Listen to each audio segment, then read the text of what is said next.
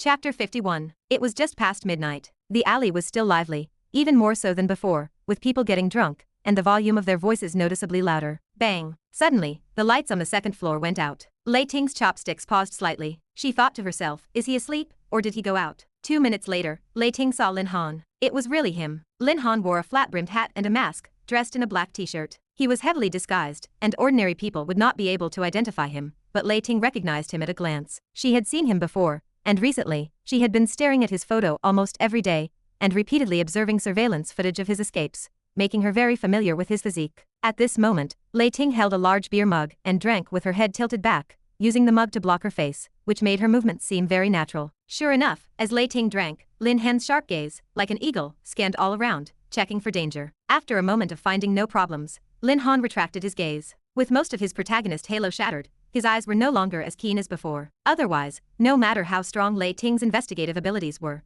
she might not have escaped Lin Han's scrutiny. Lin Han did not go far. Instead, he went to a fried noodle shop, ordered fried noodles, and also oysters and skewers from the neighboring stall. Lei Ting kept her peripheral vision locked on Lin Han's back, and quietly took out her phone. A text message has arrived. It was from Loli. Team Leader Lei, have you arrived? I have some bad news for you. We just intercepted Lin Han's information. He might be leaving the safe house soon to move to a new location. I do not know where the new place is, or he might even be on the run. If you have not arrived yet, it might not be too late to rush over now. Good luck. Seeing the content of Loli's message, Lei Ting's expression changed slightly. She had just taken out her phone, ready to call for backup. She had originally seen Lin Han buying things, and thought he was buying them to eat back in his room, but now it seemed he was buying them to leave. I really should not have come alone, Lei Ting secretly regretted. Her plan was actually correct. Come first to confirm, as bringing people would make it easier to expose herself. Not everyone had her entire reconnaissance abilities. For example, Lin Han's glance just now might have exposed an ordinary person, but she never expected Lin Han to evacuate overnight. Lei Ting had no doubt that the message from Loli was false, because Lin Han was indeed there, which proved the intelligence capabilities of Loli and her team. Besides, it was better to believe it now. Regardless of whether Loli's message was true or not, if Lin Han really escaped, finding him again would not only be costly, but would also take time. And if he fled and left Zonghai, catching him would be like searching for a needle in a haystack. So, after a brief moment of thought, Lei Ting made a worst-case scenario plan. No matter what, Lin Han could not be allowed to leave. Eliminating evil was her mission and duty. She could not stand by and watch a heavily wanted criminal escape. Secondly, it was to give an explanation to the sacrificed special agents. Thirdly, it was for herself, to show the people from the special forces and assault teams that women could also be very strong, not just suitable for administrative work. As for whether Loli's message was true or false, only Cao Chuan knew. With 4 top hackers working together, finding Lin Han was not difficult, and wiretapping his new phone was also simple. Lin Han was not trying to escape at all. He was just buying dinner. Although he was vigilant, he would not move safe houses again overnight after having just transferred. He only had a few safe locations in the country. How could he afford the luxury of moving every day? Do not think that a safe house is as simple as finding any house. First, you have to scout the location, and at the same time, you need to be very familiar with the environment around the safe house, with countless routes for evacuation. Otherwise, it would not be a safe house. It would just be a grave found in desperation. The Magic Wolf mercenaries had not been in Zonghai long and currently only had 3 safe houses. This was already the second one they were using. Lin Han still had one more chance to transfer. Now is a good opportunity. Lei Ting looked at Lin Han's back. At this moment, Lin Han's vigilance was not that strong. He was buying things. Lei Ting touched the gun holster on her hip through her clothes, thinking that as long as she went forward and injured him, making him lose the ability to resist, it would be enough. With preparation against unawareness, one person might not necessarily be unable to take him down. Once this thought emerged in her mind, she could no longer suppress it. Waiting for backup would be too late. But Lei Ting still sent a message to her team members, informing them of her location and Lin Han's situation, asking them to immediately report to their superiors and rush over as quickly as possible. After that, Lei Ting slowly stood up. She crossed the road, feigning calm, and slowly walked forward. Her hand slowly reached into her waist. Click. A very slight sound. The buckle of the holster opened, and she took out a Type 92 police pistol. Lin Han was still ordering skewers, seemingly unaware of any problems. His diminished protagonist halo could not withstand the intact destined heroine halo. Theoretically,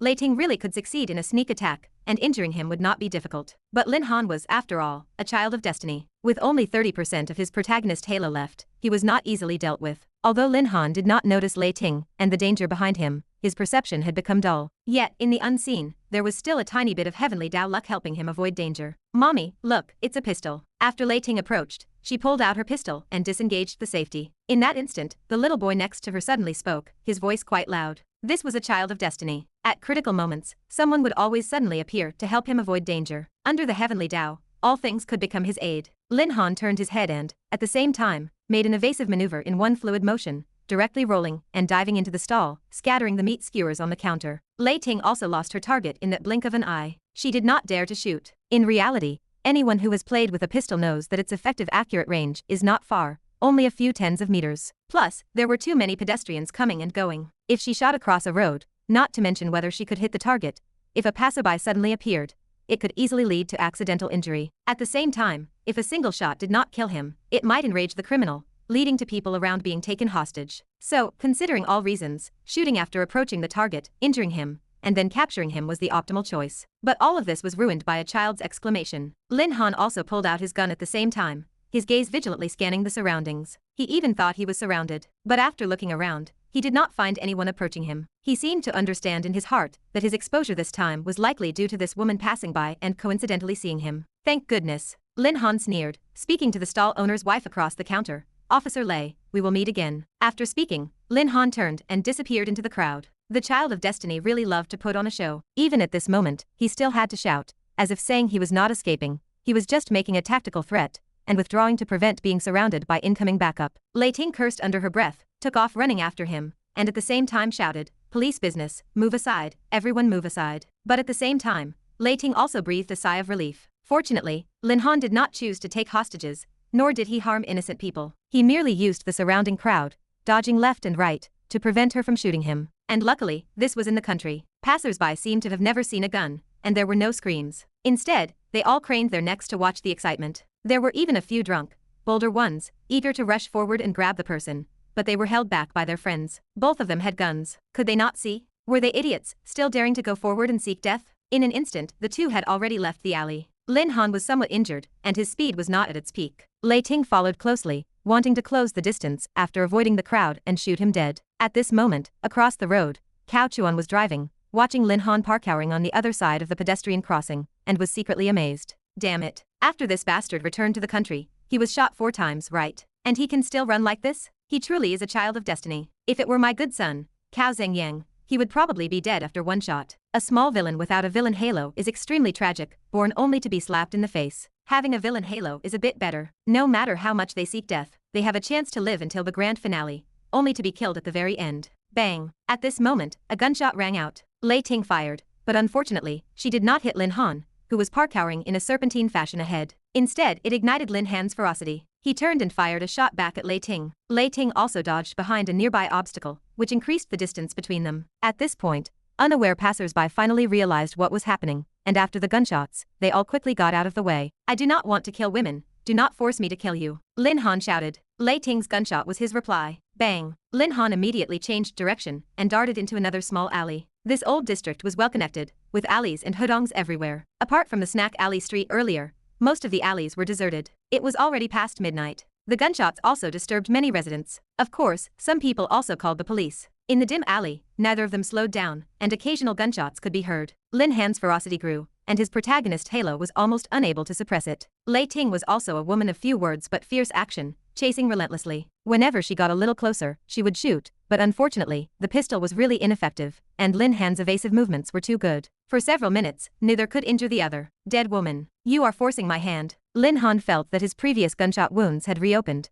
blood was flowing out, and his stamina was rapidly being depleted. If this continued, he would not need someone to catch him, he would exhaust himself. Moreover, he did not know when police backup would suddenly arrive, so what he needed to do now was escape. If he could not escape, he had to kill the woman behind him. Although it was a pity for a beautiful woman to die young, for his own survival, Lin Han had no choice. On battlefields in overseas countries, he had killed women before. Furthermore, he still had many things unfinished, his daughter, his enemies. If he did not kill the Cao father and son, he would not rest in peace. If his daughter did not leave Cao Chuan, he would burst out of his grave even after death. So, at this moment, whoever dared to stop him would die. Go to hell. Chapter 52. Die for me. The two chased each other for another 100 meters. Lin Han suddenly changed direction, ducking behind cover, and turned back to fire several shots at the woman in the dim light. In the darkness, only Lei Ting's muffled groan could be heard. Before this, Lin Han had not actually aimed to kill, but now that he was serious, Lei Ting was no match for him. Even with only 30% of the protagonist halo remaining, he possessed a clear advantage. Lei Ting staggered,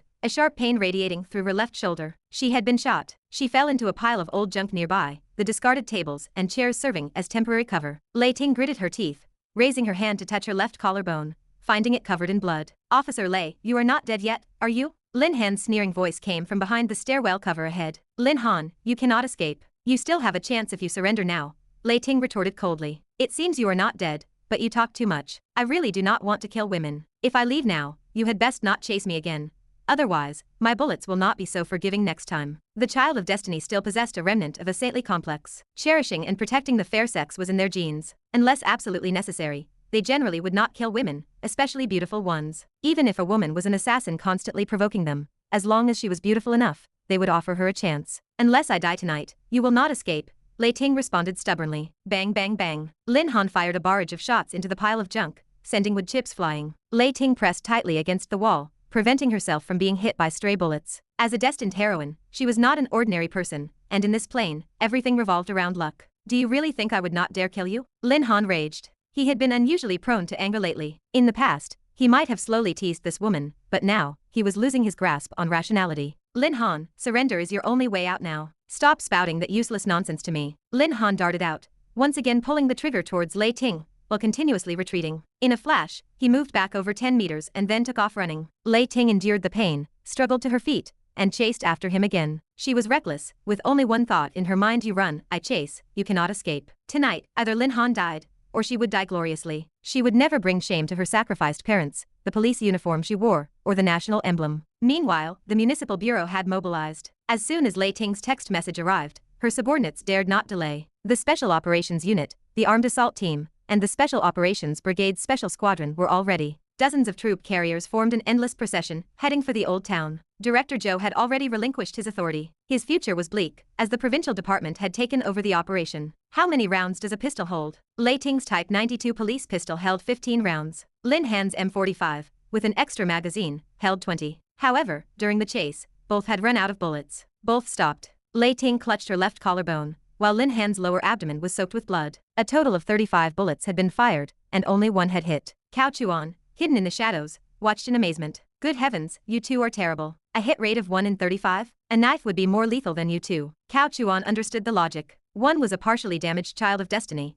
the other a destined heroine. Both were protected by great luck. Bullets would naturally avoid them or strike non-vital areas. Officer Lei, do not blame me for being ruthless. You should not have chased so relentlessly, and you should not have appeared before me alone. My reinforcements will be here soon. You cannot escape, Lei Ting said, half her body already numb. She was sustained only by belief. As long as I kill you, who will know where I am? Lin Han's mouth twisted into a smirk. He saw that Lei Ting's condition was poor. If he left now, she would be too weak to pursue. But he felt he had to teach her a lesson. Die. Lin Han roared, covering the 10-meter distance in a few steps. Lei Ting, forcing her numb body to move, tried to evade, but they clashed. Her stamina was depleting. Lin Han was not in a hurry to strike, playing a cat-and-mouse game. Ah! With a sudden scream, Lei Ting clutched her wound and stumbled back, crashing against the alley wall. Lin Han had punched her collarbone wound. In an instant, her vision went black. Game over, woman. Any last words? Lei Ting leaned against the wall, her body swaying, her face flushed with an angry red. She lacked the strength to respond. Lin Han sneered, shaking his head. He certainly would not kill her.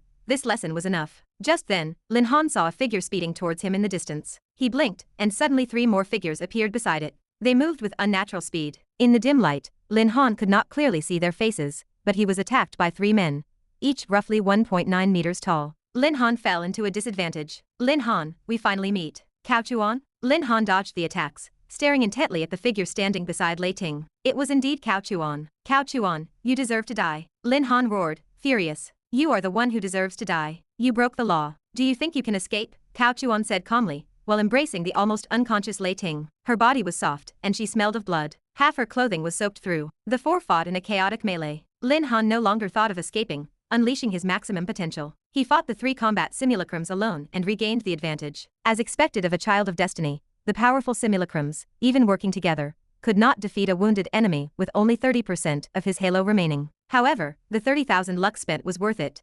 At least they neutralized Lin Han's ability to escape. Officer Lei. Officer Lei. Cao Chuan withdrew his gaze from the fight to look at the woman leaning on his shoulder. Her face was frighteningly pale. Her eyes were unfocused, half open and half closed. We need to stop the bleeding quickly, otherwise it will be too late. Apologies if I am being presumptuous. Cao Chuan supported her, let her sit against the wall, and began to tear her clothes. The blood had made them stick to her skin. He did not mind if it was an excuse. He tore the fabric around her left shoulder. Then, he took out bandages and hemostatic powder from his pocket to stop the bleeding, disinfect, and bandage the wound. Lei Ting's consciousness had not completely faded. Although her eyes were blurry, she recognized Cao Chuan. However, her brain was deprived of oxygen, and she was almost in a comatose state, unable to move, only able to let him do as he pleased. Chapter 53.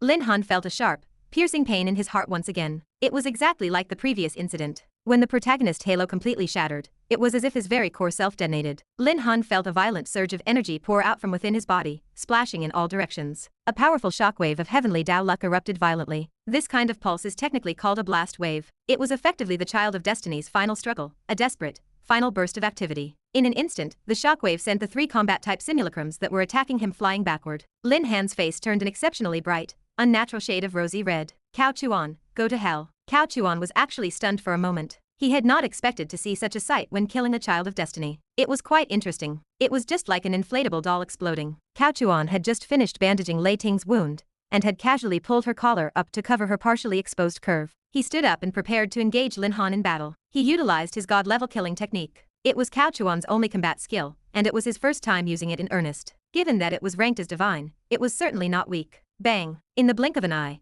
after 3 exchanges, Cao Chuan kicked forward, sending Lin Han flying several meters. The strike landed precisely on his open wound, and blood began to seep out continuously. The leader of the top 10 international mercenaries. I thought you would be more formidable. Turns out, you are nothing special, Cao Chuan chuckled. You. Lin Han's expression shifted several times. He had observed Cao Chuan's physique and muscle distribution earlier, and he knew Cao Chuan possessed some fighting ability, but he had not expected him to be this strong. After only a few exchanges, Lin Han felt that whether in speed, strength, or technique, he could not gain a single advantage. Coupled with his existing injuries and the faint, throbbing pain in his heart, he was certainly not in his peak state. Rationally, he knew he needed to retreat, or he might not be able to leave at all. Emotionally, however, he wished he could kill the man standing before him. Unfortunately, Cao Chuan did not give Lin Han any chance to react. He launched a direct offensive, pushing off the ground like a cannonball to engage him. The more Lin Han fought, the more fear he felt. It was a genuine, creeping fear. This was a feeling he had never experienced before. He did not know why he was plagued by such an emotion, but he was scared. He felt like a coward,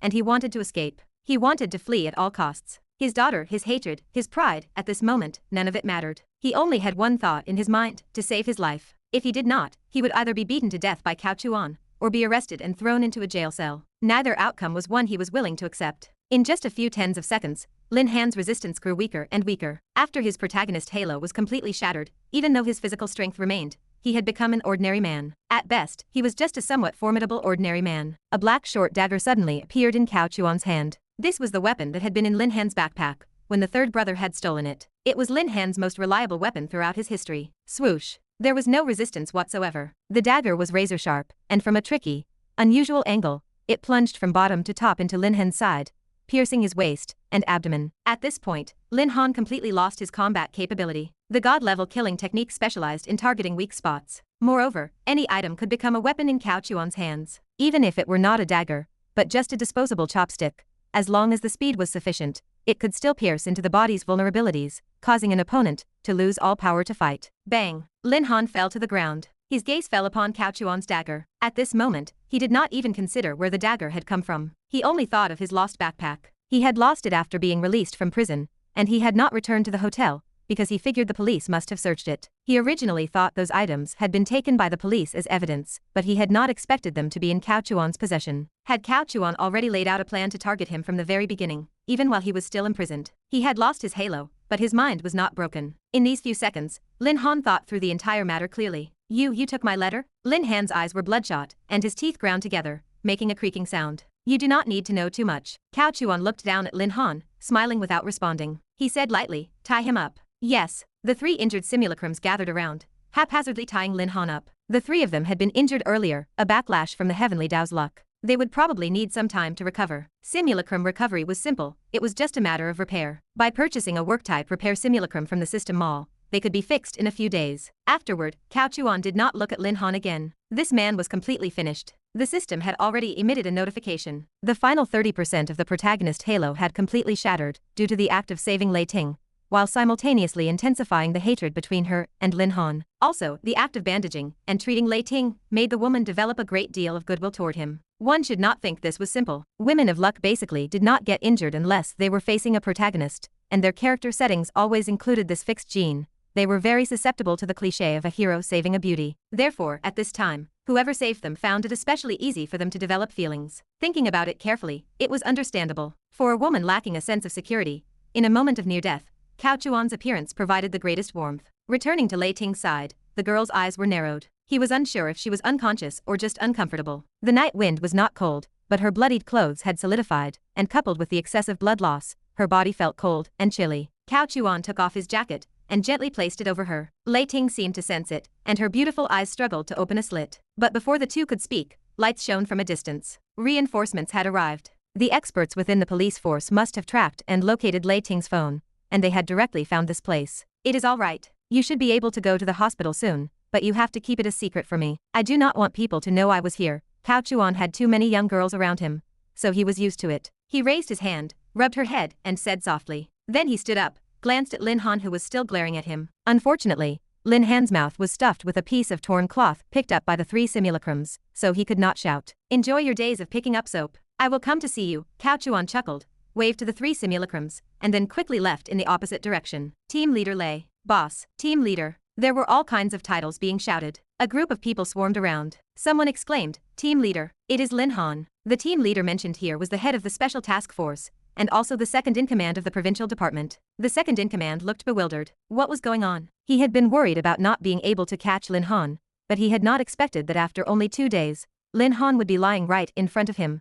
tied up like a pig. Carry him back, the second-in-command instinctively said. The second-in-command cleared his throat. Escort him back. Be careful. Also, quickly send Comrade Xiao Lei to the hospital. Yes. Several police women stepped forward to support Lei Ting, put her in the car, and quickly drove to the nearest hospital. As for Lin Han, he was escorted away, guarded by heavily armed special forces, with armed assault teams on the periphery, and the provincial department and municipal bureau's special operations unit on the outermost layer. It was truly layers upon layers. Lin Han had no way to escape. Sitting in the car, Lei Ting's mind raced, thinking of many things, but due to extreme fatigue and hypoxia, after her nerves completely relaxed, she quickly fell into a deep sleep. After everything was over, Lei Ting woke up again, feeling weak all over, unable to even lift a finger. Cough, cough. Her throat was dry, and she coughed twice, followed by a sharp pain in her collarbone. Boss, you are awake. Her subordinates beside her noticed and quickly gathered around. I am not dead, am I? Lei Ting grinned. Boss, you are blessed with great fortune and a long life. How could you die? Besides, the leader has already said that you are guaranteed a first-class merit this time. Lei Ting asked, where is Lin Han? He has been caught. The security is very strict this time, and he is also seriously injured. Oh, by the way, boss, how did you end up alone? Hey, that is enough. Boss just woke up. Let her rest, drink some water or something. Are you here to interrogate a prisoner? I am just anxious. Everyone has all sorts of guesses now, and Lin Han, that guy, has kept his mouth shut. It has been 2 days, and he has not said a word. With the support of a female team member, Lei Ting leaned against the hospital bed, smiling as she watched everyone argue. She truly thought she was going to die earlier. Oh right. Cao Chuan? President Cao? Soon, Lei Ting's memories completely returned, and she recalled many things that happened that day. She was indeed completely out of strength to resist, but she could not forget any of the details from that time, including Cao Chuan holding her. She remembered him bandaging her wound, covering her with his clothes, and reassuringly rubbing her head. And also, Cao Chuan was surprisingly good at fighting, easily apprehending Lin Han by himself. Although Lin Han was not at his peak, she had personally experienced Lin Han's combat power at the scene. He could have easily overpowered her. In that case, if Cao Chuan were to fight her, it would probably be very easy, right? Is Cao Chuan really just an ordinary rich man? Boss. The team members laughed and argued for a few sentences, then noticed Lei Ting was in a daze and asked, Boss, did you remember anything? Oh, by the way, who helped you back then? Yeah, boss, when we went over there, we saw a few people running from the other side. The people who went to chase them did not catch up. And there is a piece of clothing. Where is the clothing? Over there. Lei Ting looked in that direction, seeing a black leather jacket. The team member pressed again. Boss, who helped you? Lei Ting pondered, then shook her head. I do not know either. Lei Ting remembered what Cao Chuan had said, to keep it a secret for him. She subconsciously obeyed those words. Actually, this was a bit against her principles, but she still did it. Of course, she did not know that Cao Chuan telling her this was also a kind of tactic. Because even if Lei Ting did not say anything, Lin Han would eventually confess. As he no longer had the protagonist halo, he could not hold out for long. so everyone would eventually know that Cao Chuan saved Lei Ting. But Cao Chuan still asked Lei Ting to keep it a secret. That was because when two people shared a common secret, their relationship would quickly draw closer. To win over a girl, one should first have common topics and common secrets, and ideally, common inside jokes. When three people were together, using an inside joke that only the two of them knew, while the person next to them looked bewildered, made their relationship even more intimate. Let me rest for a bit. You guys go out first and call Captain Su for me. Okay, boss, then you rest first.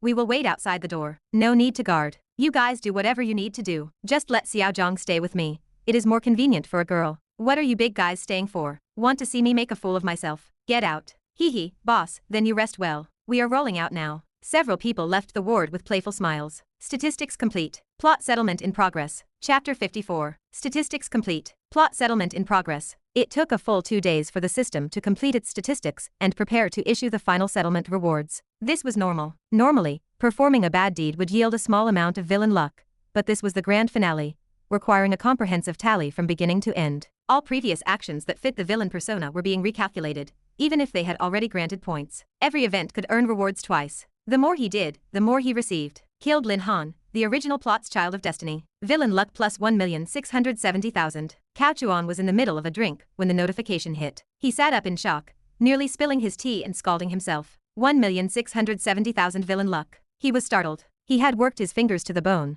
scheming in various ways, and had only earned a little over 100,000 points before. Now, in the blink of an eye, he had neared 2 million. Was Lin Han really worth that much? A single vitality capsule cost 10,000 points. He could buy 167 of them at once, guaranteeing another 167 years of life. He could also purchase 167 combat model simulacrums, or over 1,000 work model simulacrums. He had never imagined that merely killing a child of destiny could reward so much. He immediately clicked on the reward details to see how the system calculated the total. Reward details: killed the child of destiny. Villain luck plus 500,000. Completely destroyed the protagonist halo. Original reward doubled. The faster the kill, the more generous the settlement reward. Time limit was 90 days. 1 day early adds 10,000 luck. Postscript: after the protagonist halo is completely destroyed, it is considered a kill. Cao Chuan realized what happened. If he had only killed Lin Han, he would have received 500,000 points. With the bonus, the reward tripled. Destroying 100% of the protagonist halo turned 500,000 into 1 million. It took 23 days,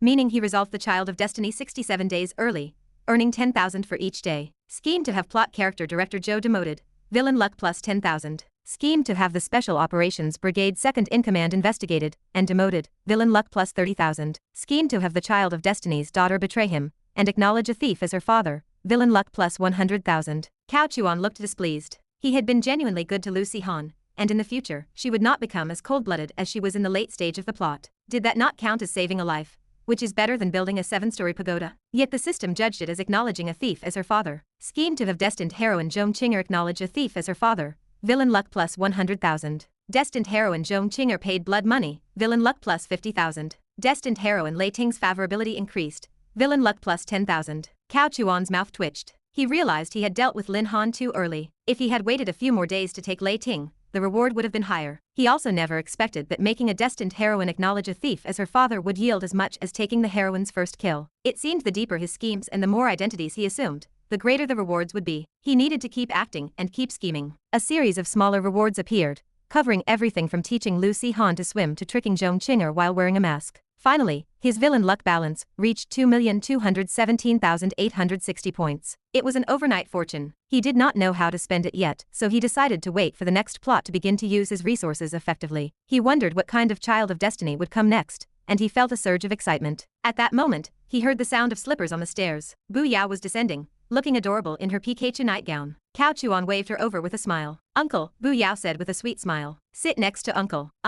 Bu Yao sat beside him, sniffing the tobacco scent on Cao Chuan. She liked the smell of her uncle, as it made her feel secure. "The final exams are coming soon. How is your revision going? Are you confident?" The little girl's face fell. She pouted and weakly shook her head. Cao Chuan chuckled and ruffled her fluffy hair. "It is okay if you are not. You are still young. With a little effort later, you will still be able to get into a good university." "Uncle, do you not dislike Yao Yao for being dumb?" she asked cautiously. Cao Chuan laughed. "Who said you are dumb? You are just adorably naive, and studying is too boring, is it not?" Yes, it is too boring," Bu Yao agreed repeatedly. "Then what do you want to be when you grow up?" "I have not thought about it yet. You can think about it now. When I grow up, I want to open an amusement park." "Is that your only wish?" Then why wait until you grow up? When Uncle earns some money next time, I will just open an amusement park for you. Really? Of course. Uncle never lies, especially not to our Yao Yao. Cao Chuan poked her nose. Uncle, you are so good. Cao Chuan felt he understood the true gameplay of the villain system now. It was all about continuously boosting favorability with the destined heroines, making them see him as a father figure, even if he was a villain. The returns were far greater than he imagined. System upgrading. Villain halo upgrading. Integrating comprehensive novel plots. Postscript unified upgrade. Estimated 1 week. After the system upgrade, new plots will be unlocked. Cao Chuan glanced at Bu Yao. He was going to learn about her specific plot soon, and he felt excited. Presumably by then, her mother would be back. Yao Yao, it is already 11 o'clock. Why are you not asleep yet? My knee hurts a little. How did that happen? When I was swimming this afternoon, the ground was too slippery, and I fell. Cao Chuan frowned, looking at the little white legs beneath her skirt. Her knee was indeed red. Why did you not tell me this afternoon? I was afraid Uncle would not let me play anymore. Cao Chuan gave her an exasperated look and poked her knee. Does your bone hurt? My bone does not hurt, but when I walk, this spot twinges. Then it might be a strained tendon. Does your thigh hurt on the side? A little bit. Come, Uncle will take a look and rub it for you. The little girl lay down on the sofa. Cao Chuan carefully lifted her skirt to check her thigh, occasionally asking if it hurt. Uncle, my mom said she might be back the week after next.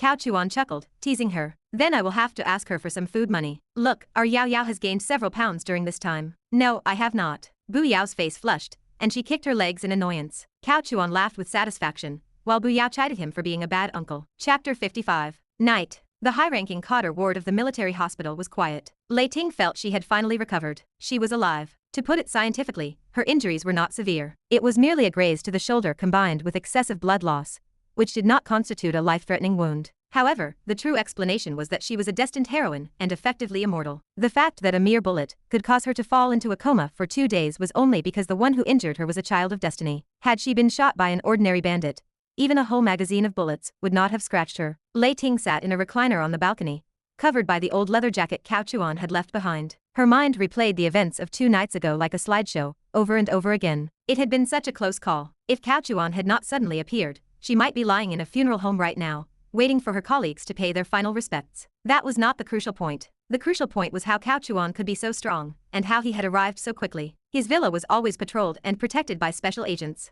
Whenever Cao Chuan left, many people would surely accompany him. Therefore, he could not have just happened to pass by and save her. He must have received a message privately, bypassed his own security, and rushed to the scene. Lowly, Lei Ting thought of the female detective, who had earned 90,000 from her. The intelligence had been sold twice, had it not. This Lowly was truly a shrewd, unreliable merchant. But at this moment, Lei Ting was thankful for that cunning. If Lowly had not also sold the information to Cao Chuan, he never would have had the chance to come and save her. She never would have known Cao Chuan was hiding such capability, and in the end, she might have died. However, Lei Ting did not suspect Cao Chuan was doing anything nefarious by hiding his true strength. Instead, she was immensely curious about him. Lin Han no longer existed in her mind. That guy was destined for execution or, at best, life imprisonment. Ding-a-ling-a-ling. After an unknown amount of time, her phone rang. Lei Ting snapped back to reality, glanced at the number, narrowed her eyes, and looked displeased. Answering the phone, Lei Ting said, "You still have the nerve to call me." Loa Li's light laughter came from the phone. "Team Leader Lei, congratulations on your meritorious service. But judging by your tone,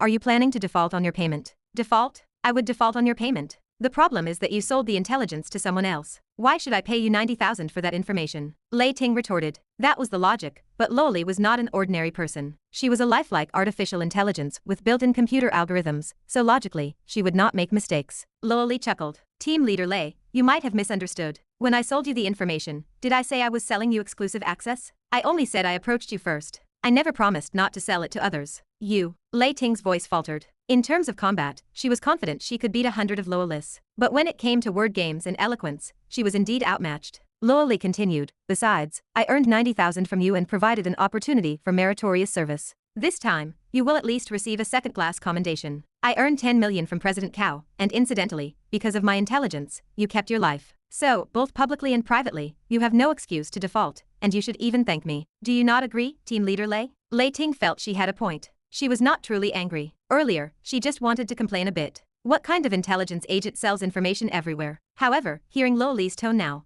Lei Ting felt a surge of irritation. Lei Ting snorted, "What if I do not pay?" Lo Li smiled faintly. "If you do not pay, there is nothing I can do. After all, assaulting a police officer is a serious crime, and spreading rumors is no small offense. You truly do not have any dirt on you, so I cannot blackmail you. But I can go around saying you owe me money, and have not paid. That is not spreading rumors, is it? Go ahead and say it." I would like to see who believes you. If I tell President Cao, I reckon he will believe it. You would not dare. Lei Ting blurted out, not knowing why she felt as if she were being manipulated. Loli instantly seized the weakness. She did not even know what the psychology behind it was, but Lei Ting was worried about Cao Chuan finding out she was defaulting on a debt. It would be too embarrassing and make her seem petty. Why would I not dare? I am not spreading rumors. Lei Ting pondered for a long time, gritting her teeth as she squeezed out a sentence. I will pay you. Then it is a pleasant cooperation, Team Leader Lei. Next time, if you need any help with investigations, please contact me. I will not contact you again. You cannot be sure. Loli laughed heartily. Good night, Team Leader Lei. Get well soon. There is no rush for the money. You can pay me after the informant fees and bounty money are distributed. Humph. In fact,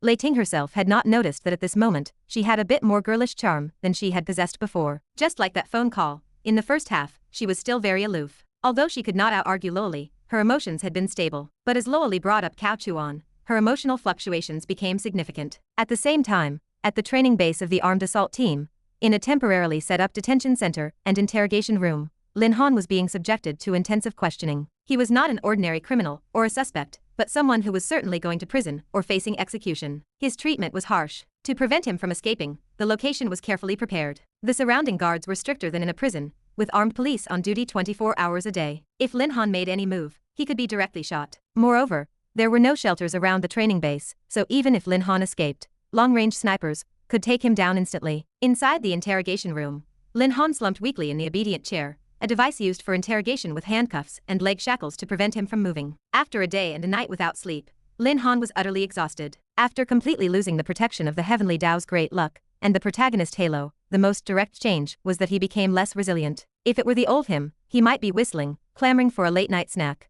and occasionally smirking in a way that could infuriate the leaders in the interrogation room. But at this moment, the lead interrogator was the second-in-command of the Provincial Police Department, flanked by the commander of the Special Operations Brigade, and the second-in-command of the Armed Assault Unit. It was a high-level setup. The leaders looked at Lin Han with a half-smile. Lin Han, continuing to drag this out will not do you any good. The facts are clear, and the chain of evidence is very complete. We are giving you a chance. Confess leniently, and you might still find a way out. You must be hungry, right? Would you like some late-night snacks? Let us chat while we eat. The smell of barbecue permeated the air. Lin Han looked at the pile of steaming food in front of the leaders, instinctively swallowing hard. The taste is good, and the meat is excellent. It is all military food, so you can eat it with confidence. Besides, there is no point in holding out like this. Assault, escape, gunfights, and your identity as a mercenary, even if you do not confess, we already know all of this. We are giving you a chance now. You also want to have a good, full meal, and then a good night's sleep, do you not? The second-in-command was right. Whether Lin Han confessed or not, the outcome would be the same. Holding out was meaningless.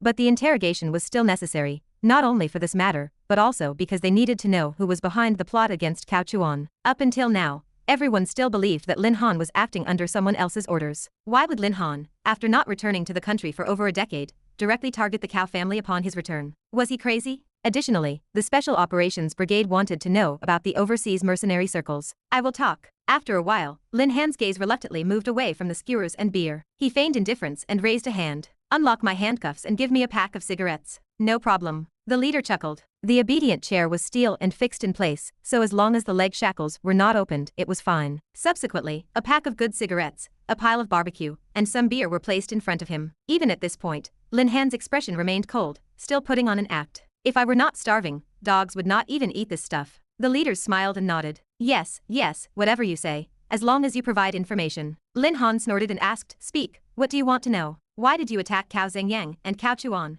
The leader asked directly. I was acting heroically. I saw that idiotic rich second-generation bullying a girl in a bar. Any normal person would have intervened. Lin Han stuck to his original story. The leader asked, Then do you know that the woman you mentioned is Cao Chuan's goddaughter? In other words, the godsister of that idiotic rich second generation you spoke of. Lin Han's heart suddenly twitched, and his breathing became somewhat difficult. However, this pain was fleeting. The leader continued, So, strictly speaking, this was a family matter. You say you were acting heroically? You just went up and crippled Cao Zhengyang. Do you think that is reasonable? Let us take a step back. Even if you were acting heroically, you are a mercenary leader, and the other party is a rich second generation. If you were acting heroically, could you not have just stepped in to stop it? Was it necessary to cripple someone with your first move? That is very hard for people to understand. Lin Han was somewhat speechless. Having lost his halo, his brain seemed to have become a bit dull. What the leader said sounded very reasonable. He wondered if there was something wrong with him. This thought lasted only a fleeting moment, and Lin Han immediately became angry again. Regardless of whether it was his problem before, now Cao Chuan had harmed him, and his daughter was still in his hands. He had to escape no matter what. His reason for agreeing to the interrogation was to let these people relax their guards so he could find an opportunity to break out of prison. He told himself he definitely was not so hungry that he wanted to eat barbecue. He, Lin Han, would not be so weak as to not resist a day of interrogation. He secretly twisted his mouth. Just wait, when I get out, the father and son of the Cao family will not have a good end. Chapter 56. Lin Han, there is no need for us to state your status, right? Everyone is very clear about it.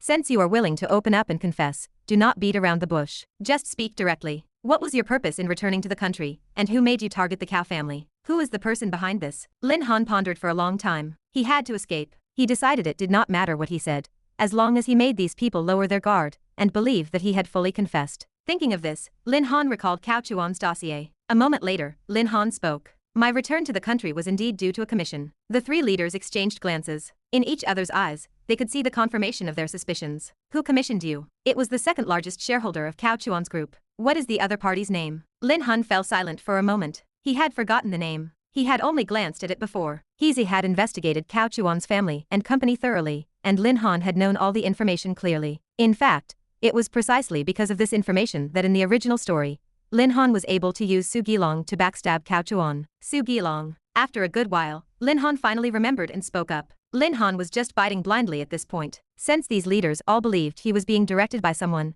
he simply would not explain, and would just go along with their narrative. Moreover, saying he was commissioned by the second largest shareholder of Cao Chuan's company seemed grounded in reason. The fact that the two had a superficial relationship, while being estranged, was known to the entire company. As for whether this would harm the second largest shareholder, that was not something Lin Han needed to worry about. All he wanted was to make these people lower their guard, and then find an opportunity to escape. Su Gilong, the second in command of the provincial department, narrowed his eyes. As expected, it involved commercial interests. This Su Gilong seemed to be a billionaire, with a net worth of several billion. The leader pressed, are you sure it is him? Do you have any evidence to prove it? Interrogations do not rely on one-sided stories. They also value evidence. I have no evidence. Mercenaries accept missions through the dark web, and the dark web refreshes every 7 days, so all data is wiped. Then how do you know it was him? The dark web is supposed to be anonymous, right? That is correct. The dark web is anonymous, but I have a hacker on my side. If one wants to investigate, it is still possible to find some clues. Lin Han did not know that he had already been arrested.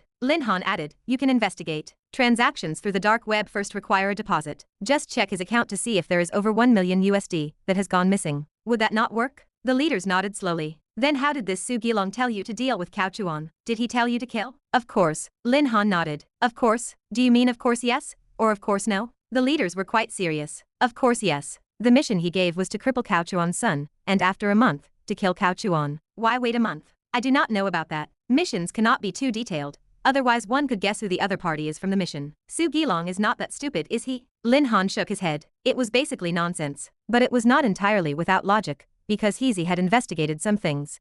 And Lin Han also knew that Cao Chuan had previously been kicked out of the game by Su Gilong. When Lin Han was making up lies, he was speaking according to this logic. In other words, first cripple Cao Chuan's son to divert Cao Chuan's attention, and after Su Gilong took power, kill Cao Chuan. It seemed quite reasonable. The only flaw in these lies was that Lin Han was not sure if Su Gilong had over 1 million USD in funds that had gone missing. But whether he did or not did not matter. All Lin Han wanted was a little time to find a chance to escape. The leader said, we will investigate this matter. Whatever. Lin Han lit another cigarette. At this moment, the head of the Special Operations Brigade began to inquire about some matters in the overseas mercenary circle. Regarding these matters, Lin Han basically answered every question, and there was quite a bit of truth. After all, too many people were involved, and the scope was too large. Making up lies would easily expose him immediately. It took a full 2 hours for Lin Han's interrogation to end. He was brought back to the cell after being fed and watered, and he could finally have a good sleep. As for why Lin Han did not mention Cao Chuan controlling his daughter tonight, that was because Lin Han did not want the authorities to know about his relationship with Lu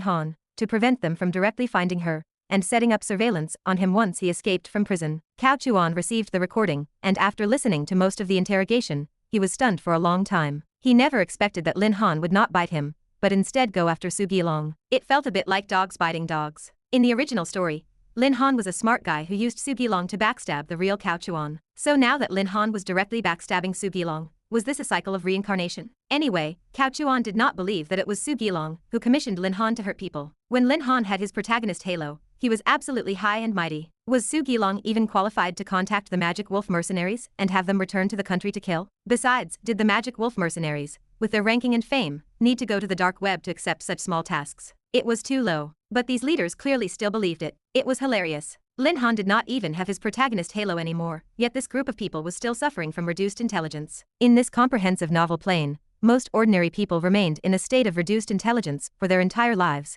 until they died of old age. It was terrifying. After considering for a while, Cao Chuan listened repeatedly to the wiretap recording sent by Lili and gradually figured out Lin Han's purpose. He guessed that Lin Han was saying whatever the leaders wanted to hear, and then wanted to find an opportunity to escape from prison. It seemed that besides this explanation, there was no other more reasonable one. But it could also be seen from the details that after losing his protagonist halo, Lin Han was much more cowardly, and his resolve was not as strong as before. If it were in the past, even if he wanted to escape, he would not have used this method. Cao Chuan's personality was cautious, doing things with no loopholes. As long as Lin Han was not dead for a day, even if his protagonist halo was completely shattered, Cao Chuan would keep an eye on him until he confirmed that Lin Han had completely become mediocre or died. After all, although Lin Han's protagonist halo was gone, his strength was still there. The next day, there were less than 6 days left until the system upgrade finished. Early in the morning, the two little girls washed up and changed into school uniform skirts, white stockings, and small leather shoes. Today, Cao Chuan personally took them to school. More than half of the patrol special agents outside the courtyard had withdrawn. Only a few remained,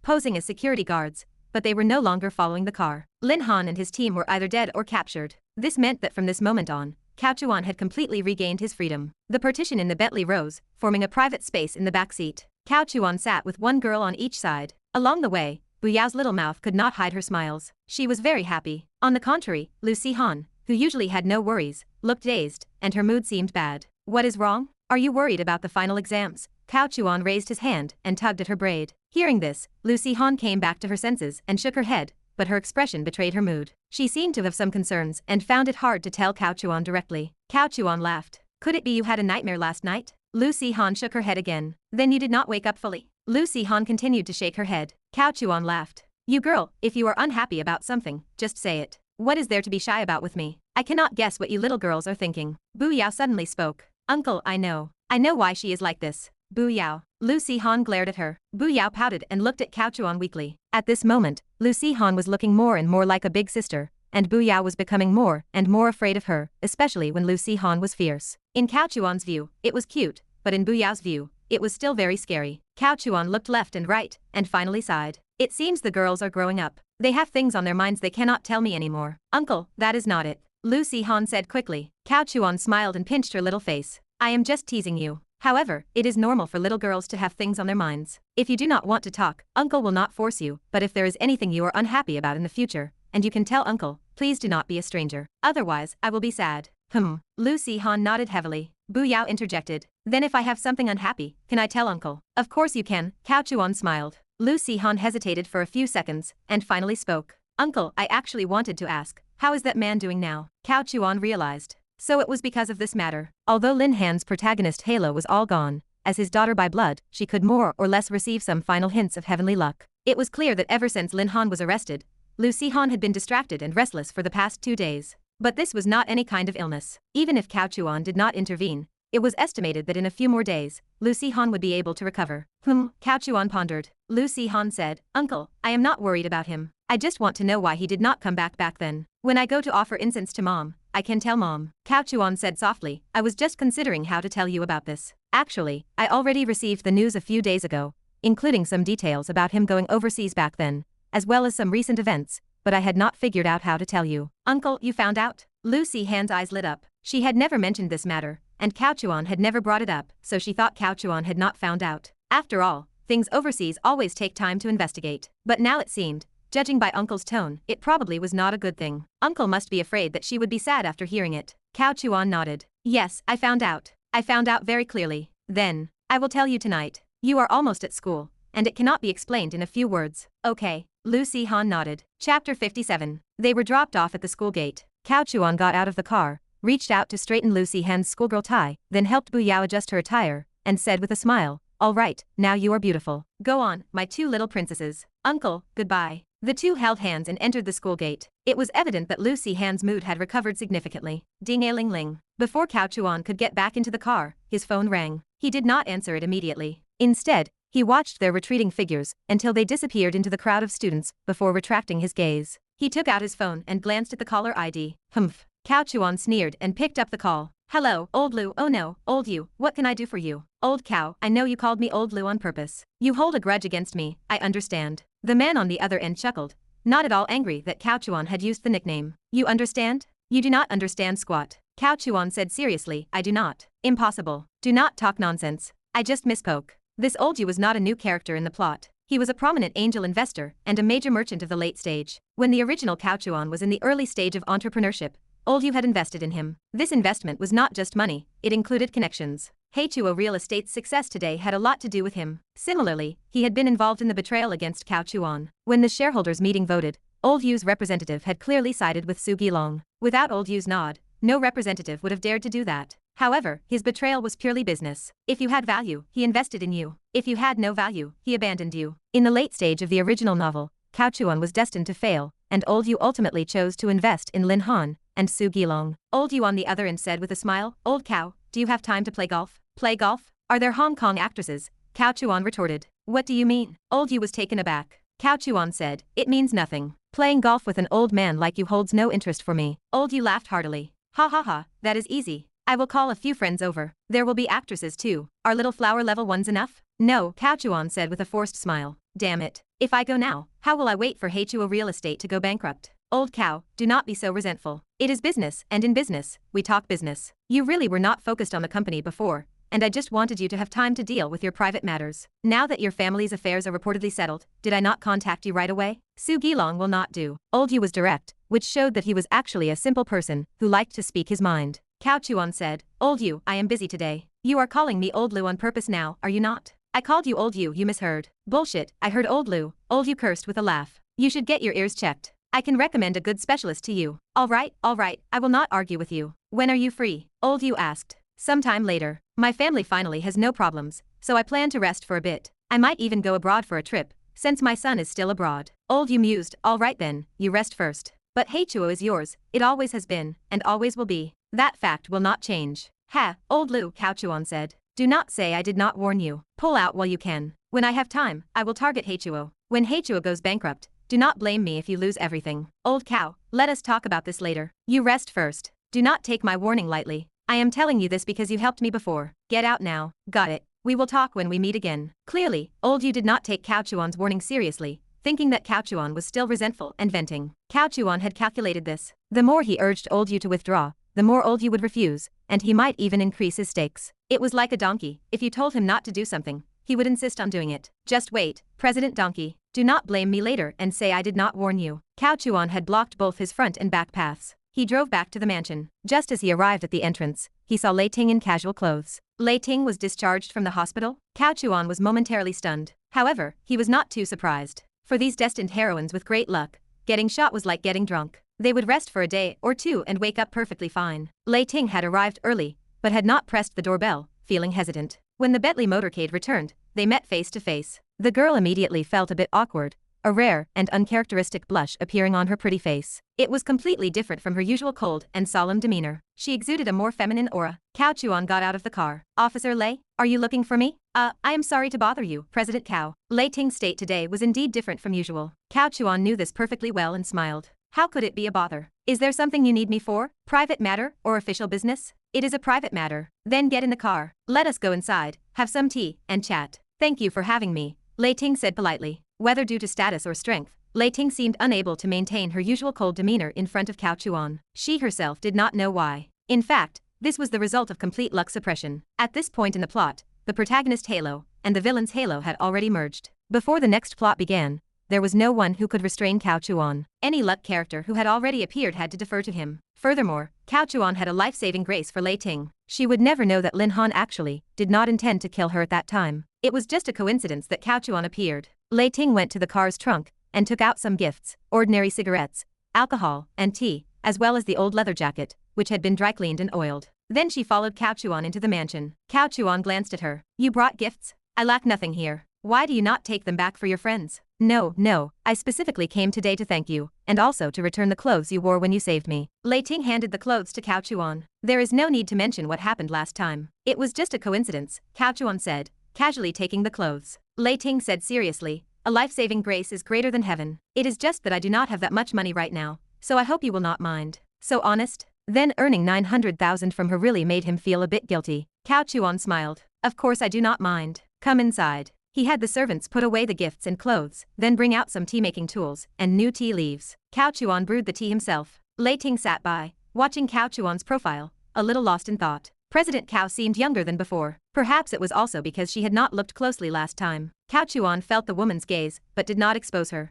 While making tea, he casually asked, "Are your injuries healed?" "Yes." Lei Ting snapped back to attention and nodded. "The doctor said I can return to work after a period of rest." "Work?" Cao Chuan looked at her speechlessly, then chuckled. As expected of Zonghai's top female criminal investigator. So severely injured, yet still thinking about work. Lei Ting quickly said, No, I am not worthy of being called the top female criminal investigator. I just cannot sit still." Cao Chuan nodded with a smile. "Officer Lei, if you do not mind, just call me Lei Ting, or Xiao Lei. No need to call me Officer Lei." Cao Chuan nodded. "All right, then you do not need to call me President Cao. I am a few years older. I do not mind if you call me Brother Cao, or Brother Chuan, either is fine." "Okay, Brother Cao." Lei Ting felt no resistance or rejection in her heart. Cao Chuan nodded with a smile. "You came to see me today for something? It is not just a simple thank you, is it? I saw desire in your eyes." Lei Ting's thoughts were exposed, making her awkwardly rub her fingers. After stuttering for a long time, the girl looked at Cao Chuan with eager eyes and said with anticipation, "To be honest, Brother Cao, besides thanking you, I also want to become your disciple." "Disciple?"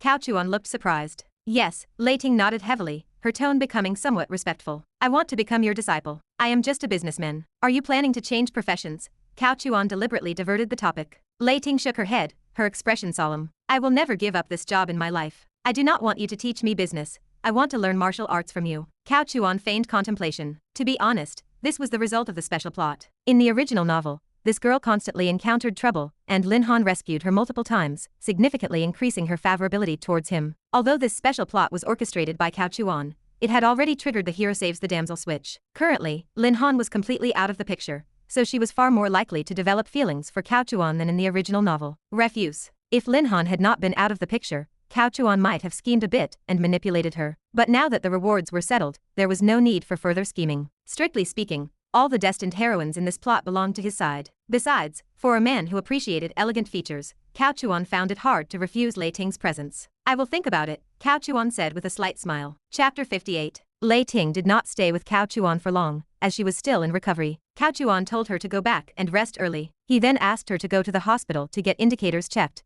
including bone hardness, density, and muscle density. As for why these things were needed, Cao Chuan did not say. In a blink, it was afternoon. The two little princesses were back. Lin Han had been completely distracted in class all day, and as soon as she got home, she looked at Cao Chuan with eager eyes. "This girl really cannot keep things to herself, can she?" Cao Chuan chuckled. He raised his hand to rub her head and then extended it toward her. "Come on, follow me upstairs."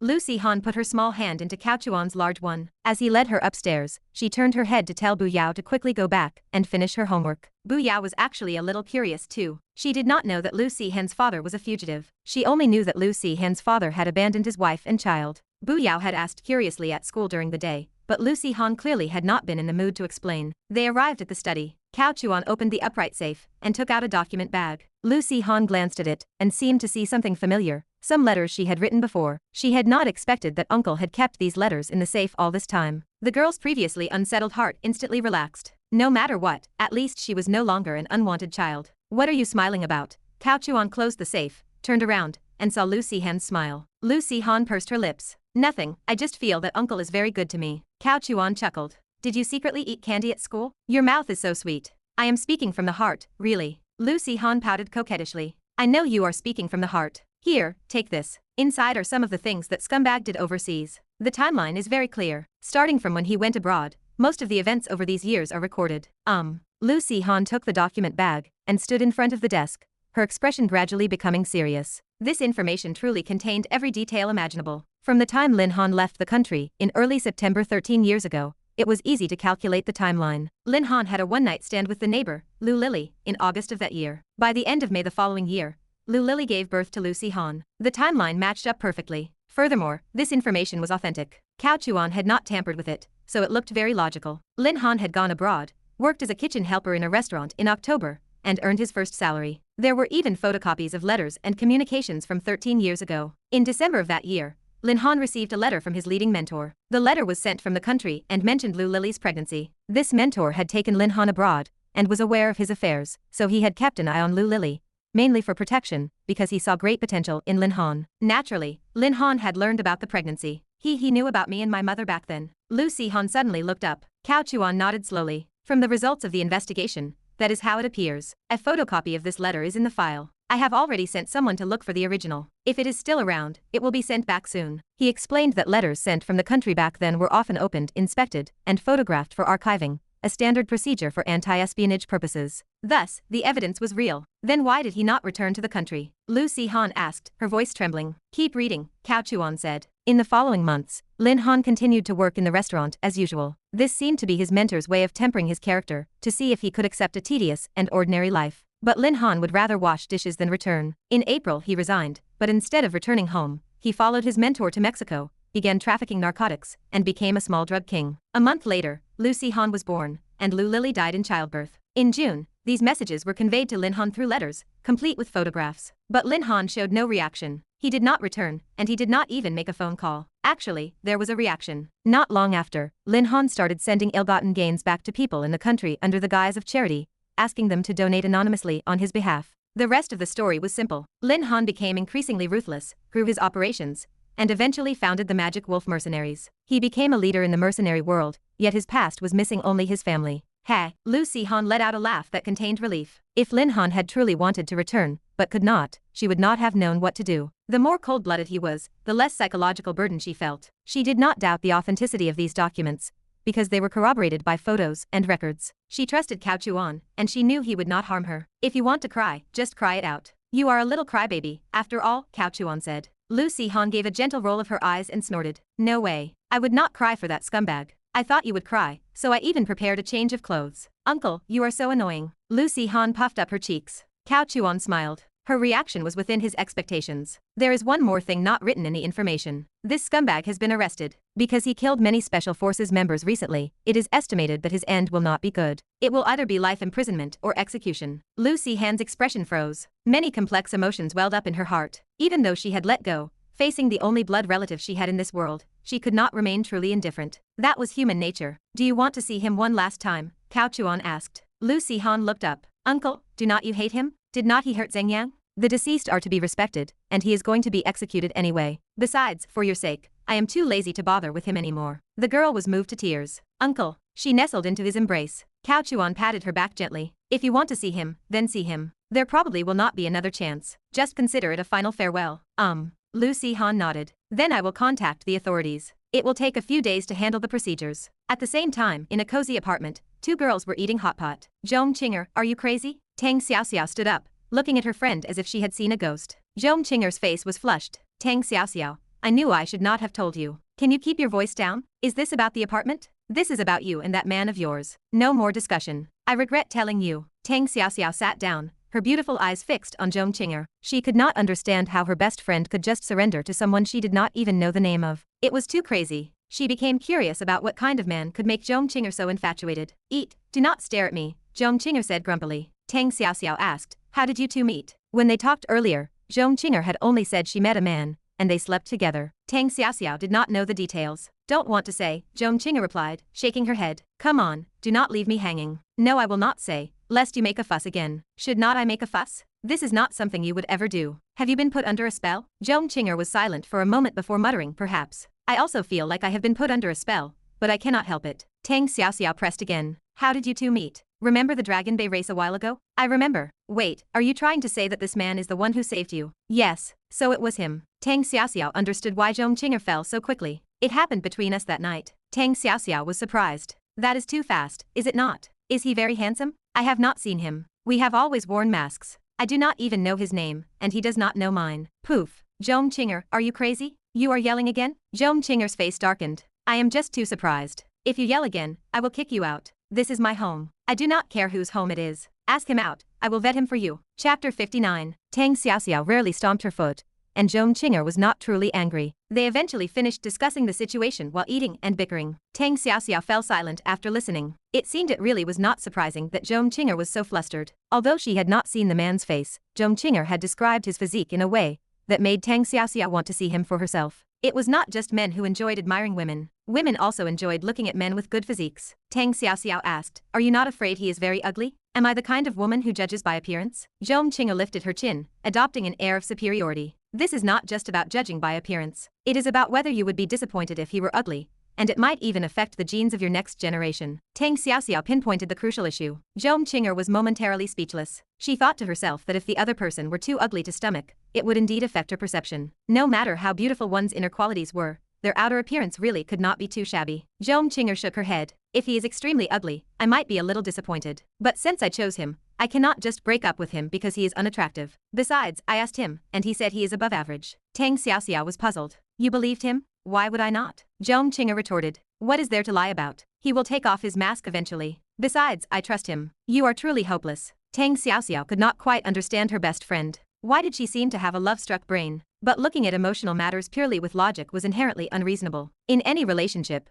outsiders who viewed it with logic would always feel that both the man and woman were foolish. Only those deeply immersed in it knew how sweet love could be. Hopeless then, since I chose him anyway, Zhong Qing'e said. Tang Xiaoxiao pouted, then mused, I would like to meet him if there is a chance. What do you want to do? Zhong Qing'e asked, surprised. I need to vet him for you, do I not? Heh, Zhong Qing'e chuckled, teasing. You are completely muddled yourself, and you want to vet him for me? Tang Xiaoxiao retorted indignantly. I have read many romance novels. I know a lot about relationships. Piffed, Zhong Qing'e burst out laughing. Right, you do. Why are you laughing? I really do know a lot. For example, there are two possibilities for your man. Tang Xiaoxiao spoke with a serious expression. Zhong Qing'e added a slice of hot pot meat to her plate, and asked with a smile, what two possibilities? First, he is a good person. Second, he is a bad person. The meat on Zhong Qing'e's chopsticks almost fell off. She clicked her tongue. Can I take that as you stating the obvious? Tang Xiaoxiao shook her head. That is not what I mean. My point is, this man is either very cunning and has fooled you, or you are lucky and you have met a boyfriend who saved your life and is very good to you. Zhong Qing'e thought for a long time, then said, still stating the obvious. No, it is not.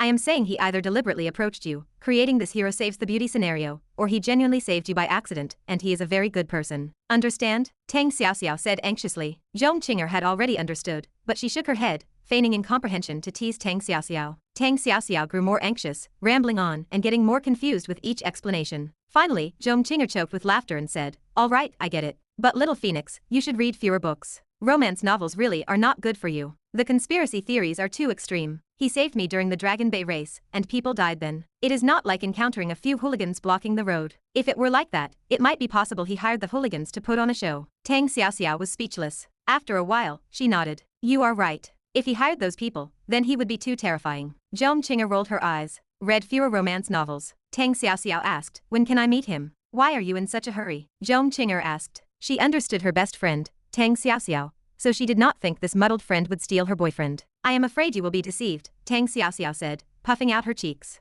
Zhong Qing'e chuckled. If he were going to deceive me, he would have already. Tang Xiaoxiao pressed. Are you sure he does not know your identity? Does he not know what Uncle Zhong does? I did not tell him, and my photos have not leaked out, so how could he know? Tang Xiaoxiao nodded. That is good then, but we still need to meet him. You know, my intuition is very accurate. If he is a bad person, I will definitely be able to feel it. Zhong Qing'e did not refuse this time. After thinking for a moment, she said, let us wait a couple of days. We can arrange to go to a theme park, but you will have to wear a mask. You too wear them, but why do I have to? Tang Xiaoxiao blinked in confusion. Zhong Qing'e said, if the three of us go out together, and only we wear masks, will it not be strange? Not strange at all. I say it is strange, so it is strange. All right, then I will wear one. That is a good girl. Here, have this piece of meat. Throughout the plot, Tang Xiaoxiao belonged to the traditional type of female lead's best friend. She was not manipulative or scheming. She appeared with a considerable amount of descriptive prose, making many readers fond of her. The author created this best friend role to stimulate the reader's emotions. In the late stage of the story, the plot was poorly concluded, and the character of Tang Xiaoxiao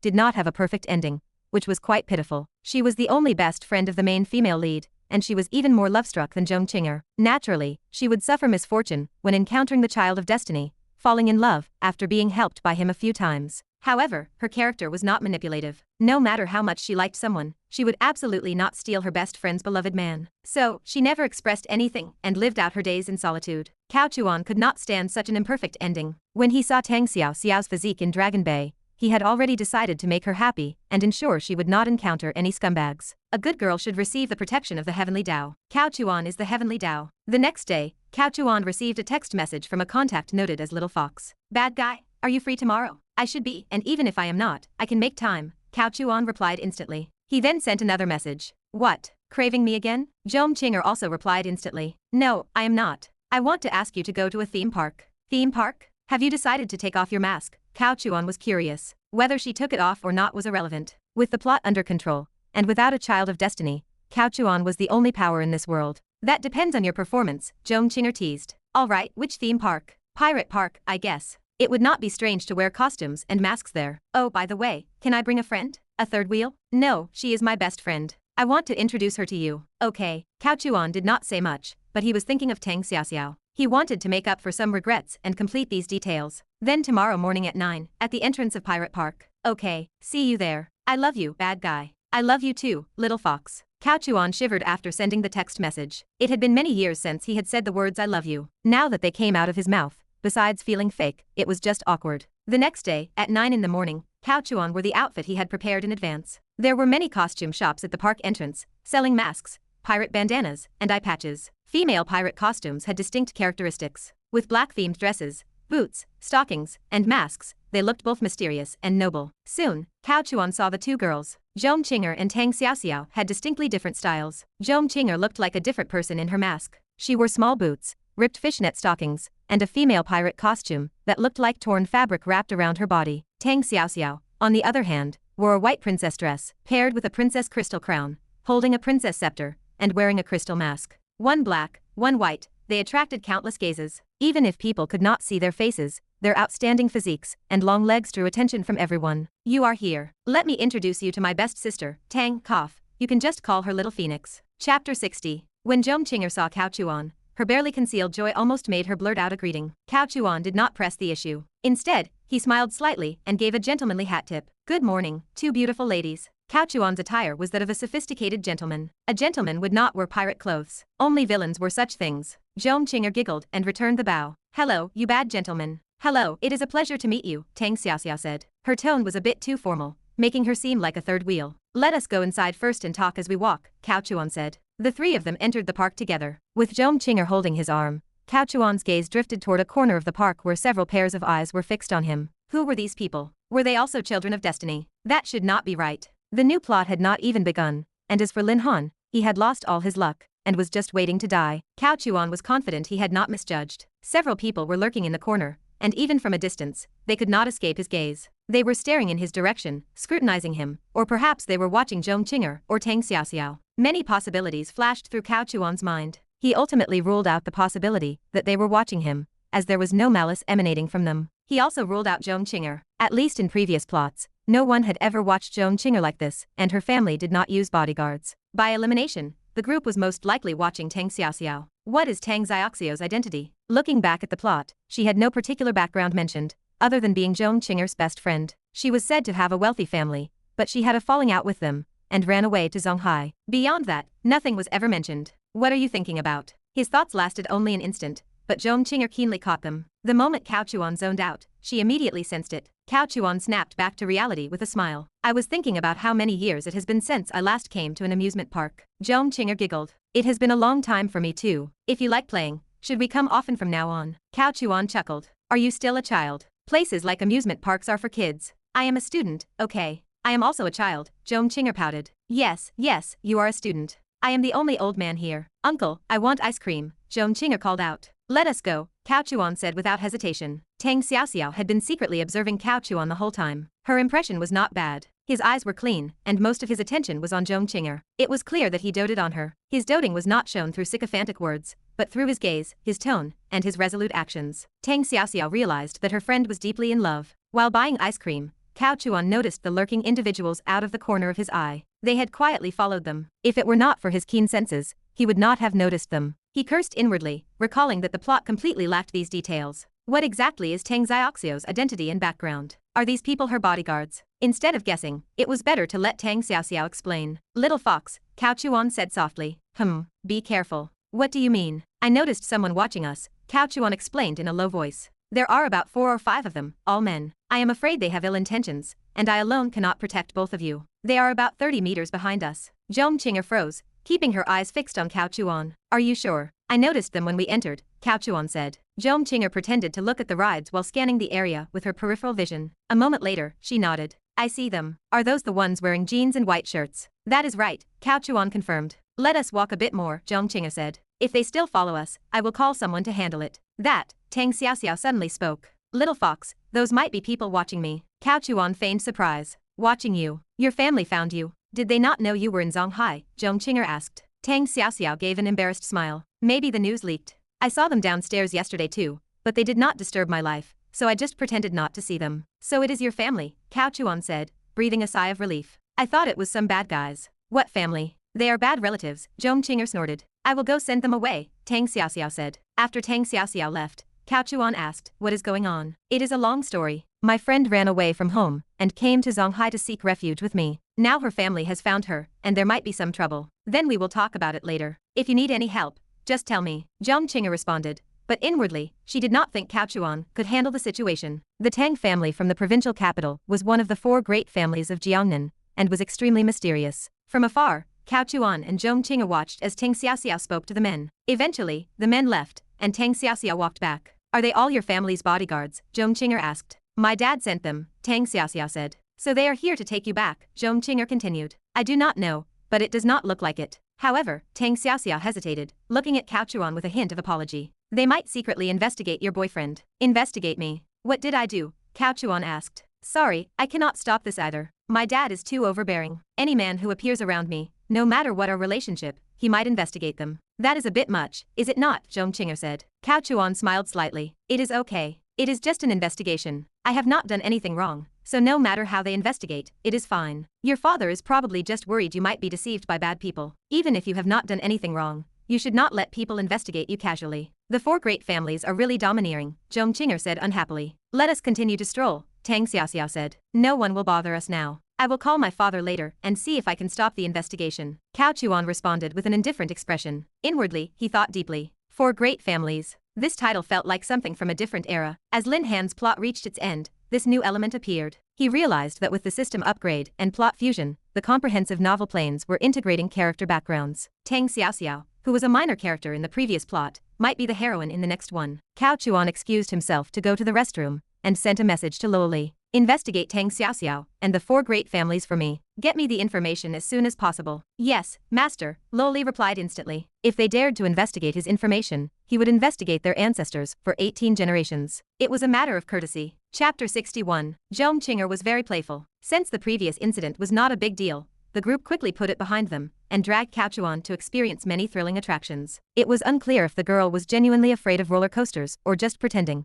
but she kept burrowing into his arms. Cao Chuan's boyfriend power was exceptionally high, making Tang Xiaoxiao, who was watching from the side, a little envious. Unfortunately, her status was different. She did not have the autonomy to choose a partner, as everything had to follow her family's arrangements. Running away from home was merely a father-daughter tantrum, rather than a true escape. Inside the haunted house, Zhong Qing'er was practically hanging on Cao Chuan before they had walked far, burying her head in his chest to avoid looking at the sights. The parallel universe defied logic, and the holographic projection haunted house was exceptionally immersive and terrifying. Cao Chuan held her and said with a wry smile, I told you not to come to the haunted house. This is designed specifically to scare girls. It is still not too late to leave now. His arm was being pulled by Tang Xiaoxiao, causing them to press close together. Tang Xiaoxiao was also scared, but as it was her first time meeting Cao Chuan, she was too embarrassed to burrow into his arms. She had refused to come in, but Zhong Qing'er had dragged her along, insisting that good best friends should share both good times and bad. Tang Xiaoxiao's figure was quite statuesque, and even without pressing against him, she made it impossible for Cao Chuan to ignore her presence. I am not going out. You protect me, Zhong Qing'er shouted. All right, I will protect you, Cao Chuan replied. He looked at Tang Xiaoxiao behind him and asked, Little Phoenix, are you all right? Stay close to me and do not get lost. I saw on the map that there are many forks in the road ahead. Tang Xiaoxiao tried her best to remain calm, but her voice trembled as she replied, I know. Thank you. The 3 walked very slowly through the twists and turns. Cao Chuan was getting hot from being squeezed. Suddenly, a mirrored projection appeared before them, and a purple female shadow rushed toward them. Both women screamed in unison. Cao Chuan grimaced as he was squeezed between them. He had trained, or he might have been injured by the impact. Holy crap. Cao Chuan was startled as well. The immersive experience was amazing. Although he was not afraid of ghosts, the lifelike masks and staff members jumping out from dark places were designed to shock. In his panic, his instinct was to protect the women beside him. He pulled them both into an embrace. You guys are going too far. You actually have real people. Get lost and do not scare my women, or do not blame me for kicking you, Cao Chuan shouted. The person dressed as a ghost sheepishly left. Tang Xiaoxiao regained her composure. The momentary embrace was warm and safe. though it carried a hint of awkwardness. Zhong Qing'er did not seem to mind, and stood on tiptoe to give Cao Chuan a sweet kiss. "Let us go," Cao Chuan said,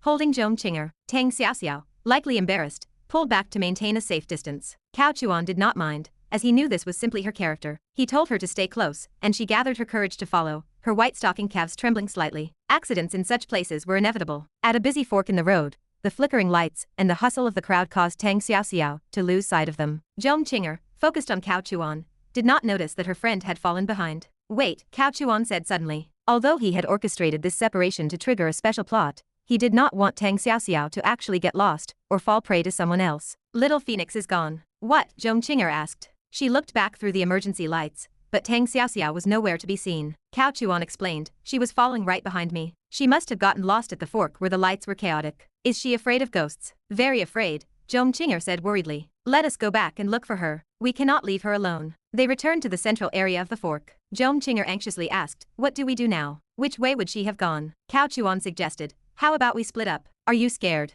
"I am okay, but we need to find her quickly," Zhong Qing'er replied. Cao Chuan then said, "Do not look. You wait for me here. It is safe. I do not want to find her only to have you get lost again. I will run alone, so it will be faster." "All right," Zhong Qing'er agreed. "Go quickly. I will wait for you." "I will definitely be good and not run around," she said, kissing him before he stepped into a small path. On Tang Xiaoxiao's side, she had followed the wrong person, someone wearing a similar suit and hat, into a dark corridor. When she realized her mistake, she was too timid to turn back alone. She was far more sensitive than Zhong Qing'er. The more she thought about the darkness and the strange noises, the more terrified she became. She eventually squatted on the ground, leaning on her knees like a wounded animal. She did not have her phone, as personal items were not allowed inside the haunted house. Tourists passed by, but they ignored her, thinking she was a staff member dressed as a ghost. Just as Tang Xiaoxiao was about to give up hope, a pair of leather shoes appeared before her. She looked up and heard Cao Chuan's voice. "I finally found you." Chapter 62. I finally found you. Tang Xiaoxiao was overwhelmed. She did not stop to think, as the sudden appearance of an acquaintance brought her an intense sense of relief and security. She jumped up and hugged him tightly. Cao Chuan let out a soft groan. He felt as if he had been jolted by a high-voltage surge, only this surge was warm and solid. It is okay,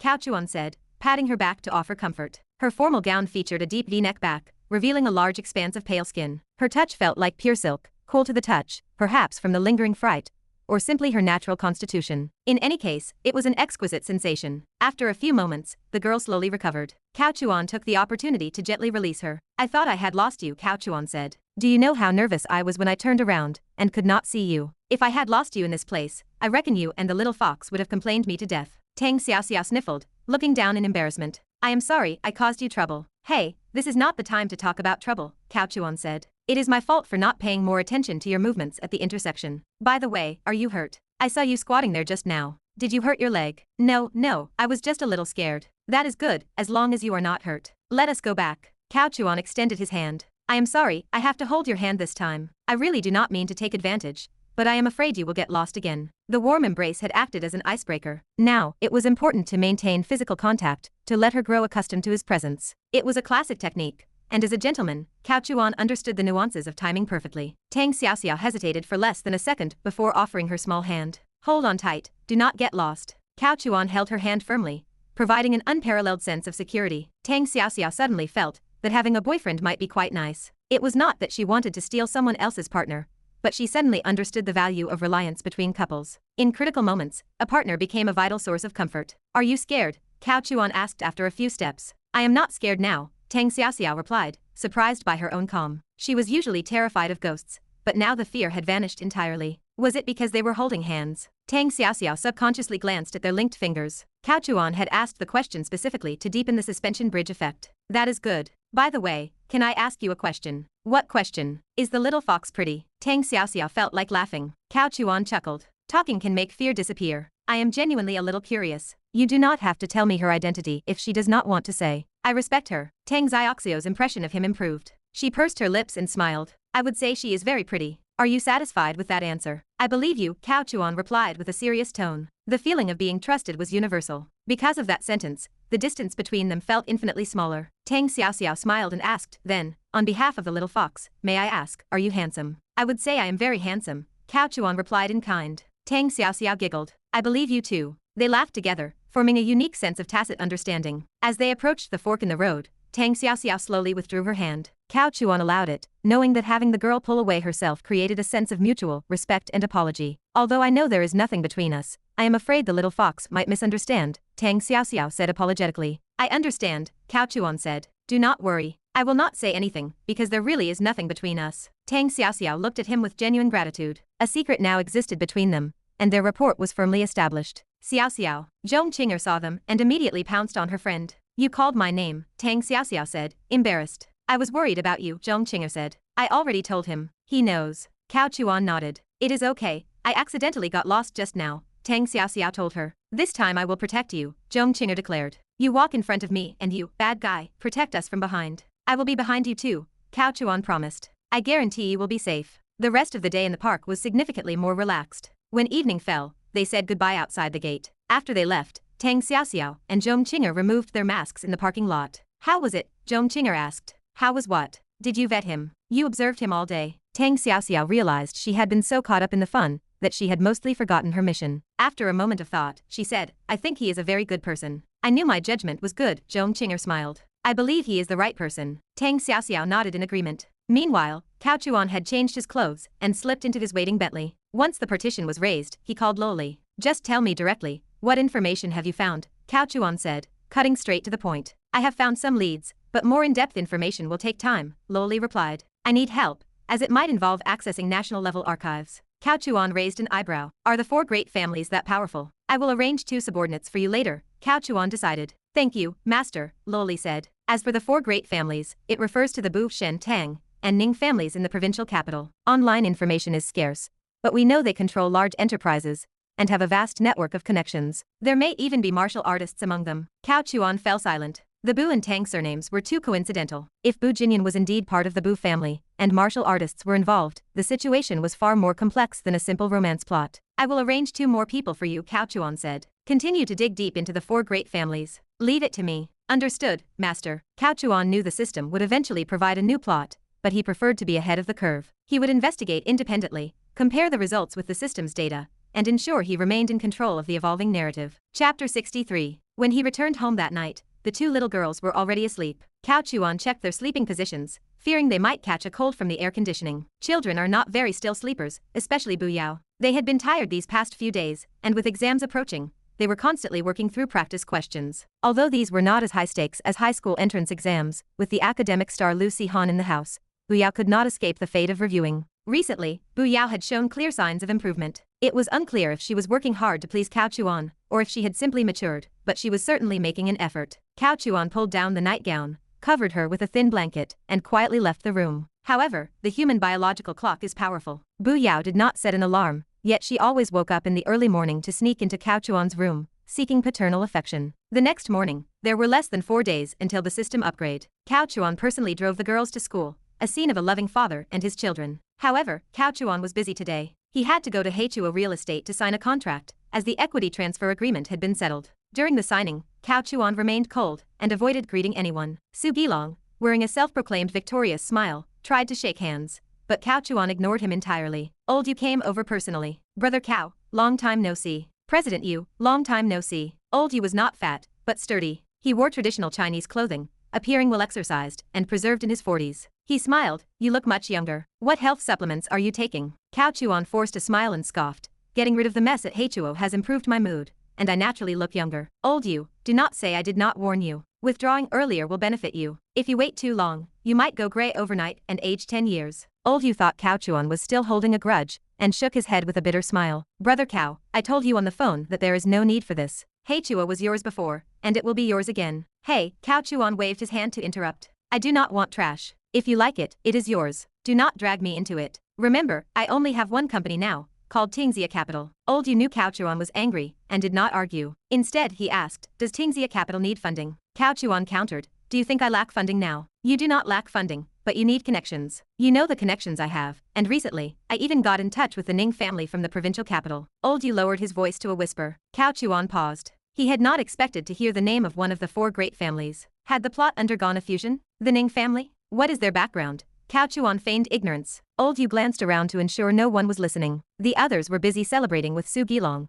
or looking at Cao Chuan with malice and schadenfreude. Old Yu whispered, one of the 4 great families in the provincial capital. Very mysterious. I found out recently through an introduction from a big shot. After I contacted them, I realized they are truly powerful, with connections that reach the highest levels. Pure businessmen like us are just pests in their eyes. Old Yu extended his pinky finger to illustrate their insignificance. Cao Chuan's mouth twitched. He felt the comparison was absurd, but Old Yu seemed genuinely terrified. You are a pest, I am not. Do not include me in that, Cao Chuan scoffed. Old Yu continued, my thoughts were similar before. I thought the four great families were just a name, but after meeting them, I realized it is not like that at all. Do you know who I met? It was the third master of the Ning family. Old Yu gave a thumbs up. Brother Cao, do not say I am trying to scare you, but do you know what kind of business they are in? What business? Weapons. Cao Chuan was startled. Private weapons in this country. That was impressive. It is not like conventional arms dealers, Old Yu explained. They sell expired products, inventory weapons, or graveyard weapons that have been stored for many years or replaced by upgrades. Third Master Ning sells them privately to third and fourth world countries. They are backward, so just having weapons is good enough for them. Cao Chuan suddenly understood. The cost of dismantling weapons is high, and selling them is more profitable than recycling them for steel. Are you on good terms with the Ning family? Cao Chuan asked. Just started contact, Old Yu said. You just started contact and you know all this? The introducer told me privately. Are you sure you did not run into a con artist? Nonsense, Old Yu glared. Do you think I am an idiot? If I could not tell the difference between real and fake, would I not investigate? Cao Chuan chuckled. Ha, whether you are an idiot is hard to say. I told you Hechua was going under and to pull out, and you did not. You even increased your holdings. Damn it, Old Yu cursed. Brother Cao, I truly consider you an old brother. If there is a chance, I will take you to meet Third Master, then you will understand. We will talk if there is a chance. Cao Chuan curled his lip. He believed that the integration of the plot meant that all characters alive in the current storyline would be merged into the next, provided Cao Chuan had not already taken them down. Characters like Zhong Qinger, who were already his private possessions, were exempt. Tang Xiaoxiao and likely Lei Ting would be integrated, but he would manage them. Brother Cao. Su Gilong approached with a smiling face, feeling superior. He adjusted his collar and extended his hand. Brother Cao, no matter what, Hechua is yours. You are welcome to return anytime. The shareholders behind him smirked. Cao Chuan ignored Su Gilong's hand and sneered. Everyone, listen to my advice, stay away from Su Gilong. Lest the company go bankrupt because of him, you lose your investment and you end up deep in debt. President Cao,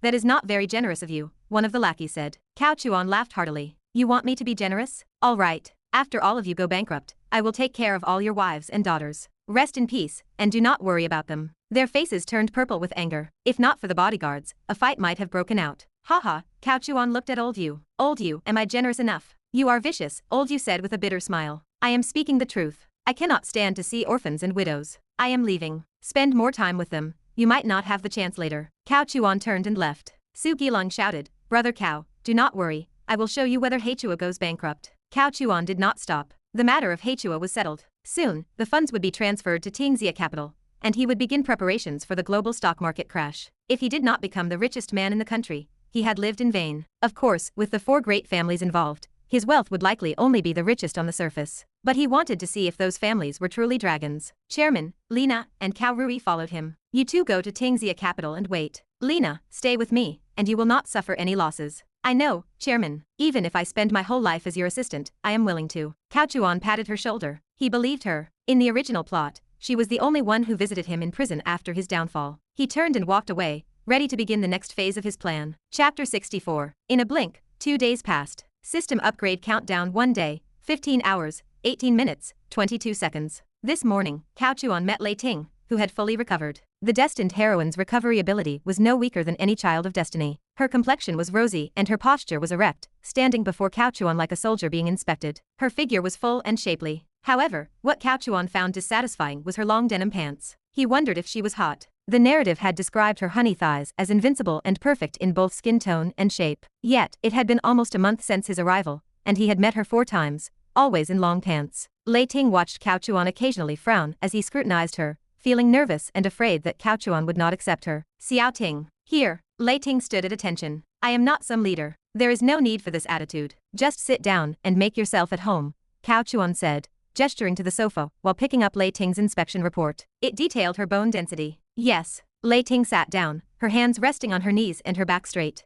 This detail revealed her character's genetic makeup, obedience. But the premise was that one had to make her submit. As long as he could overpower her, he would witness this side of her. Last time, she had been quite relaxed. Why was she so disciplined this time? Cao Chuan guessed correctly that Lei Ting had been imagining many things. She repeatedly recalled the scene of his power, and the more she thought about it, the more she admired Cao Chuan. This created a reverse contrast, leading her to adopt this respectful, primary school student-like attitude. Cao Chuan glanced at the inspection report. Her bone hardness was more than double that of ordinary people, with an average T-value of 2.2. Human bones are hard, but they are brittle. If bone density training is strengthened, alongside muscle density and organ support, a person can achieve near superhuman levels of durability. Coincidentally, Cao Chuan possessed a strengthening fluid that could comprehensively fortify bones, muscles, organs, and cells. It was an exorbitant item, costing 100,000 luck. Currently, Cao Chuan's balance was over 2.2 million. He hesitated for less than 10 minutes before spending the luck. No man would dislike being more powerful. Coupled with Luoli's preliminary investigation,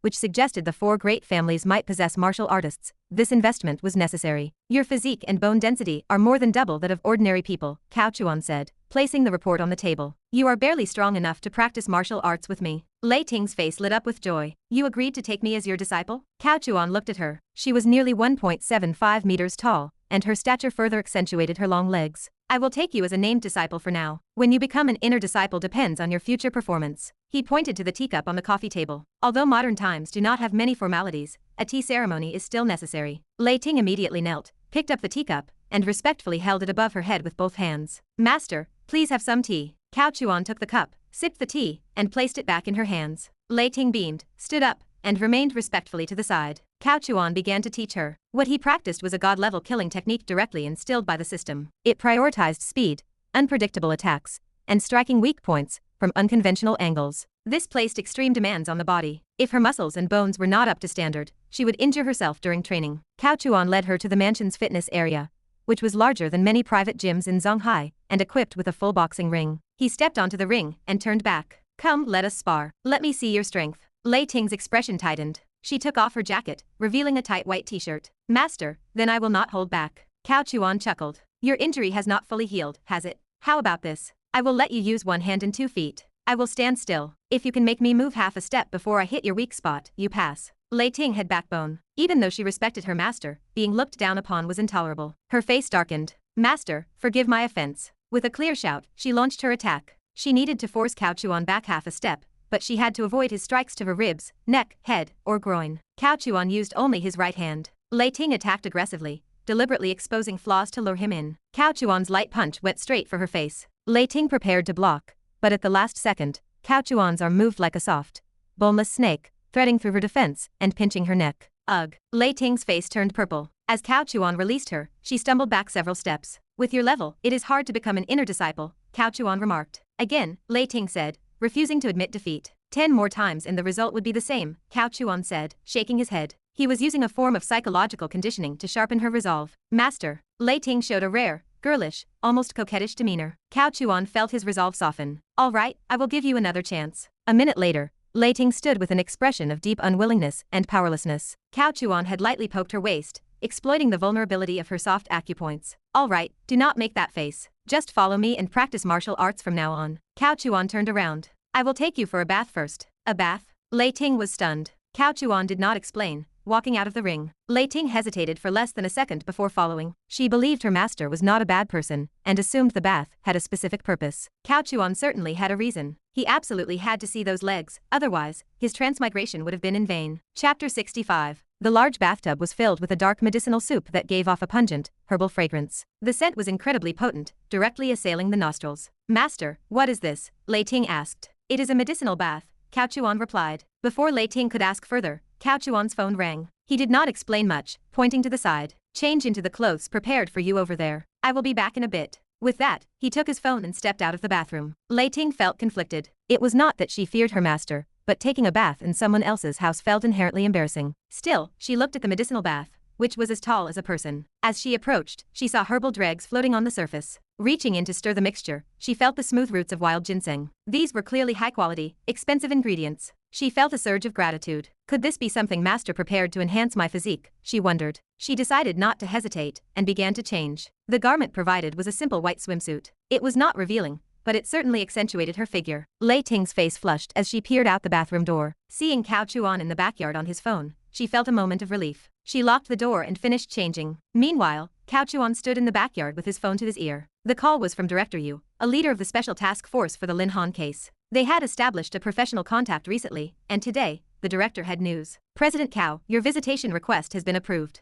However, you might have to wait a few more days, Director Yu said. What is the reason? Cao Chuan asked. Director, you hesitated for 2 seconds. You might not know, but last night, Lin Han attempted to escape. Cao Chuan feigned surprise. What? He tried to run again. No, he did not succeed. He was discovered by our officers and shot while attempting to flee. Lin Han is currently being treated at the hospital. The surgery was successful, but he is not in a condition for visitors yet. Cao Chuan nodded to himself. That made sense. Without the protection of his protagonist halo, Lin Han's attempts to escape were futile. The fact that he had not been shot dead on the spot was already the universe showing the child of destiny a shred of mercy. All right, I will wait. Thank you, Director Yu. You are welcome. But President Cao, I have a question. Why do you want to visit Lin Han? Did you know him before? Cao Chuan knew this was a verbal probe from the provincial department, attempting to see if a billionaire had ties to international mercenaries. He feigned hesitation before responding. Director Yu, to be honest, I do not know him, but I have a connection with his woman. I recently found out that a woman I once liked had a daughter with him. The line went silent for a few seconds. President Cao, you are not talking about Lucy Han, are you? That is right.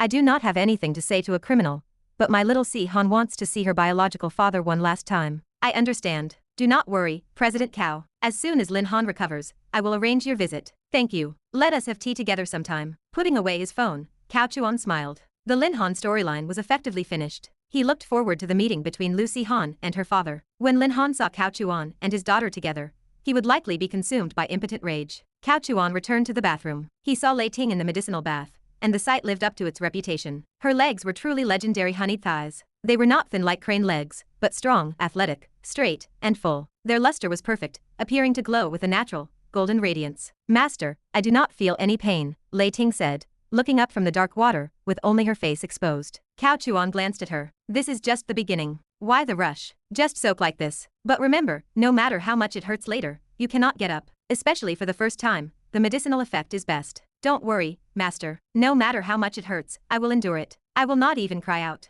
Cao Chuan chuckled inwardly. 5 minutes later, a sharp, sudden cry pierced the air. Ah. Chapter 66. It really hurt. It was not just superficial pain. Her bones, muscles, internal organs, and even her cell nuclei were being strengthened. The word agony could not even describe what she was experiencing. Lei Ting was a tough woman who would not shed a tear even in the face of great tragedy, yet she could not endure for even 10 seconds before crying out. She tried to suppress her cries because she did not want to shout, and she certainly did not want Cao Chuan to look down on her, but the pain was overwhelming. Fortunately, Cao Chuan was right beside her. At this moment, Lei Ting finally understood some of his actions. Earlier, she had thought her master was being rude, failing to give her space while she bathed. Now she realized he could not leave. If he left, no one would be there to hold her down. Lei Ting was in so much pain that she almost jumped out of the tub, but Cao Chuan reacted quickly, pinning her shoulders down from behind with both hands. Then, Cao Chuan's calm, comforting voice came from beside her ear. Just bear with it a little longer. The first time is always like this. It will feel much better after the first stage of pain passes. These medicated baths penetrate deep into your skin,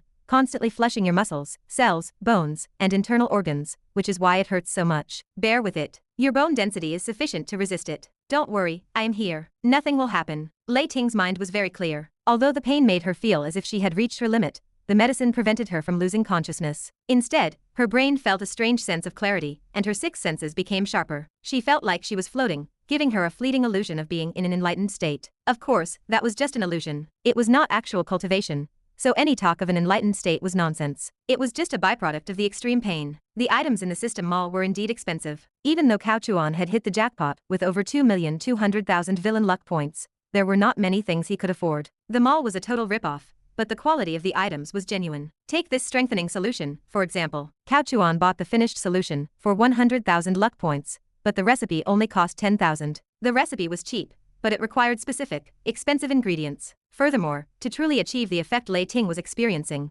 one had to purchase the accompanying liquid drops from the system. These drops cost another 10,000 villain points. It was a classic trap. The system sold you the car, then forced you to buy the insurance, the maintenance, the car wash, and the fuel. When you did the math, it was often more practical to just buy the pre-made solution. In the past few days, Cao Chuan had also bought a beauty recipe called Eternal Youth for his sister-in-law. The recipe itself was cheap, but again, the actual results required the expensive liquid drops. This system mall was a bottomless pit. Lei Ting stopped struggling, and the pain began to subside. It was still there, but compared to the initial agony, it felt like nothing more than an itch. Cao Chuan withdrew his hands, which were covered in the medicinal water. "Thank you, Master," Lei Ting said. "Are you feeling better now?" Cao Chuan asked. "Much more comfortable," Lei Ting replied. Her smile was strained, as her facial muscles were stiff from the earlier ordeal. "That is good. You continue soaking. After you recover some strength, I will help you clear your meridians and acupoints to improve the absorption of the medicine, Cao Chuan said with a serious expression. Thank you, master. Cao Chuan responded with a detached, professional air,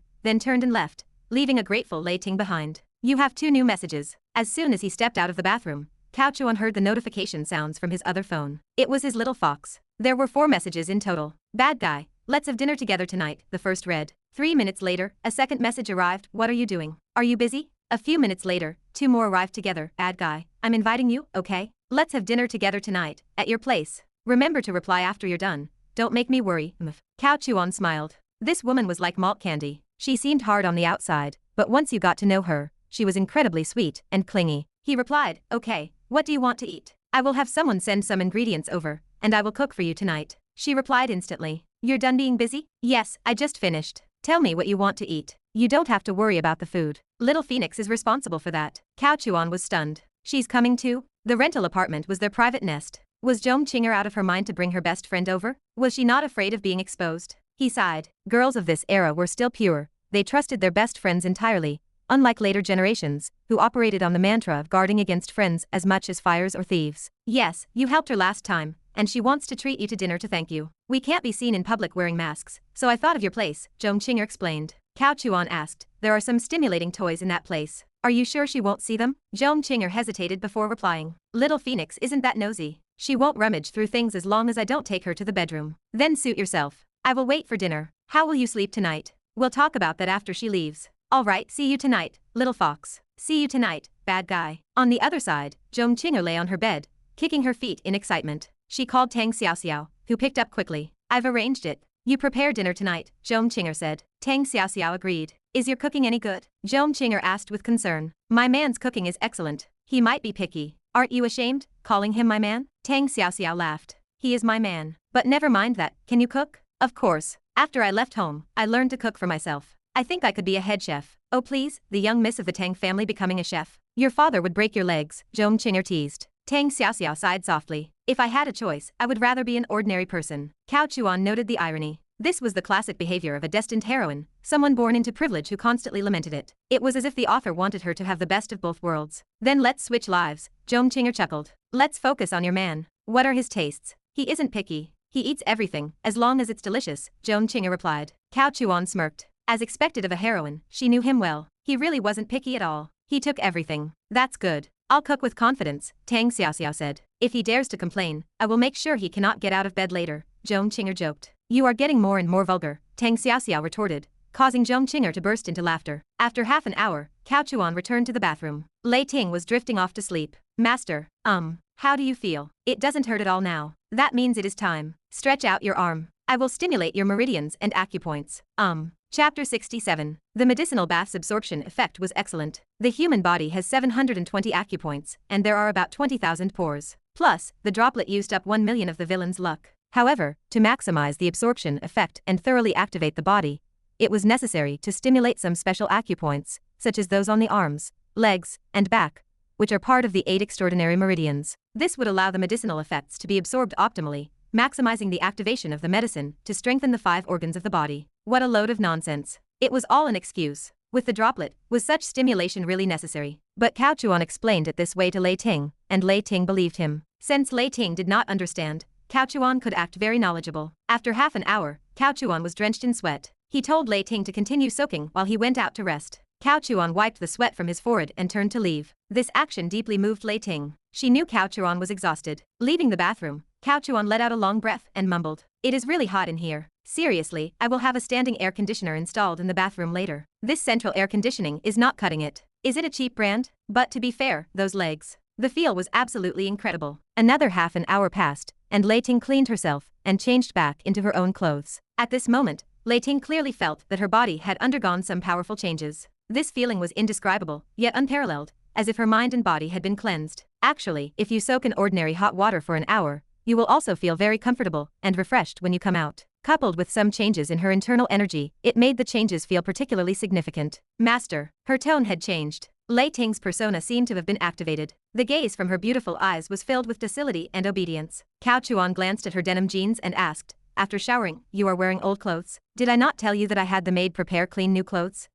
Lei Ting was startled, then said awkwardly, I forgot. She really did forget. Cao Chuan had mentioned it just before she came out, but Lei Ting was so caught up in her emotions, and then she soaked for quite a while. After relaxing her mind, she just did not remember. Cao Chuan smiled wryly and shook his head. He did not force the issue, as there would be plenty of opportunities in the future. This medicinal bath should be taken once a week, for a total of 4 times. This will basically completely change your physique. Even if I do not teach you any combat, your strength will increase exponentially. Lei Ting quickly said, Master, I still want to learn combat from you. Cao Chuan glanced at her. I did not say I would not teach you, but let us talk about it when you have been formally accepted. Understood, I will definitely perform well. Lei Ting's emotional intelligence did not seem particularly high, but her perceptiveness was barely adequate. She proactively sat to the side, helped Cao Chuan make tea, and did not speak, just accompanying him and serving him tea. Cao Chuan did not stop her. He took a sip of tea and casually asked, This medicinal bath can also help you recover from your injuries faster, but there is one thing I must remind you. The matter of the medicinal bath is known only to heaven and earth, you and I. If any third party learns of this from you, then… Cao Chuan did not finish his sentence, but his meaning was clear. Lei Ting quickly promised, Master, I will definitely keep it a secret. Cao Chuan nodded with satisfaction and smiled, asking, When are you going to work? Tomorrow. Tomorrow? Cao Chuan looked at her in surprise, frowning in displeasure. How many days have you been resting? Does your unit not have other criminal investigators? Who is your current head? I need to have a good talk with him. Lei Ting felt a warmth in her heart, sensing that Cao Chuan was considering her health. Although Uncle Su, the captain of the serious crime squad, and her father's old brother, treated her like his own daughter, and even the team members were very concerned about their leader, the care and concern these people showed seemed to pale in comparison to a casual remark from Cao Chuan. This was the effect of the halo. Lei Ting's voice was weak. Master, please do not be angry. It is not what you think. Actually, the unit also told me to rest for a longer period, but a case came up yesterday, and it is not an ordinary murder case, so I want to be involved. Workaholic. All right. It also fit her persona. She became excited at the sight of a case, especially major and important cases. What case? Cao Chuan asked. Logically, even if Lei Ting's own mother asked about the case, she would not say because it violated discipline. In major and important cases, before they are solved, case details cannot be disclosed to anyone outside the special task force. So Lei Ting was actually a bit hesitant. She could not say. But if she did not say, Master had asked, and for a disciple to prevaricate would be a great act of disrespect. Cao Chuan seemed to see her predicament and smiled. Cannot you say? Then I will not ask. After hesitating for a few seconds, Lei Ting said, Well, it is not that I cannot say, but Master, you must keep it a secret. Am I a blabbermouth, your master? Cao Chuan retorted. Of course not. Lei Ting quickly shook her head. Then, Lei Ting briefly explained. As she spoke, Lei Ting's face was filled with anger, clearly indicating murderous intent towards the perpetrator of the case. Because this case was a series of rapes. Although the number of victims was not large, they were all students. 3 female students were assaulted at night, with consistent methods, causing an extremely negative social impact. Fortunately, the internet was not developed at that time, and the news had already been suppressed. This morning, a special task force was established within the police department, led by the municipal bureau leadership, and Lei Ting had also submitted an application to join the team tomorrow. However, this matter definitely could not be suppressed for long. If the case remained unsolved, the families would surely cause a commotion, and then word would spread.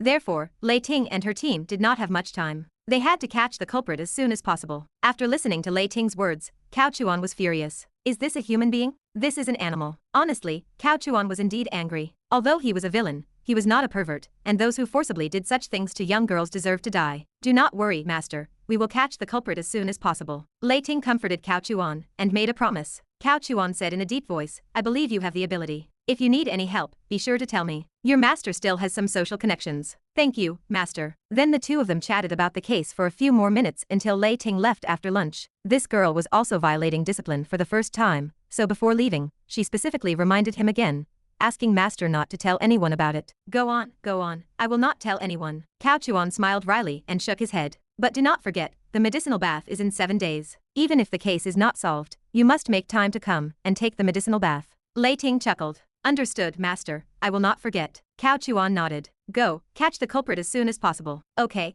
Tinger is leaving first. Lei Ting, with her long legs over a meter long, turned and left, waving as she got into her car. After Lei Ting's car drove away, Cao Chuan took out his phone and dialed a number. After the call connected, Cao Chuan said, I am going to tell you something. Do not misunderstand. Cao Chuan really was not like the old ladies at the village entrance, not that gossipy. He was calling Loli, asking her to investigate this case, while she was investigating the 4 great families. Investigate from various angles. Perhaps it would be faster than the Special Task Force's investigation. As for the purpose of doing this, it was nothing more than to build up good favor. After all, she was his eldest disciple. If she could rise and in the future occupy the position old Joe once held, it would be of great help to Cao Chuan. Additionally, Cao Chuan genuinely looked down on that kind of culprit. Catching him as soon as possible would mean fewer victims. In the afternoon, the hanging solid sandbag was instantly ripped apart by Lei Ting, and the solid sand inside poured out. In those days, the filling of sandbags was real sand. This visual impact was very direct. Lei Ting took 2 steps back, staring dumbfounded as the sandbag gradually deflated, the fine sand all over the floor finally giving a direct sense of the changes brought by the enhancement. Earlier, when she was with Master, Lei Ting already felt that she had become much stronger, but it was difficult to verify. She could not very well practice in front of Master, could she? It would not be good if Master felt she did not trust him. So after returning, Lei Ting went to her usual fitness center, and with a few strikes, she tore open the sandbag. Moreover, the material of this sandbag was excellent. The outermost layer was high-density tear-resistant leather, the middle was a buffer layer, and the innermost was high-elastic cotton. A full 3 layers of protection, plus the fine sand itself had a cushioning effect. And most importantly, this was a hanging solid sandbag, suspended from a metal beam, weighing over 40 kilograms. This was not like the fixed standing sandbags. It also had a strong buffering force when swaying. To tear open a sandbag with just a few punches, unless the sandbag was old, ordinary people really could not do it. This showed how powerful the changes were after her body was strengthened. Not only had her bones hardened, but her punching speed and explosive power also increased exponentially. Otherwise, one punch would definitely not achieve this effect. Wow. Damn, is that fake? Some fitness enthusiasts around were also dumbfounded. Originally, some wanted to strike up a conversation, as Lei Ting was beautiful and had an explosive figure. But now, no one dared to take a single step forward. A punch like that on them would mean certain death. Xiao Ting. Ah, sister man, Lei Ting snapped out of it, looking at Man Yi who had come to her side. A mature older sister, under 30 years old. The older sister also had an explosive figure and an exceptionally powerful aura. Man Yi looked at the sandbag, then at Lei Ting, dumbfounded. Did you take a strength-enhancing pill? I do not know what is going on with me recently. Lei Ting did not mention the apprenticeship, as she had not been formally accepted yet, and she wanted to wait. Man Yi raised her delicate eyebrows, and a half-smile flashed in her beautiful eyes. You are really not good at lying. You are hiding something good from your sister, are you not? No, sister man, I cannot really explain it now. Maybe later, Lei Ting said. All right, I will not make it difficult for you, but if you have something good, do not forget your sister. Understood. Man Yi looked around, then shouted, what are you all looking at? Do not you have your own equipment to work out on? You cannot take your eyes off a woman, a bunch of stinking losers. Everyone reluctantly averted their gaze and started lifting weights. No one dared to cross Man Yi. Chapter 68. Dinner. Cao Chuan arrived at the rental apartment. The place was already filled with the inviting aroma of a home-cooked meal. Not bad today. Both girls were dressed quite casually. A gentleman like our old Cao appreciates this. It is not about taking advantage, but rather being moved by the trust the girls place in him. Unlike Lei Ting, who is always in long pants. Who are you guarding against? As if anyone cares. Tang Xiaoxiao wore a short-sleeved black t-shirt, a denim skirt, black cotton socks, and slippers. Her legs were slender and slim. Zhong Qinger, on the other hand, was dressed for comfort. She was one of the ladies of this household. The wardrobe contained plenty of casual home wear, including a lady's silk robe in light pink, sheer white stockings, and a pair of light pink socks. This look seemed especially comfortable and full of youthful energy. You are back. Zhong Qinger hurried forward, seemingly unbothered by Tang Xiaoxiao's presence, and gave him an enthusiastic hug. She stood on tiptoe and gave him a peck through the mask. Sweet. Cao Chuan handed her the bottle of red wine he was carrying. Is this the one you wanted? Yes, exactly this one. You spent a lot, you bad guy. I will transfer the money to you later. That sounds a bit condescending. Cao Chuan chuckled. Zhong Qinger shook her head seriously. I do not think it is about who should spend money between a man and a woman. But I feel since this wine is something I like to drink, and I asked you to bring it, and it is quite expensive, I should naturally pay for it. Are you being formal with me? No, I just think before marriage, things should be kept separate. I want the feelings to be purer. I do not covet your money, and you do not covet mine. Zhong Qinger said earnestly. Actually, it was still being formal. But Cao Chuan could understand. This was the upbringing model in many wealthy families. If feelings could avoid entanglement with money, it was best not to discuss it. However, clearly Zhong Qinger was in her first love. This way of thinking was applied rather rigidly, easily making people feel she was being distant. But what she wanted to express was that as the woman, she did not covet his money. She just wanted a simple, clean relationship. Cao Chuan smiled. All right, I respect you. But for these 2 bottles, give me the money for one. Consider it splitting the cost, since I will be drinking some too. I quite like it as well. This is what you call emotional intelligence. Sure enough, after Cao Chuan finished speaking, Zhong Qinger nodded happily. Then splitting the cost it is. The 2 put down the wine and headed to the kitchen. Cao Chuan greeted her. Hi Xiao Xiao. He already knew her name, but theoretically did not know her surname. Hi. Tang Xiaoxiao also turned and greeted him. The girl looked quite like a virtuous wife and caring mother in an apron. In later terms, you could say this girl had a face that promised peace and prosperity. Thanks for the hard work. Is there anything I can help with? Cao Chuan asked. No need. Go sit down. Dinner will be ready soon. Little Fox can help me. All right, then you ladies carry on. Just shout if you need anything. After a few polite words, Cao Chuan left the kitchen. The kitchen was open plan, so from the living room, Cao Chuan could still clearly see the busy backs of the two. The two were indeed full of youthful energy. Even while cooking, they occasionally joked and played around, their giggles filling the once monotonous rental apartment with a warm, homely feel. This large flat had considerable space, but often felt lifeless. If there were a few more residents, preferably girls, it might become even livelier. Soon after, Zhong Qinga ran out, holding a piece of salted duck with her fingers, and offered it to Cao Chuan's mouth. Try it, try it. Why don't you try it yourself? Afraid to, Cao Chuan retorted. Zhong Qinga huffed. Xiao Xiao is a great cook. She might usually be a bit scatterbrained, and not too clever, but she has a talent for cooking. Come on, try it and give your opinion. Cao Chuan curled his lip. Did you wash your hands? Using your fingers directly. Before he could finish, Zhong Qinga stuffed her jade-like hand, along with the piece of duck, into his mouth. To be fair, the taste was good upon entry, with a hint of a maiden's fragrance. He took a suck. Zhong Qinga withdrew her hand with a look of disgust, wiping it on Cao Chuan's clothes. You are really disgusting. Cao Chuan rolled his eyes at her, then nodded. Tastes good. Did she make it herself? Yeah, she prepared the duck yesterday, so it is really tasty. Good, right? Delicious. Xiao Xiao does have some virtuous wife and mother genes. Cao Chuan praised. Zhong Qinga nodded, a proud look on her face. Of course. Just look at whose best friend she is. Can you cook? I can eat. Humph. Zhong Qinga puffed her cheeks, got up, and ran back to the kitchen, shouting, my bad guy said it is delicious, he loves it. Hee hee. Came a light laugh from Tang Xiao Xiao's direction. Not long after, Zhong Qinga brought another dish for Cao Chuan to try. This time, Cao Chuan obliged directly and ate it. Zhong Qinga leaned close to his ear and whispered, I have a surprise for you tonight. What surprise? I said it is for tonight, Zhong Qinga said before running off again. Cao Chuan watched her retreating figure, then glanced at Tang Xiao Xiao. No way. This generous? Keeping Tang Xiao Xiao here directly? Of course, Cao Chuan knew he was wishful thinking. Although all destined heroines inherently had the no objection to a harem genetic factor, they would absolutely not so blatantly offer up their best friend. If it really were like that, it would fall outside the character range of a destined heroine. Then what could it be? After a moment's thought, Cao Chuan guessed it was probably about removing the mask. The time had come. Tonight was the moment to witness the miracle. Cao Chuan got up and went to the large balcony. Standing on the 16th floor, he watched the city gradually darken, feeling a sense of anticipation in his heart. At the same time, he began to ponder. The consequences of removing the mask had been simulated in Cao Chuan's mind many times. He had also considered all possible scenarios and outcomes. Actually, none were bad endings. After all, Zhong Qinga, as a destined heroine, possessed rebellious and wild traits in her character setting. Added to that, Lin Han was already dead.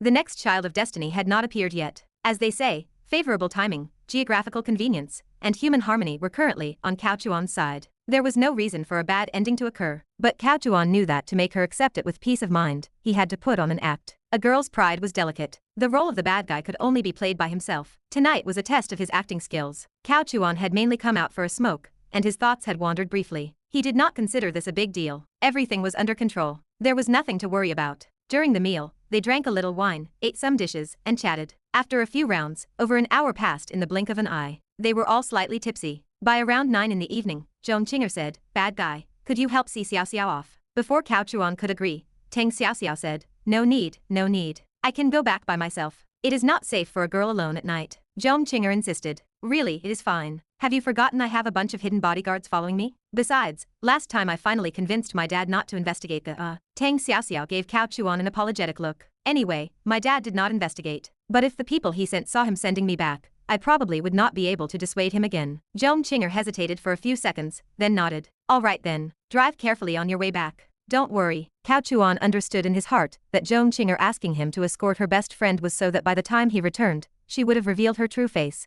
giving him a surprise. Therefore, Cao Chuan would naturally indulge her in this little pleasure. Cao Chuan said, I will see you downstairs, just avoiding the bodyguard's sight. Tang Xiao Xiao was silent for a moment. That works. Then I will head off first, little fox. See you tomorrow.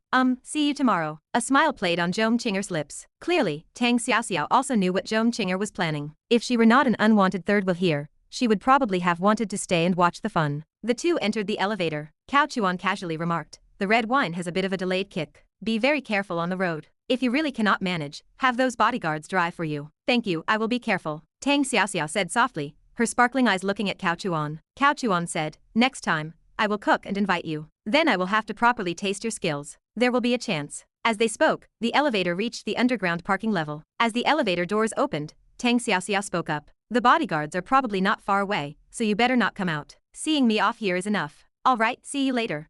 Goodbye. Upstairs, the little fox was extremely nervous. But more than that, she was excited. She had decided to remove the mask, and had repeatedly imagined the bad guy's reaction upon seeing her. He would probably be surprised, or happy, or something else. Anyway, they were finally going to be open and honest. She looked forward to this moment. She also really wanted to see what that bad guy looked like. Zhong Qing'er quickly took off the mask, revealing a delicate and playful face. She tidied the hair on her forehead in front of the bathroom mirror. She touched up her makeup, mainly adding some lip gloss. The bad guy seemed to like eating it. The sound of the password being entered rang out. Zhong Qing'er's heartbeat began to race. She walked out of the bathroom, nervously watching the entrance hallway. Finally, the bad guy's figure appeared. But it was different from what she had imagined. After entering, the bad guy lowered his head to change shoes. When he walked out of the hallway and saw Zhong Qing'er's appearance, he was dumbfounded. You. He seemed unable to speak. And Zhong Qing'er, already somewhat excited, did not immediately notice the change in the bad guy's eyes. She only thought he was stunned by her looks. Indeed, she was naturally beautiful. Zhong Qing'er spread her arms and spun around in place. Her voice was no longer disguised as she giggled. So, is your little fox pretty?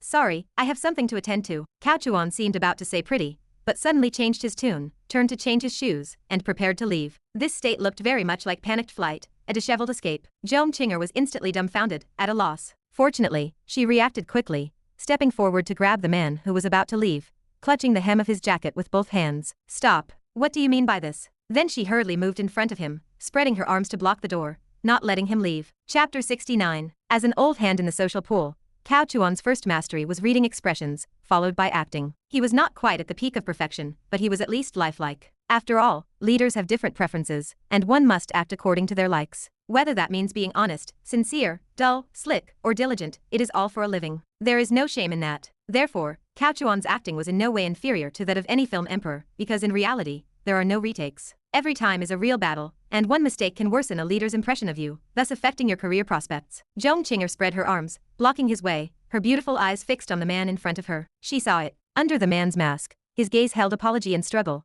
almost to the point of writing heartbreak, and tears on the mask itself. Is this a hidden difficulty? Zhong Qing'er felt she understood his emotions. Her voice trembled slightly as she stammered, do you have some difficulty? Brilliant, little sister. You understand emotions. Cao Chuan's eyes were deep, and he raised his hand, reaching for her face. Zhong Qing'er neither avoided nor dodged. Cao Chuan gently caressed her face. This skin is really good. I am sorry, Cao Chuan said. Why? Zhong Qing'er grabbed Cao Chuan's hand, pressing his large hand against her cheek. I did not expect it to be like this. Why? Actually, both of them were answering beside the point. Cao Chuan was expressing an apology, and what Zhong Qing'er was asking was why he was suddenly leaving, what was the reason, or the difficulty. Then silence fell. Just like that, eyes met. You understood my difficulty, and I understood that you could understand my difficulty. A moment later, Zhong Qing'er also slowly reached out her hand, gently caressing Cao Chuan's black mask. Cao Chuan did not dodge, but Zhong Qing'er suddenly pulled with force, directly tearing off the black mask. No, Cao Chuan cried out urgently, but it was too late. Finally, in this intricate and awkward performance, the two met. Actually, Cao Chuan did not feel good about himself. He felt a slight dissatisfaction with his acting this time. The tension was not enough,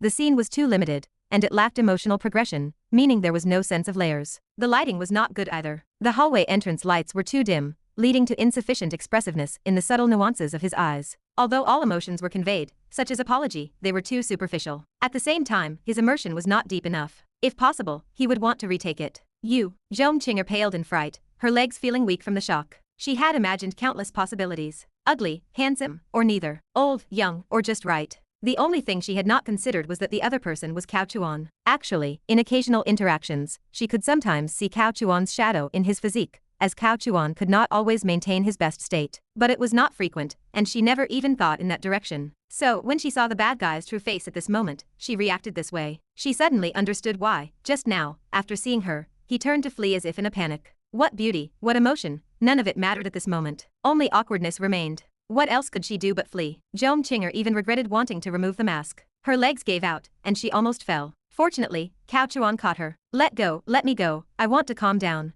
Zhong Qing'er's voice was a strange mix of crying and laughing. It also showed how strange her mood was. Cao Chuan, being a man after all, had already recovered his composure at this moment. He said in a deep voice, since the mask has been removed, let us talk things through clearly. I cannot let you leave alone. In your current state, I am worried something might happen to you. Zhong Qing'er wanted to cry. He was really good to her, and very caring. But why was it him? Psychologically, she could not get past it. Although it is said that good things should not go to outsiders, it should not flow like this, right? The current situation was all within Cao Chuan's expectations. It was even better than he imagined. This showed the importance of their interactions during the previous period, including their daily text messages. The only thing she resisted at this moment was this identity. But not being able to accept it for a while does not mean she can never accept it. Do not forget her character's inherent traits. She is a wild good girl with a huge contrast. At the same time, she really likes exciting things. From the very beginning, Cao Chuan had already considered and laid out plans for various personalities, ensuring the situation would not become uncontrollable. A moment later, Cao Chuan led her to the sofa. After sitting down, Zhong Qing'er lowered her head, staring blankly at her legs. Qing'er, you do not call me Qing'er anymore. Zhong Qing'er's face flushed crimson instantly. Cao Chuan answered beside the point, whispering, I did not expect it to be you. Zhong Qing'er lowered her head again, muttering, I did not expect it either. Her ears were red. After the initial shock, her rationality had returned, and she recalled their interactions during this time. The sweet words in the text messages. Most importantly, the various ways they played. The thought made her shiver, unsure if it was from embarrassment or excitement. To be honest, deep down, she still felt a little thrill. Cao Chuan continued, your usual appearance is different from now. I did not expect such a contrast. Although I suspected your identity several times, every time I thought about it, I felt it was impossible. It definitely would not be you. Zhong Qing'er remained silent. Deep down, she also understood. Indeed, the personality difference was too great. Cao Chuan said, no matter what, things have already happened, so we should think of a solution. Zhong Qing'er responded, still looking down. Cao Chuan asked, if there was not that relationship between old Zhong and me, would you mind? What did he mean by that? Zhong Qing'er was stunned, then reacted, looking up at Cao Chuan. To be honest, if it were not for this identity, just looking at him,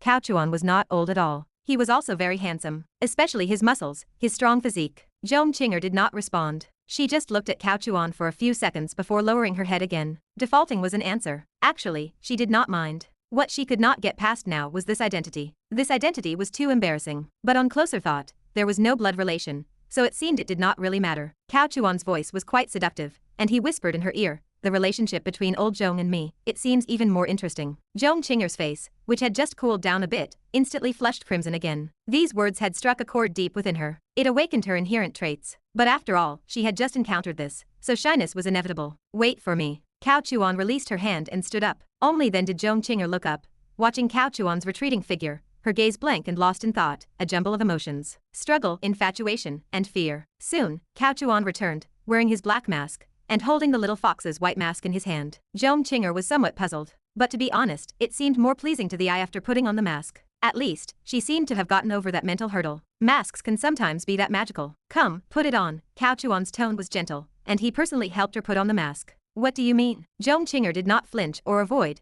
allowing Cao Chuan to tuck her loose hair behind her ears, help her put on the mask, and adjust it. Cao Chuan said, in different relationships, people have multiple facets. I do not know how to deal with this current problem, so let us be ostriches. Under the masks, we are still the bad guy and the little fox, and when we take off the masks normally, that is us in reality. Zhong Qing'er was startled. Was this burying her head in the sand? But it sounded somewhat reasonable. Moreover, after putting on the mask, her previous embarrassment and shyness seemed to be suppressed, and she actively embraced the identity of the little fox, her heart thumping. But she also felt that something was not quite right. It is just that her mind was a bit muddled now, a bit chaotic, unable to refute Cao Chuan's words and actions. Cao Chuan stood up, pulling her. Zhong Qing'er dazedly followed, standing up. The lights in the room were dim, deliberately adjusted by Zhong Qing'er earlier to enhance the atmosphere. Cao Chuan led her to the entrance of the hallway. Zhong Qing'er initially thought Cao Chuan was going to take her to leave together, but Cao Chuan suddenly turned around and asked, do you remember our first time here? Ha! Zhong Qing'er was stunned. Immediately after, just like the very first time, Cao Chuan leaned in. The next morning, Cao Chuan left as usual, before she woke up. The system upgrade will be complete in 15 hours,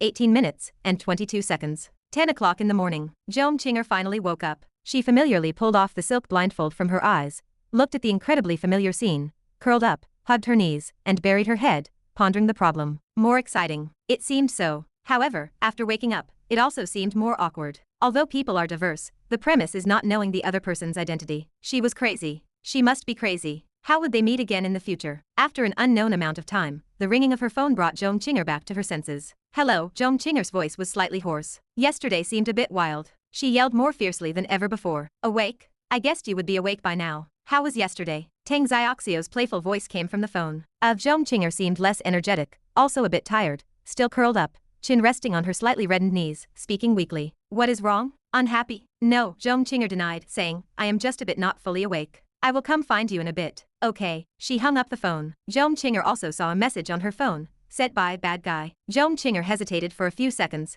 then opened the message. The message read, if there is hell, I will go. You just relax and be your little fox. This was a step down. Looking at this sentence, Zhong Qinger felt much better. At least he was responsible and willing to bear many things, even future infamy. He was truly good to her, and truly doted on her. Forget it. Do not think about these things anymore. Anyway, they would not be meeting again soon. She needed to calm down first. This time, Zhong Qinger did not reply instantly like before. She did not plan to reply to the message, intending to give it the cold shoulder for a while. But she did not know that evening, she would see Cao Chuan at her own home. You girl, how did I teach you manners? Do you not greet your godfather? Su Ya glared. Chapter 70. After Zhong Qinger left the rented penthouse, she felt somewhat restless, her mind filled with all sorts of questions. Even when she later went to Tang Xiaoxiao's place, her entire state was off. Even a muddled person like Tang Xiaoxiao noticed it, and when she pressed, Zhong Qinger did not dare to tell the truth. She only said they had an argument and needed some time to cool off. Afterward, no matter how Tang Xiaoxiao pressed, Zhong Qinger would not say another word. Zhong Qinger indeed wanted some time to calm down,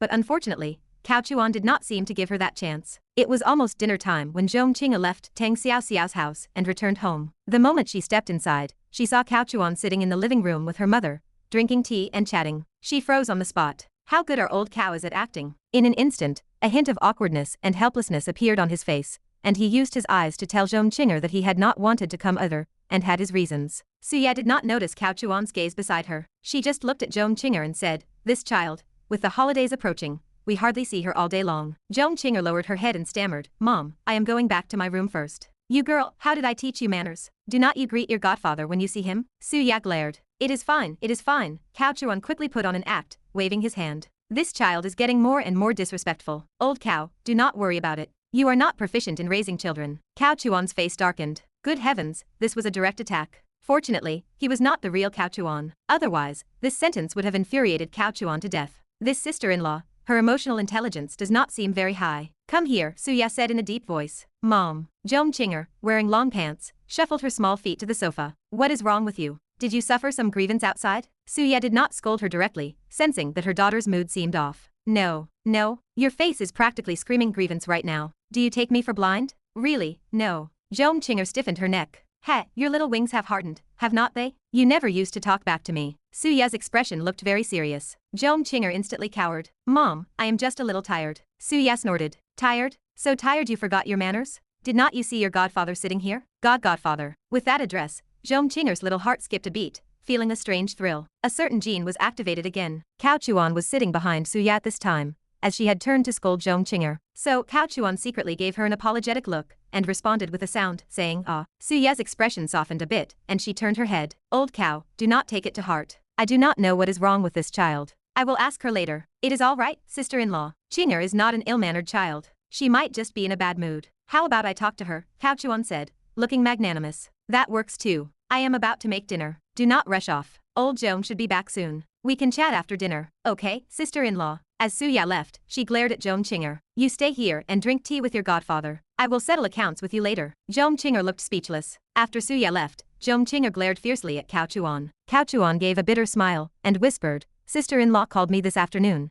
asking me to come over to discuss company matters. I could not refuse. Do not call her sister-in-law. Zhong Qinger's face turned red. Cao Chuan whispered, let us address each other separately. I call her sister-in-law, you call her mom. I call you little fox, you call me godfather. That way, it will not get confusing. You are still calling me that. You are still calling me that. Zhong Qinger was furious, her face flushed with anger, and she stepped forward to pinch Cao Chuan's arm. Ow, ow, ow, easy. I wish I could pinch you to death, Zhong Qinger said, puffing out her cheeks. Cao Chuan sighed. Do not have such a big psychological burden. I have said it, I will bear everything, even if it means going to hell, I will go. You, do not say such things, it is unlucky. Zhong Qinger's tone instantly softened. Cao Chuan nodded. If you do not like hearing it, then I will not say it. But it is still the same thing. People have multiple facets. Beneath the mask and outside the mask, we are actually two selves. If, right now, we live for the gaze of those around us, then the us beneath the mask represents our truest emotions, without needing to care about so many rules and regulations. And you are long since an adult, and I have been single for so many years. We are not even committing a moral error. Although I am a bit older than you, I seem to be your age. Old Cao's words were purely brainwashing. And today's goal was actually this. Cao Chuan had deliberately come over. He would not give Zhong Qinger any cooling off period. Once some matters enter a cooling off period,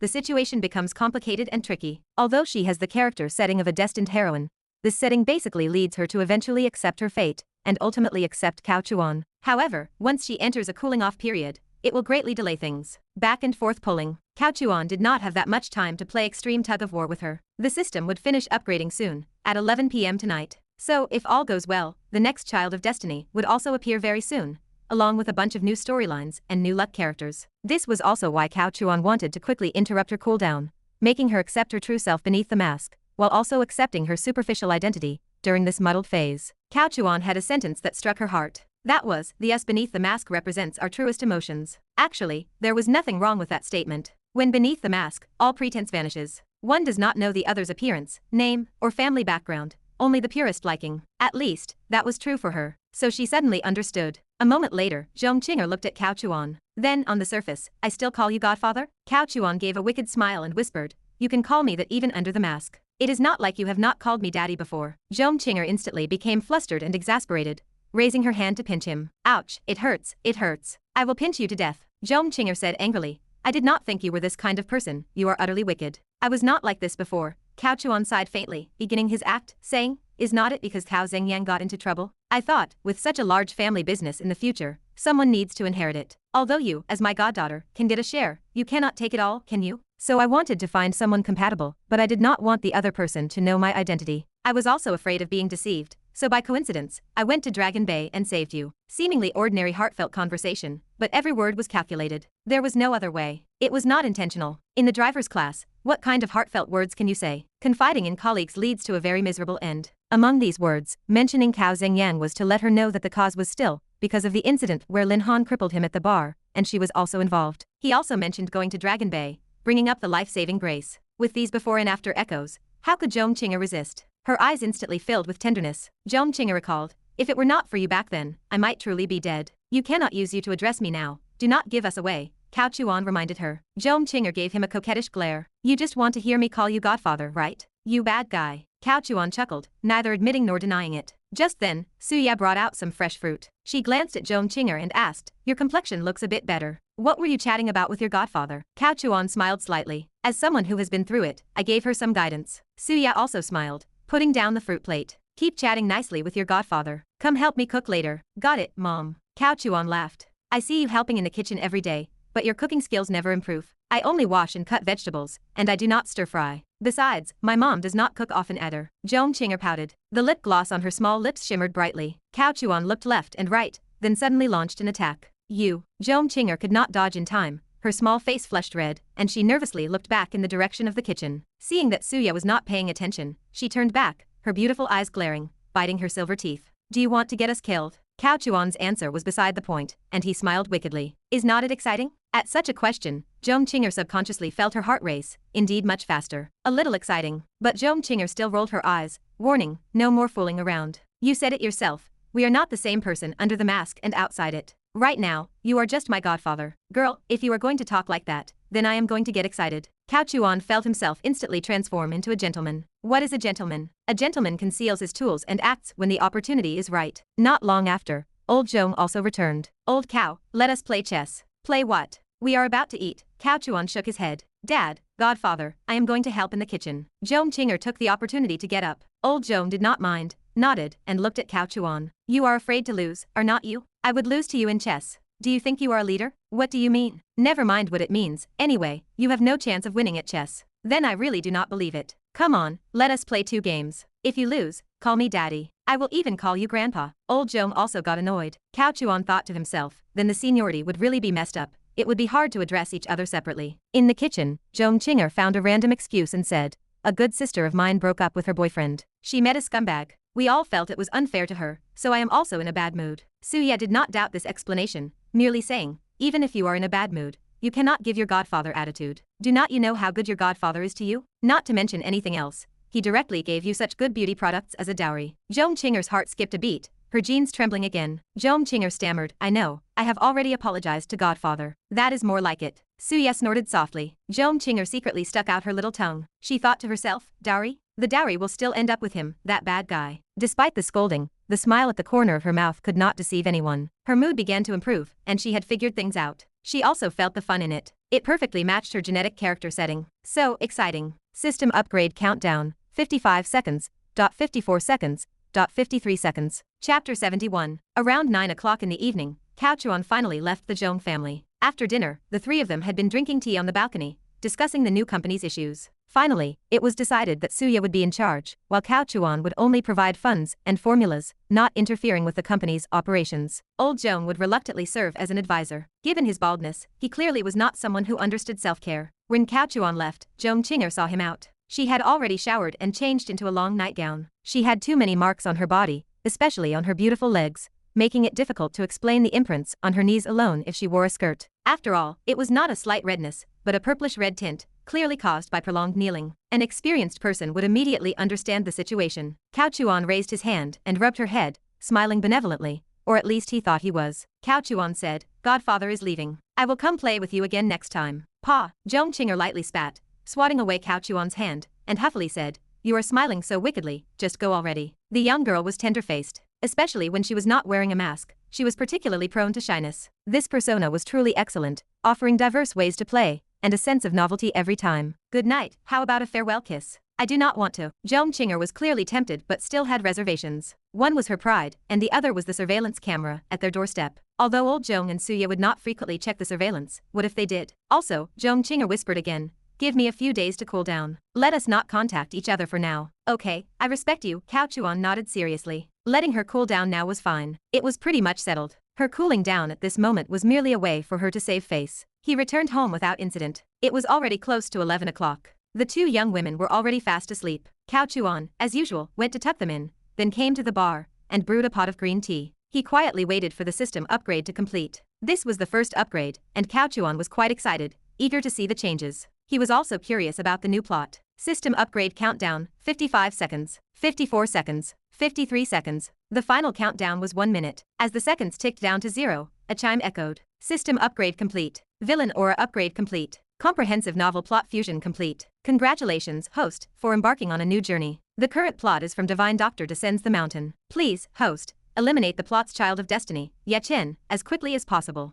The faster you eliminate him, the more generous the settlement reward will be. Congratulations, host, you have received one villain upgrade gift pack. What the? Cao Chuan whispered. Ye Chen? Damn it. This surname is going to be tricky. Cao Chuan rubbed his chin, deep in thought. Those with the surname Ye in novel planes were all pretentious show-offs, and their strength often defied logic. It was clearly an enhanced version of Lin Han. Indeed, the four great families of Xiao Chu Ye and Lin encompassed 90% of protagonists. Now two had appeared, 100% appearance rate. The upgrade gift pack was a bit of a surprise. Gift packs were valuable items that could not be bought in the system mall, often yielding divine rank skills. System, open the gift pack. Divine rank poisonous medical arts received. Heals bones and revives the dead. There are no longer any difficult diseases in the world, but this has nothing to do with you. Please remember your poisonous medical arts, young man, go poison. Divine rank Qi cultivation technique received. Not cultivation of immortals, but better than cultivation of immortals. How can the path to longevity lack an ethereal and Taoist demeanor? With the Qi cultivation technique, you will never have to worry about showing off again. Cao Chuan chuckled. Is this a legitimate Qi cultivation technique? Is Qi cultivation just for showing off? I like it. Having received a gift pack the first time, Cao Chuan was relatively calm this time, at least on the surface. But inwardly, he was extremely excited, especially this Qi cultivation technique. It sounded incredibly impressive. The description also mentioned an ethereal and Taoist demeanor. Was that not a perfect match for an old gentleman like him? From now on, please call him the ethereal and Taoist old gentleman. Of course, the system upgrade was not just about a gift pack and plot introduction. There was also the level 2 villain aura, which boosted effects by 100%. Whether it was suppressing the child of destiny or attracting plot characters, everything increased exponentially. Eventually, when a child of destiny appeared, Cao Chuan could easily crush him. Cao Chuan spent half an hour absorbing the new knowledge in his mind. He had learned medical arts and the Qi cultivation technique through empowerment. Practicing it was fine. It could enhance his true Qi and be used in conjunction with killing techniques, cultivating both internal and external aspects, which could exponentially increase combat power. Next, Cao Chuan began his diligent all-night study. The plot of Divine Doctor Descends the Mountain was far more complex than Lin Han's, encompassing a descent from the mountain, feigning weakness to prey on the strong, and deep-seated blood feuds. To put it simply, this child of destiny, Ye Chen, had his family annihilated 10 years ago, after which he was rescued by a mysterious old man. For 10 years, there was no news of him. Until this year, this guy appeared in Zonghai, possessing both medical skills and martial arts. Ye Chen, burdened by a deep-seated blood feud, returned solely to kill, to avenge his parents and his entire family. And then came all those melodramatic events. Heroic rescues of beauties, divine medical skills, showing off, and slapping faces. It is another damn show-off, Cao Chuan bared his teeth. He is even more pretentious than I am. He deserves to die. Moreover, the plot fusion made it impossible for Cao Chuan to avoid him. The four great families of Shengqiang, which included the Bu, Shen, Tang, and Ning families, were either directly or indirectly involved in the annihilation of the Ye family, especially the Ning family. The Ning family was one of the leading forces in the annihilation of the Ye clan. Given the nature of the Child of Destiny, anyone connected to his enemies would be targeted. So, even if Cao Chuan tried to avoid him, Ye Chen would not let the Cao family off the hook. Furthermore, with the attractive force of Cao Chuan's villain aura, Ye Chen would probably encounter Cao Chuan through some unseen force, and then want to kill him. Cao Chuan chuckled. The most interesting thing was that the exceptional heroines in this plot seemed to be much more numerous than in Lin Han's, and each one appeared to be of very high quality. Their statuses were all top tier, giving a sense of conquest. The heroine of the Ning family was Ningyu. However, Ningyu belonged to the villainous heroine category, because the two families had an irreconcilable blood feud. The most terrifying thing was that the Ning family was eventually annihilated by Ye Chen, and among all the important family members, only Ningyu survived. In the very end, she followed Ye Chen, claiming to be seeking an opportunity for revenge by his side, but in reality, she had fallen in love with the protagonist. Of course, Cao Chuan could not always focus on the heroines. The main focus was still this Child of Destiny, Ye Chen. Ye Chen's appearance time was in early July. That was less than half a month from now. In other words, Cao Chuan only had half a month to prepare. That was enough. It was much more generous than the first time he faced Lin Han. To be honest, Ye Chen was not a good person either. He seemingly sought revenge for his entire family, but in reality, the Ye family was once one of the four great families. Their downfall was due to siding with the wrong party and choosing the wrong path. The rise of the Ye family, or any great family, was built upon a pile of bones. They were all dirty. As an orphan of the Ye family, it was understandable for Ye Chen to return and seek revenge. It was filial piety. But the plot was so disgusting. It claimed to be about revenge, yet it portrayed him as righteous, while everyone else was labeled an evil villain. In any case, Cao Chuan did not agree with this biased portrayal. To put it bluntly, neither side was good. Ye Chen returning for revenge was just a dog-eat-dog situation after the orphan returned with newfound skills. And what our benevolent Cao had to do was simple: be the dog catcher. The four great families and the Ye family orphan. Let all who deserve to die, die. This world does not need any four great families. Only my Cao family shall reign supreme. Chapter 72. That night, besides researching the plot, he also casually cultivated the qi refining technique. As expected of a divine rank skill directly imbued by the system, there was no bottleneck at all. He became proficient in minutes, and the so-called qi immediately appeared in his body. Although the sense of qi was not much, the change was very obvious. With the sense of qi, Cao Chuan gained a deeper understanding of his own body, using the qi to observe his meridians, acupoints, and internal organs. At the same time, his control over himself also seemed to be strengthened. In other words, he could unleash the even more powerful combat strength of the god-level killing technique. Early the next morning, Cao Chuan felt refreshed. The qi refining technique was indeed good. The sense of qi automatically circulated throughout his body, similar to cultivating on autopilot. Whether eating, sleeping, or making love, his strength continuously increased. In the morning, he dropped Bu Yao off at school, then called to help Lin Han take a leave of absence. Afterward, he drove the little girl to the armed police hospital. Today was the day to say goodbye to Lin Han. The new Child of Destiny was about to emerge, and Lin Han had become a toothless tiger, shot once, and unable to get out of bed for 3 days. Tisk, tisk, tisk. This Child of Destiny was completely finished. Inside the car, ever since she knew they were going to see the scumbag today, Lin Han had fallen silent, and was not as lively as usual. She sat quietly next to Cao Chuan, staring blankly out the car window. But her small hand was still clasped in Cao Chuan's, as if only this could give her a sense of security. Cao Chuan said, Han. Lin Han came back to her senses, a faint smile appearing on her silent little face. Cao Chuan raised his hand and stroked her beautiful hair, saying softly, "Don't worry, I'm here for everything." Lin Han pursed her lips. In fact, Lin Han's current state was not about entanglement or worry, but rather shyness around strangers. That is right. It was shyness around strangers. Because in her heart, she had long since categorized Lin Han as a stranger. Especially after seeing those documents, Lin Han's heart had completely turned cold. As for hatred, the little girl did not actually hate him, because there was no real affection or fatherly love to begin with.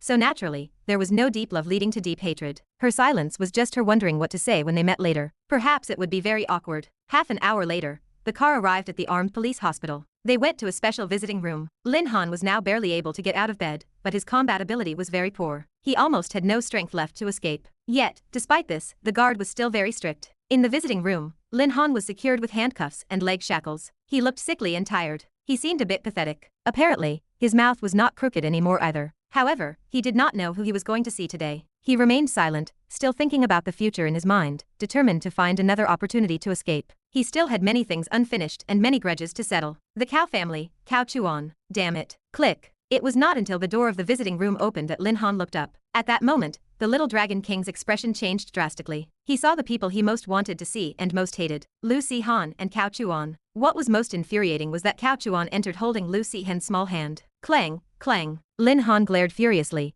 wanting to get up, but unfortunately, he could not break free from the restraints of the chair. There was only the violent clanging of handcuffs and leg shackles. Lin Han's eyes were somewhat red, filled with killing intent. This startled Lin Han, who instinctively shrank behind Cao Chuan, not daring to go further inside. In fact, Cao Chuan was also startled. Holy crap, is this guy going to bite people? Red eyes, rabies? Cao Chuan instinctively asked Director Yu behind him. Director Yu, did you guys set dogs on him? He seems to have rabies. No such thing. How could we possibly set dogs on him? Director Yu quickly said. But Director Yu thought to himself that he looked like he wanted to eat people, but is it not because he saw you? Cao Chuan breathed a sigh of relief. Good that he is not sick, he scared me. It is okay, Han, this guy does not bite. Cao Chuan, you deserve to die. Lin Han's voice became hoarse and gloomy, his eyes filled with malice. This was not the look a child of destiny should have. Usually, such eyes and tone should appear on a villain. No wonder they say, whoever wins is the protagonist. The losers are all villains. Look at him, does he not look like a desperate, struggling big villain? The final impotent rage.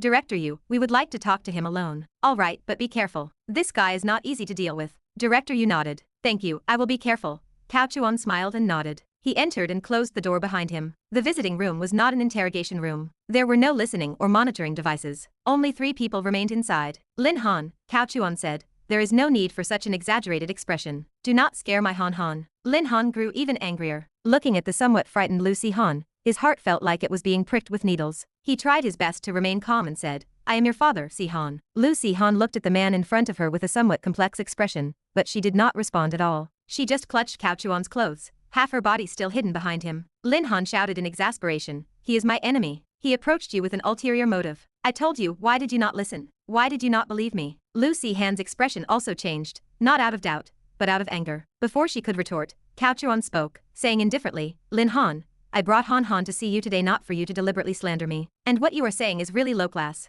Do not you think you look like a clown right now? Are you still that Ink Brother Kingpin? Are you still the leader of the Demon Wolf mercenaries? Are you still that overbearing Dragon King who killed countless people? What exactly did you go through to become like this? Cao Chuan looked both disappointed and angry at his lack of improvement. Lin Han's liver ached from anger, which also pulled at his wound, making him grimace. Cao Chuan continued. You say I approached Han with an ulterior motive, so tell me, what is my motive? You first injured people upon returning to the country, then you escaped from prison, then you were wanted, and finally, you committed murder. Which of these things was not your own choice? Does it have anything to do with me? Did I force you to injure people and escape prison? Or did I ever threaten you with Han? Cao Chuan frowned, saying unhappily, besides, what relationship do you have with Han? Does she acknowledge you? I am sorry, in my opinion, she has absolutely no connection to you, and having a scumbag father like you is the greatest misfortune of her life. Furthermore, I am telling you, from now on, I am her guardian, and you are just a criminal. Piffed. A mouthful of old blood. He really spat it out. His tolerance is lacking, is it not? What did I even say? Cao Chuan looked at the blood drops on the table in surprise,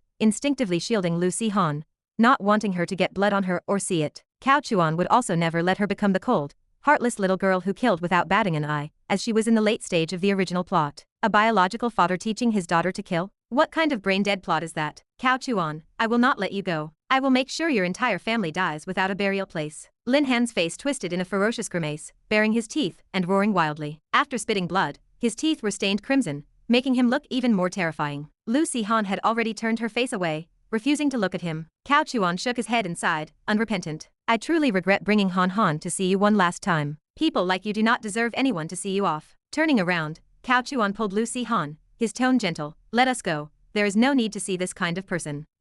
Lin Han responded. Lin Han did not hesitate for a moment, turning around. Cao Chuan put his arm around her shoulder and opened the door to leave. Watching Cao Chuan's actions and back, Lin Han's handcuffs and leg shackles clanged as he struggled desperately. Cao Chuan, stop. Cao Chuan, Lin Han, do not be fooled by him. He will kill you. Lin Han, come back. Bang. As the door of the visiting room closed, only the faint sounds of barking from inside could be heard. Cao Chuan did not bring Lin Han here this time to gain any luck. Lin Han no longer had any luck, and the plot had completely ended. Therefore, this visit was merely to tie up loose ends, to bring closure for Lin Han, to remove the last thorn in her heart, allowing her to completely let go, or rather, to feel at peace, so that she would no longer be affected by such a person's mood in the future. At this moment, Cao Chuan could shamelessly say that everything today was for Lu Si-han's good. It was genuinely so. If not for today's act of removing the thorn, perhaps Lu Si-han might feel guilty every time she thought about it in the future, as this girl's heart was inherently kind. Not even seeing her biological father one last time would cause her a touch of guilt. But after today, she would no longer have these emotions. She would be reborn with a complete personality,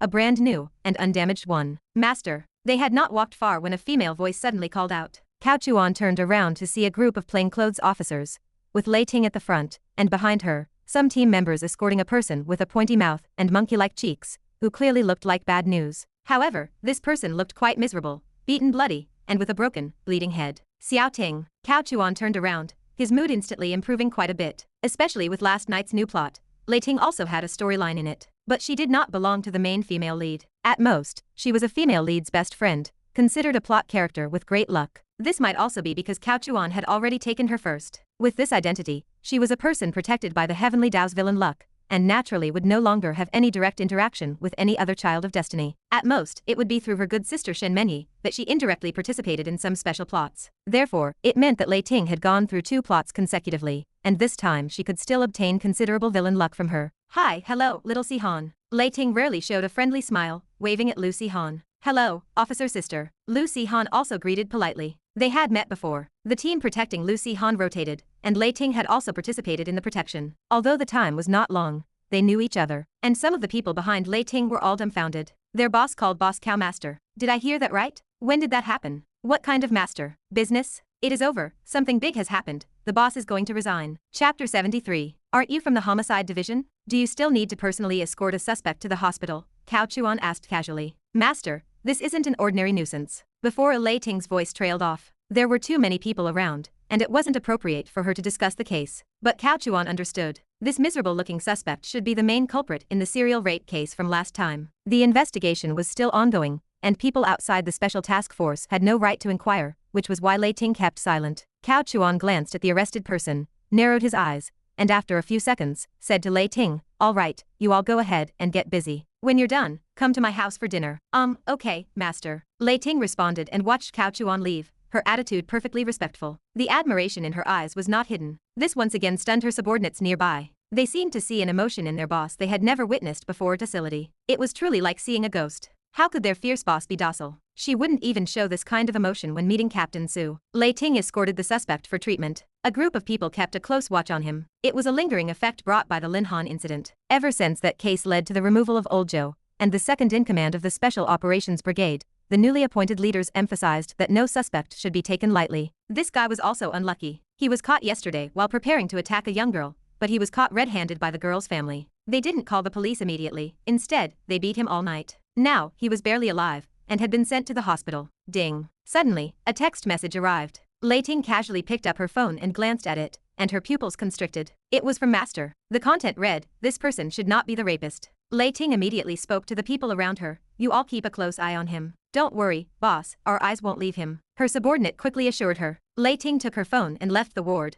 going to the corridor to call Cao Chuan directly. If it were an ordinary person, Lei Ting would never believe it. This was a case of being caught red-handed. The tools the suspect had with him last night, and the items he had prepared, were all consistent with the evidence from the previous 3 serial cases. If the family hadn't unexpectedly encountered him last night, there would probably be a 4th victim by now. But the message was from Master, and Lei Ting now had a blind trust in him. "Hello, Master Yue." Cao Chuan didn't wait for her to speak, interrupting, "Come to my house for dinner later, we'll talk then." Lei Ting's breathing hitched, and she nodded obediently. "Oh, okay, Master. I will come to your place tonight." The call ended. Lei Ting held her phone, pondering for a long time. She couldn't figure out how Master had seen it, but she was convinced he would never make a baseless claim. Perhaps Master had found something out privately to help her. Everything would be clear tonight. Inside the car, Lu Si-han looked up at Cao Chuan. "Uncle, why does the police officer sister call you Master?" Cao Chuan looked at her in surprise. It seemed this girl had truly moved on completely from the Lin Han situation. He felt relieved. He pinched her small, bouncy cheek and smiled. "Because I teach your police officer sister martial arts. Uncle can dance too?" Cao Chuan chuckled. "It is the woo for martial arts, fighting." Lu Si-han remembered her uncle's muscles and didn't doubt him. She became interested. "Uncle, can I learn martial arts too?" Cao Chuan looked at her eager expression, his heart slightly startled. He had overlooked the character gene of little Si-han all along. In the original plot, she eventually became a cold and bloodthirsty female soldier king. It seemed like Lin Han had brought it out in her, but she possessed that potential all along. Cao Chuan had overlooked this, always feeling that she was just a child being pulled along by Lin Han. Do you like learning martial arts? If you learn martial arts, you won't have much time for studying, and it is very tough. It is okay, uncle. I can just use my usual exercise time to learn martial arts. Then what do you want to do after learning martial arts? I want to be a strong person, no longer bullied by others, Lucy Han said seriously. Understood. It was a matter of security. She was more mature than children her age, and she understood that it was better for her to be strong than for those around her to be strong. If she was strong, she could protect those she cared about, such as Cao Chuan. Cao Chuan was dumbfounded. He hadn't expected it to be Lucy Han's own choice. Even if he taught her, she wouldn't become the person Lin Han became, because Cao Chuan wasn't a desperado living on the edge. All right, uncle will teach you when he has time. If you like it, when you grow up, you can also go find your police officer sister and become a righteous female police officer. Our family has been decent people for generations. Even if we learn martial arts, it is for upholding justice. A great hero serves the country and the people. You must remember this.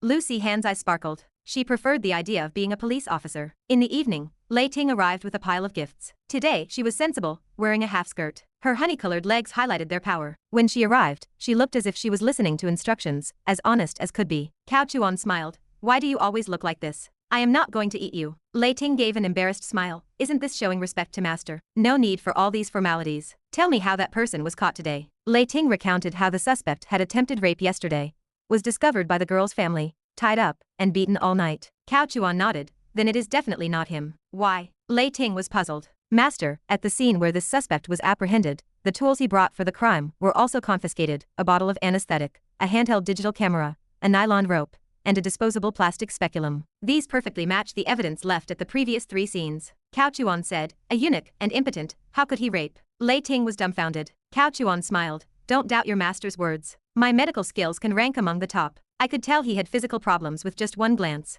How could such a person commit 4 consecutive crimes, with items left inside the victims' bodies in the first 3? Lei Ting said, Master, are you certain? Cao Chuan gave a profound smile. Just call a doctor to examine him. Also, send the evidence left by this suspect to the Municipal Bureau's Forensics Department. Have them compare it with the evidence from the first 3 cases to see if the nylon ropes are the same brand, if the anesthetic is the same proportion, and if the speculums are from the same manufacturer. Okay. Lei Ting, when handling official business, became instantly decisive. She stood up to call the hospital. Watching her back, Cao Chuan observed her exposed legs and began to plan his next move. The target was Shen Menyi. Chapter 74. Lei Ting, as per Cao Chuan's request, instructed her subordinates at the armed police hospital to take the suspect for a crucial physical examination. At the same time, she told the municipal bureau on duty to urge the forensic department. The nylon rope, duckbill pliers, and anesthetic brought back from the scene had already been sent for identification, but results usually take a long time. Urging them would speed things up. Half an hour passed in the blink of an eye. Cao Chuan refilled Lei Ting's green tea and said,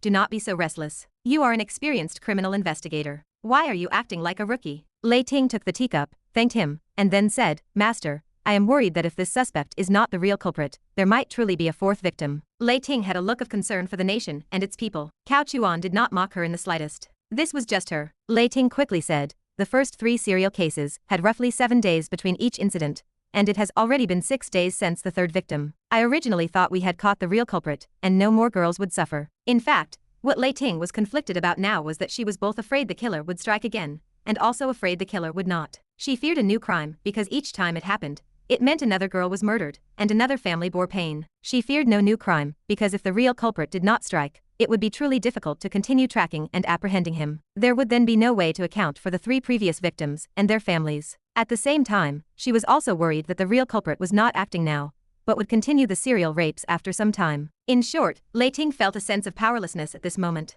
At the same time, she also hoped her master was wrong, but she did not dare say it aloud. Cao Chuan seemed to have mind-reading abilities, seeing through her thoughts at a glance. Do not worry, even if this is not the real culprit will not escape, Cao Chuan said. Master, do you already know who the real culprit is? Lei Ting looked up, her eyes sparkling. Cao Chuan smiled wryly and shook his head. Do you think I am a god? I have not even seen the case files. How could I possibly know who the real culprit is? Lei Ting looked a little disappointed. Cao Chuan then said, But I have already found someone to investigate, a private detective. Lei Ting suddenly thought of something and blurted out, Is it the famous detective agency? You know this detective agency too. Cao Chuan was surprised. On the surface, Cao Chuan was unaware of Lei Ting's connection with Luoli, handling this detail very well. Lei Ting chuckled dryly. I have had contact with them. Master, this private detective is very ruthless. Haha, Cao Chuan laughed. Your master is not short on money. Lei Ting shook her head. But you cannot just let them fleece you. It is fine. While they are ruthless, their intelligence capabilities are indeed good, Cao Chuan said indifferently.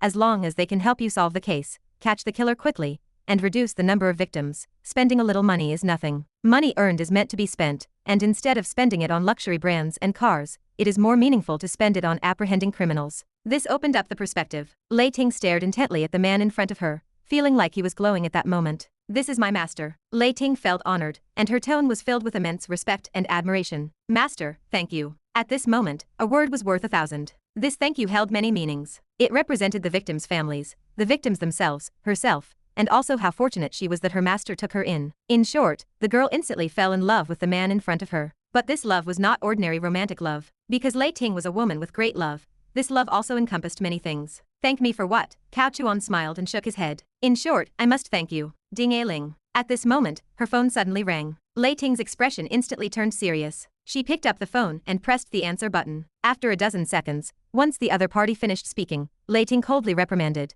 Even if he is physically incapable of committing the crime, he was caught red-handed. Nail him down for me. If he does not go to jail, none of you get a holiday. Cao Chuan was speechless. All right, this was a woman with great love, but also with selfishness. But her selfishness was actually directed at criminals. She could not stand any criminal escaping legal punishment. Slam. She hung up the phone. Cao Chuan said, "Rarely do I see such a fierce side of you." At his words, Lei Ting's pretty face changed several times, then quickly reverted to her obedient demeanor, looking at Cao Chuan with a bitter smile. Master, please do not tease me. It is mainly because I am too angry. That person is truly naturally impotent. The doctor has confirmed it is congenital, not due to injury in the late stage, so it is unlikely he committed the crime. But he did indeed take the tools for the crime and drugged a girl, preparing to act. So no matter what, even if he is not the real culprit of the serial case, he is no good. Lei Ting's logic was still very clear. Cao Chuan nodded with a smile and said, I did not say your fierceness was bad. As an old criminal investigator, you should have some temper. My apprentice should not be bullied outside, only I can bully her. Hearing Cao Chuan's previous words,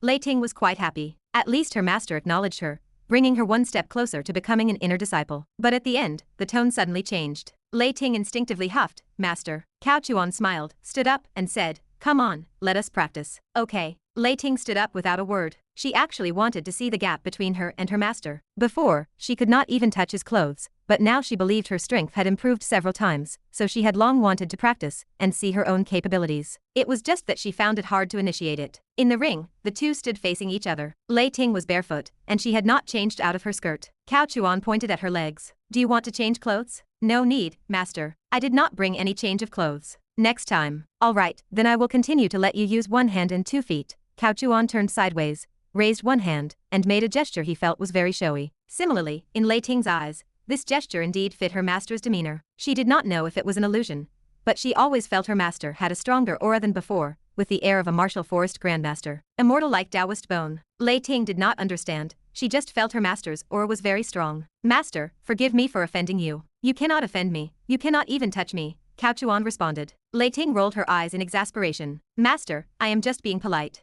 Hey, you are not strong enough, so you can only be polite? That is not what I mean, master, this sentence of mine. All right, let's talk, come. Teasing the little girl and seeing her annoyed expression was quite interesting. Since Lei Ting was wearing a skirt, she basically did not use leg techniques, only fists and palm strikes. She had improved a lot. Unfortunately, Cao Chuan was a cheat. In a few moves, Lei Ting clutched her waist, retreating 3 steps with a clang, looking at Cao Chuan with a pained grimace. Cao Chuan chuckled. I told you still were not good enough. Continue to strengthen next time. Master, I want to learn combat. We will talk about it when you become an inner disciple. It was still the same old tactic, building up the girl's anticipation. Lei Ting pouted. Lately, when facing Cao Chuan, she displayed more and more small expressions, and it was very clear that her attitude towards Cao Chuan was exclusive. Towards anyone else, she was still her old self. Of course, when facing people related to Cao Chuan, her attitude would also improve out of love for him. For example, when she saw Lin Han, she smiled so gently. After dinner, Lei Ting left at 8 in the evening. After leaving, Lei Ting quickly parked her car by the roadside,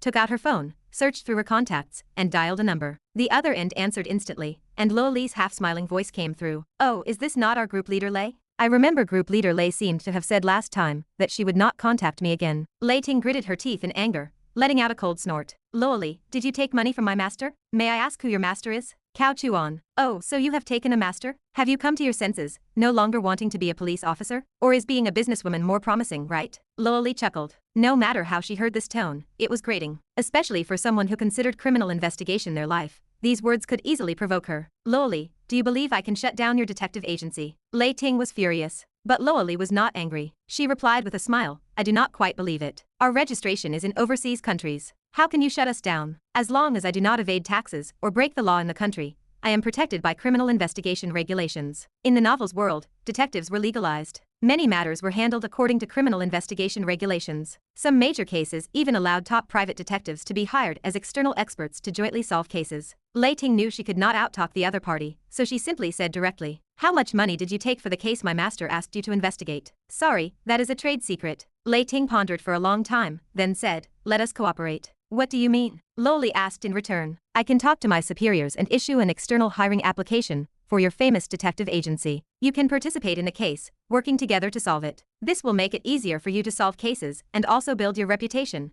Lei Ting said. Lowly laughed. Then what do we need to give in return? Regarding fees, you earned at least 10 million from my master before. This time, charge a bit less and I will consider you for big cases in the future, Lei Ting said. This was indeed a win-win situation. There were only a handful of large detective agencies in the country, and each had cooperated with the authorities multiple times in their local areas. The famous detective agency did not have much of a reputation, at least Lei Ting had not heard of it. So Lei Ting's main reason for approaching her this time was to save her master money. Even if her master was not short on this amount, she felt it was unnecessary to waste it. What a filial apprentice. All right, I agree. Lowly laughed heartily. I hope you keep your word. Send me your address, and I will help you apply for external hiring tomorrow, when I return. Okay. After hanging up the phone, Lei Ting was satisfied. And at this moment, her character completely revealed itself. The so-called powerful obedience. As long as you can conquer her, you are the only one in her heart. Her whole world revolves around you, even losing herself. A little humble, thinking of everything for you. What a good character, what a good woman. Cao Chuan wrote down several names on a notebook. Tang Xiaoxiao, Bu Jinyan, Shen Menyi Ningyu. Chapter 75.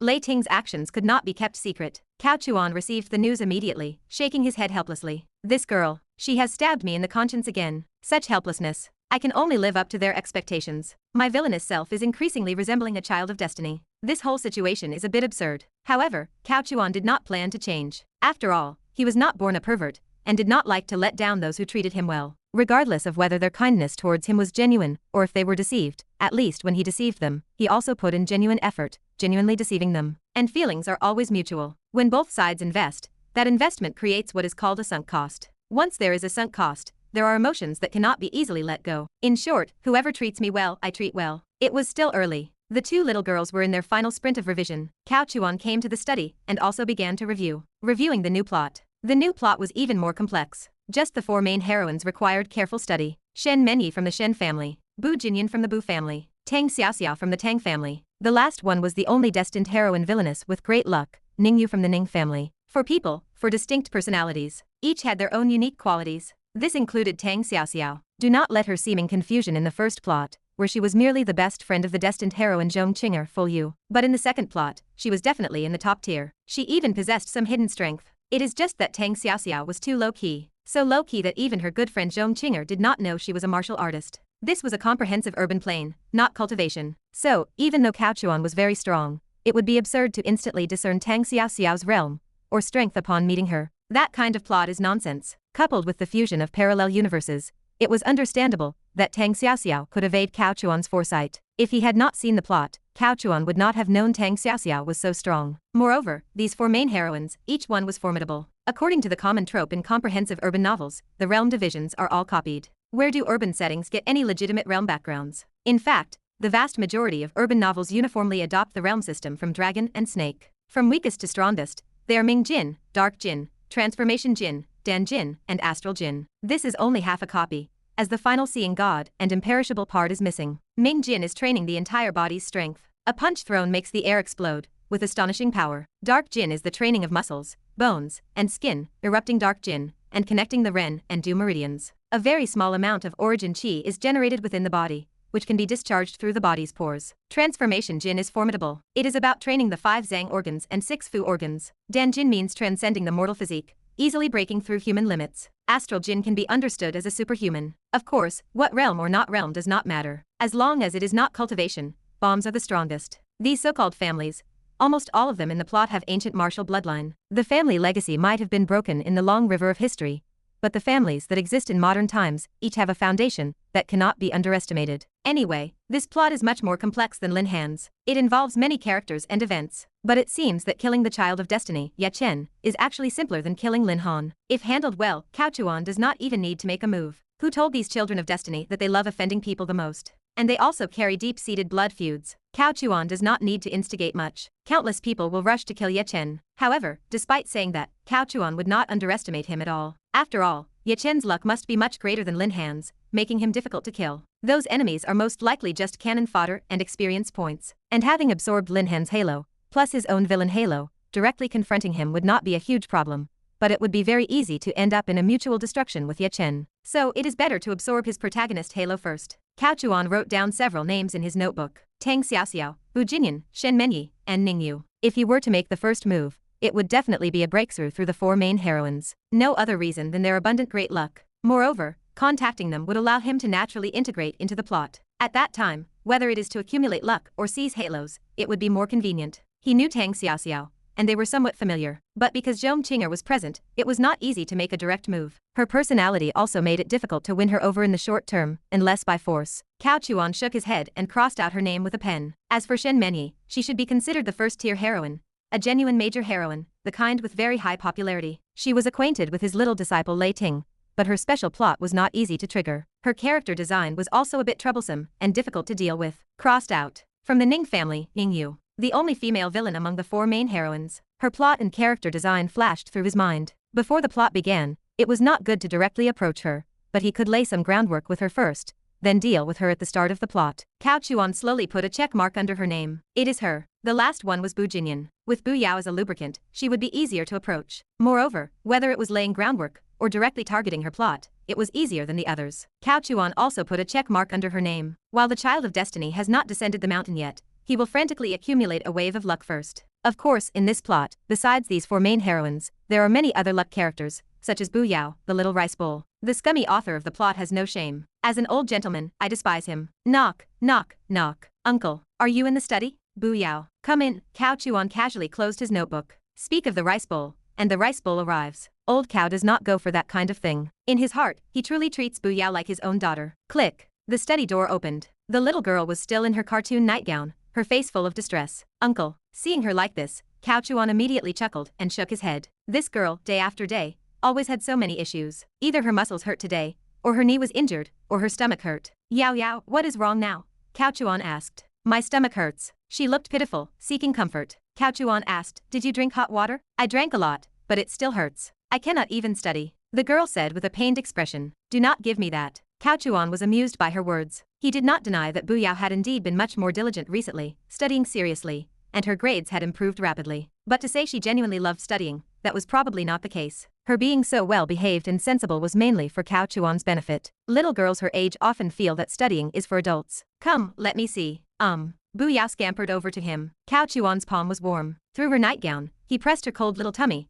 making the girl squint her eyes like a kitten, so comfortable. Thankfully, old Cao had practiced and had chi sensation. The great gentleman's current strength was at least transformation Jin, or even Dan Jin. In short, he was very impressive. So he used the chi sensation from his chi cultivation technique to directly help her, without resorting to acupuncture or any medical skills. Besides, according to traditional Chinese medicine theory, if a girl is having her period and her stomach hurts a lot, a normal person gently rubbing her belly also helps alleviate the pain, let alone a great gentleman with chi sensation. How is it? Feeling better? It is warm. The girl hummed, cutely meowing like a little kitten. She looked so adorable. Cao Chuan smiled, then suddenly changed the subject. When is your mom coming back? Ha, Bu Yao was startled and asked back, Uncle, do you want to see my mom? Of course I do. Now it is not just about the food expenses, but also medical expenses, Cao Chuan said. The girl pouted. Uncle, you just like to tease me. After saying this, the girl's eyes suddenly darted around, revealing a sly cleverness. Uncle, my mom is really pretty. I know, I have heard. Cao Chuan nodded, his expression unchanged. The girl pouted again and added, my mom is still single. This girl has ulterior motives. She is actually trying to make me a stepdad. You cheeky girl. So filial. However, from the plot, Bu Jinyan was still a virgin. It was pretty much as Cao Chuan had initially guessed. According to the scummy author's style, if he wanted to have the rice bowl, he would definitely pull out a fig leaf. So, the fact that Bu Yao was not Bu Jinyan's biological child could serve as a good cover-up. Bu Jinyan was Bu Yao's aunt. Her elder brother and sister-in-law had died in a plane crash. At that time, Xiao Bu Yao was only 2 years old. This plane crash was not a normal accident. It was an assassination targeting the legitimate heir of the Bu family, made to look like an accident. Bu Jinyan did not know who the murderer was, but she had suspicions. However, later due to some events, the Bu family did not truly pursue the matter. In a fit of anger, Bu Jinyan took her biological brother's only daughter, Bu Yao, and left the Bu family. Single, Cao Chuan was stunned. Where is your dad? The girl pondered and shook her head. Yao Yao does not know either. Then, how about I be your dad? Really? The girl instantly revealed her true thoughts, her small face blooming with a beautiful, delighted smile. Fake, I am just teasing you. Cao Chuan laughed heartily, raising a hand to tap her nose. Even if I agreed, your mom might not agree. After all, she and I do not even know each other. The girl first pouted unhappily, but upon hearing the latter part of the sentence, she quickly said, No, uncle, you are so good, my mom will definitely like you. Yao Yao wants you to be my dad. All right, I will give it a try later and see if I can win over your mom. Cao Chuan coaxed her like a child. Bu Yao understood his tone and eagerly said, Yao Yao will help you. Cao Chuan said, Good. Then I will rely on our Yao Yao from now on. Later, you and Xiao Si Han can both be my daughters.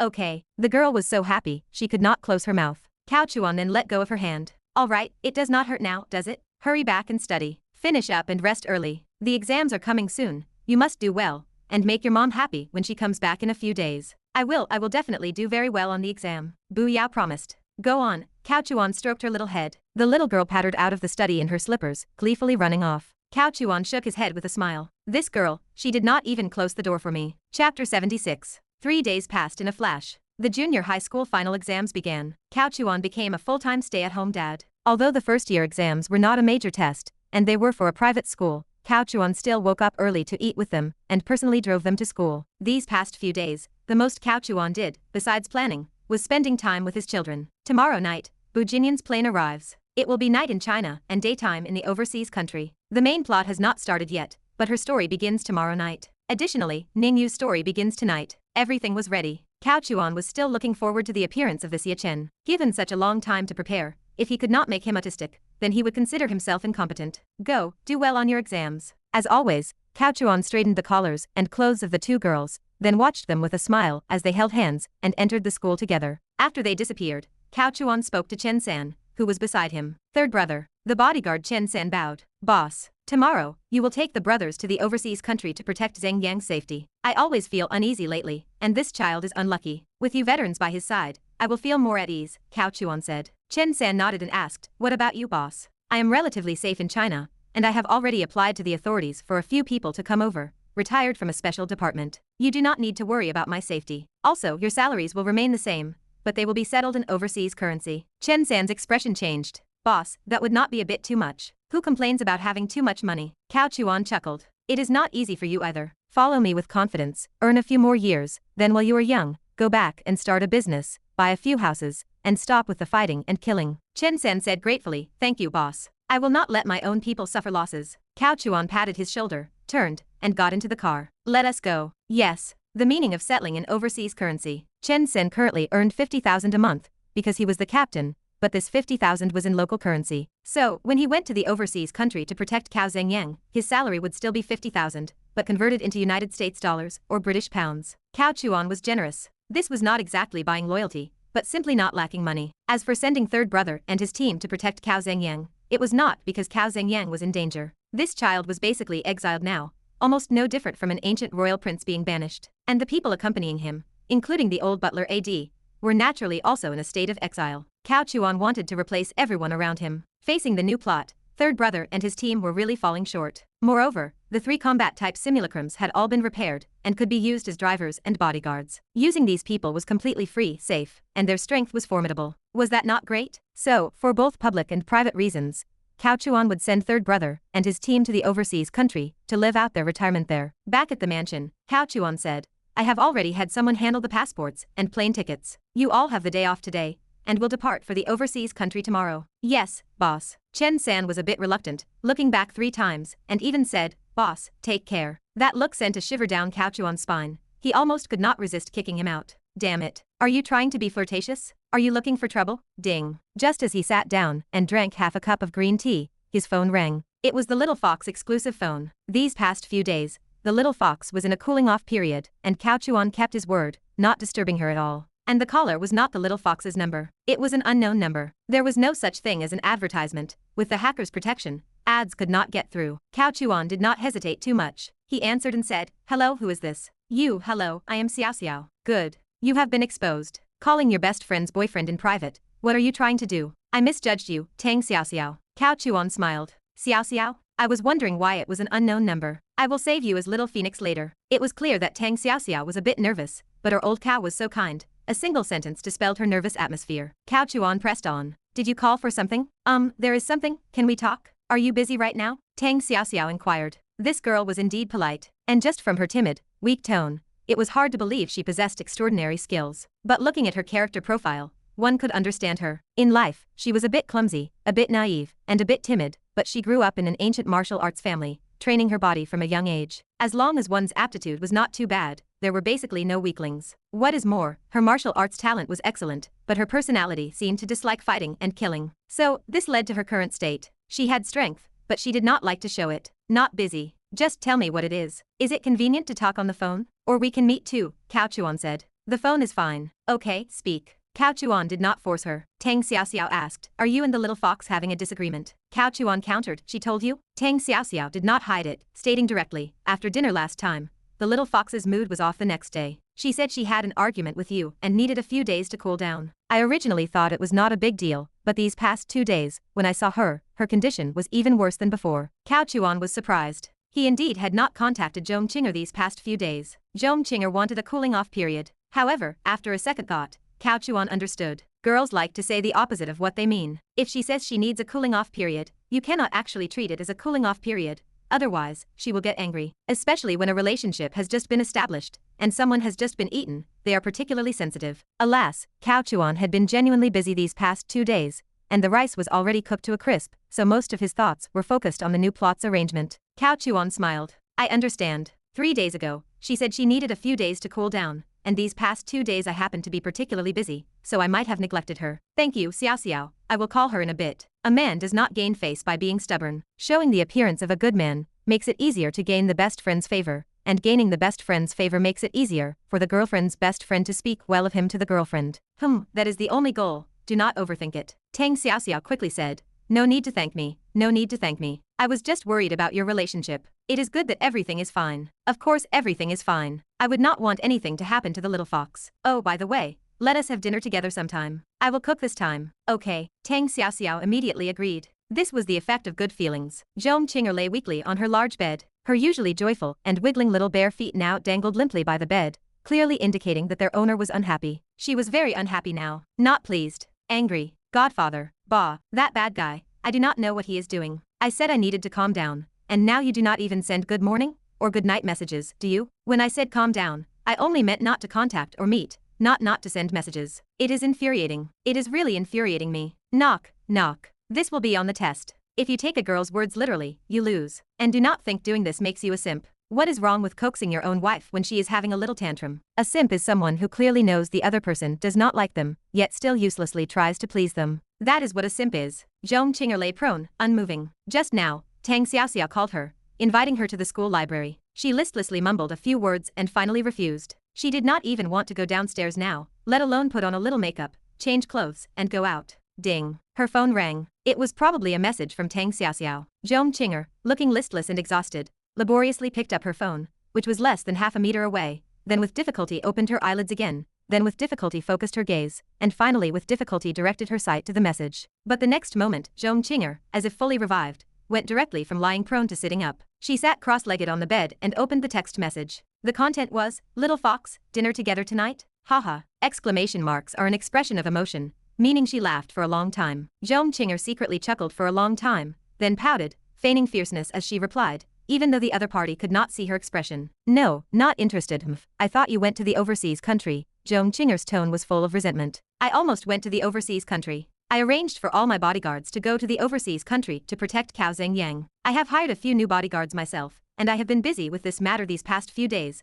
Cao Chuan replied. Zhong Qinger's heart skipped a beat, especially when she saw the 3 words Cao Zhengyang. She did not know what happened to her. Her genes seemed to awaken suddenly. It was a bit exciting. Thinking about it, it was true. The son did not get her, but the father did. Zhong Qinger even looked forward to the day she met Cao Zhengyang, and he called her stepmother. "Humph, Cao Zhengyang, you little rascal, dare to scold your stepmother? I think you are asking for trouble. I will have your old man teach you a good lesson later. Then forget it. Since you are so busy, I will forgive you. Tonight, I want to eat Chinese food, made by you. Okay, Cao Chuan replied instantly. This single word made Zhong Qinger a little unhappy again. Are you very busy? I have something on hand. I am texting you with one hand right now, Cao Chuan replied. Then, ultimately, Zhong Qinger was also a sensible girl. Although she really wanted to chat, she finally said, then you go ahead and be busy. See you tonight at 7 o'clock. Remember to wear a mask. Okay, see you tonight, wear a mask. Cao Chuan went along with her. After all, it had been agreed that with and without the mask were two different states. While texting, Zhong Qinger even had a delusion that she was not texting her godfather, but simply texting her boyfriend. But occasionally, when she thought of Cao Chuan's identity, she felt a surge of fear. This feeling was strange, but it was very exciting. On Cao Chuan's side, he put down his phone with one hand, while the other was busy making tea, gongfu tea, which was all about style. He was really busy thinking about Ningyu's matter tonight. Chapter 77. Cao Chuan, a scumbag, uses and discards? Nonsense. That is pure slander. I, old Cao, am not that kind of person. It is not like my kidneys are failing, so what is wrong with having a few more? How could I just use them and not care? Besides, tonight there was a plan involving Ningyu, but now, for his little girlfriend, Cao Chuan was acting like a house husband, preparing dishes, props, and toys. Is it not all just to make his girl happy? A perfect good man is nothing short of this. Meeting again, Zhong Qinger seemed a bit awkward. Although she was wearing a mask, she knew very well who was behind it. She had not completely gotten used to it. Fortunately, Cao Chuan was experienced and used one move to make her completely unawkward, a French kiss. It was so intoxicating that all awkwardness vanished. Then came the old routine of cooking like an old married couple. Cao Chuan said, "Come, help me cook. You can prepare and wash the vegetables. You are good at that." Zhong Qinger's pretty face under the mask blushed. She pouted, "You are not allowed to say I am good at that. Under the mask, we do not know each other, so you should not know I can do these things." Cao Chuan was amused. She had quite a few tricks. He laughed, all right, you are the boss. So, little fox, can you prepare vegetables? No. Zhong Qinger immediately shook her head and turned to leave. I am going to watch TV on the sofa. I will just eat what is ready. Oh, what are you doing? Cao Chuan had grabbed her back. He pretended to be exasperated by her behavior and angrily said, "You little girl, still playing these games with me, huh? Hurry up and help, or else you will be delaying your own comfortable time." Piffed. Zhong Qinger spat. Amidst their playful banter, all awkwardness vanished, and they settled into a life like an old married couple, one cooking, one preparing vegetables, occasionally chatting idly. Cao Chuan casually said, "Oh right, when are you inviting your best friend to dinner? We agreed last time that I would cook." Today? Zhong Qinger counter-questioned. "Today is our world for two. No one is allowed to disturb us, not even your best friend," Cao Chuan said with a serious expression. Hearing this, Zhong Qinger was in a great mood. "Whatever you say. You can invite her whenever you want." "Good, send me your best friend's number later." "Can I not invite her?" Zhong Qinger was startled, not because she suspected anything, but out of confusion. To invite someone to dinner, it is definitely more sincere to invite them personally, Cao Chuan said. "That is true." Zhong Qinger nodded. "Then I will send you the number in a bit." The reason Cao Chuan did this was to make it legitimate. Otherwise, if Zhong Qinger later found Tang Xiaoxiao's contact in his phone, she might overthink things. Never think that a destined heroine would not check phone messages. In this world, there is not a woman who does not check phones. Of course, this line of questioning was also to subtly ask if Zhong Qinger was the one who gave Tang Xiaoxiao his phone number. Now it seemed she clearly was not. Then it must have been Tang Xiaoxiao who secretly found it in Zhong Qinger's phone, wanting to ask about the situation for her best friend, but fearing her best friend was too shy. That was probably it. Anyway, from her character setting, Tang Xiaoxiao was not a destined heroine who would steal a man. A while later, everything was ready, and a pot of soup was simmering on the stove. Cao Chuan put his arm around her, standing behind her, pressed close. "Come, I will teach you how to stir-fry." Zhong Qinger did not refuse. Stir-frying or not did not matter. She simply enjoyed the warmth of the moment. The girl was also dressed charmingly today. Her style was canvas shoes with short silk socks and a denim overall dress. Her style was different every time, but always youthful and vibrant. Meanwhile, in West Street, at Blue Night Bar, it was not open for business yet. It started at 9 o'clock. The biggest difference between bars in novel settings and those in reality is the audacity of the writing. They do not follow logic, only aiming for impressiveness. For example, this Blue Night Bar was extremely large, with several cages in the middle. Once it opened, these cages would contain not only beautiful women, but also wild beasts, such as tigers, just like in a zoo. It is unclear what the author of this plot wanted to express, besides the impressive background of Blue Night Bar. In the plot description, Blue Night's business exploded every night, with hundreds of square meters almost always packed with people. Flashing lights, explosive music, iron cage girls, and mud wrestling were everywhere. And on the second floor, there were private rooms with one-way glass. Those who could go up to the second floor were not ordinary people. Each private room faced the dance floor, with massive floor-to-ceiling one-way glass. Inside the room, one could see outside, but outside, Nothing inside could be seen. So, playing in the private rooms had a certain thrill. But that was all. The boss behind Blue Knight was named Ning Yu. Do not ask why the direct descendant of such a powerful ancient martial artist family would engage in such a low-class business. The answer is, this bar is not ordinary. On the surface, it was a bar, but there was another area behind it. Inside was a casino, a legitimate one with a license. Inside, there was baccarat, jinhua, dice, and even an underground boxing ring, including the most terrifying life and death boxing ring. Tonight, Cao Chuan's target was here. Even though he had an appointment with Zhong Qinger, dealing with that girl would be done before midnight. Having recently cultivated the qi refining technique, his yang qi was very strong. After dinner at 8:30, the battle would be over by 10:30. The little fox could not handle it. Today, Cao Chuan was also in a hurry. To what extent was he in a hurry? It was to the point that at the end, the thin silk and pink socks were still on her legs. He did not even have time to take them off. 11 o'clock. Cao Chuan left the rental apartment. He had even managed to take a shower and change into new clothes, full of vigor. With tonight's experience, Cao Chuan probably understood why those who cultivate needed a Tao companion, because it was truly useful. During the process, a lot of inner qi would be consumed, and then the endless cycle, circulating through the body, would make the inner qi even purer. Unfortunately, Cao Chuan did not have any dual cultivation technique in his hand. Otherwise, the effect would definitely be better. The four great families had them. He would ask Ningyu to get them for him later. It should not be difficult. After all, she was a destined heroine villainess. Turning her elbow outwards and stealing a few of the family's town repressing cultivation techniques was standard procedure. 11:30, he arrived at Blue Knight. As soon as he entered, he felt the floor vibrating. The music was too loud. It did not seem very friendly to an old man like me, old Cao. But it was indeed a lively place. Many girls were wearing something very thin, and with the flashing lights, it was easy to mistake them for wearing nothing. Hey, these shameless people. You are so provocative. Do your fathers know? Old Cao was too embarrassed to look. Cao Chuan looked around, and many girls were winking at him. His aura was different. Even if Cao Chuan deliberately suppressed his aura, he still stood out in the crowd, easily attracting the attention of the girls. Brother, are you alone? Yes. What a coincidence. I am alone too. That is quite a coincidence. Do you want to go to the back with me? Can brother go to the back? The girl's eyes gleamed with the light of money. This girl was all right. Although she was not a destined heroine, and her overall score did not reach 90, she looked to be around 85, with the advantage of youth. Was she an adult? Forget it. Do not ask. It would be bad if he asked. Come on. I will show you the world, Cao Chuan said with a smile. Actually,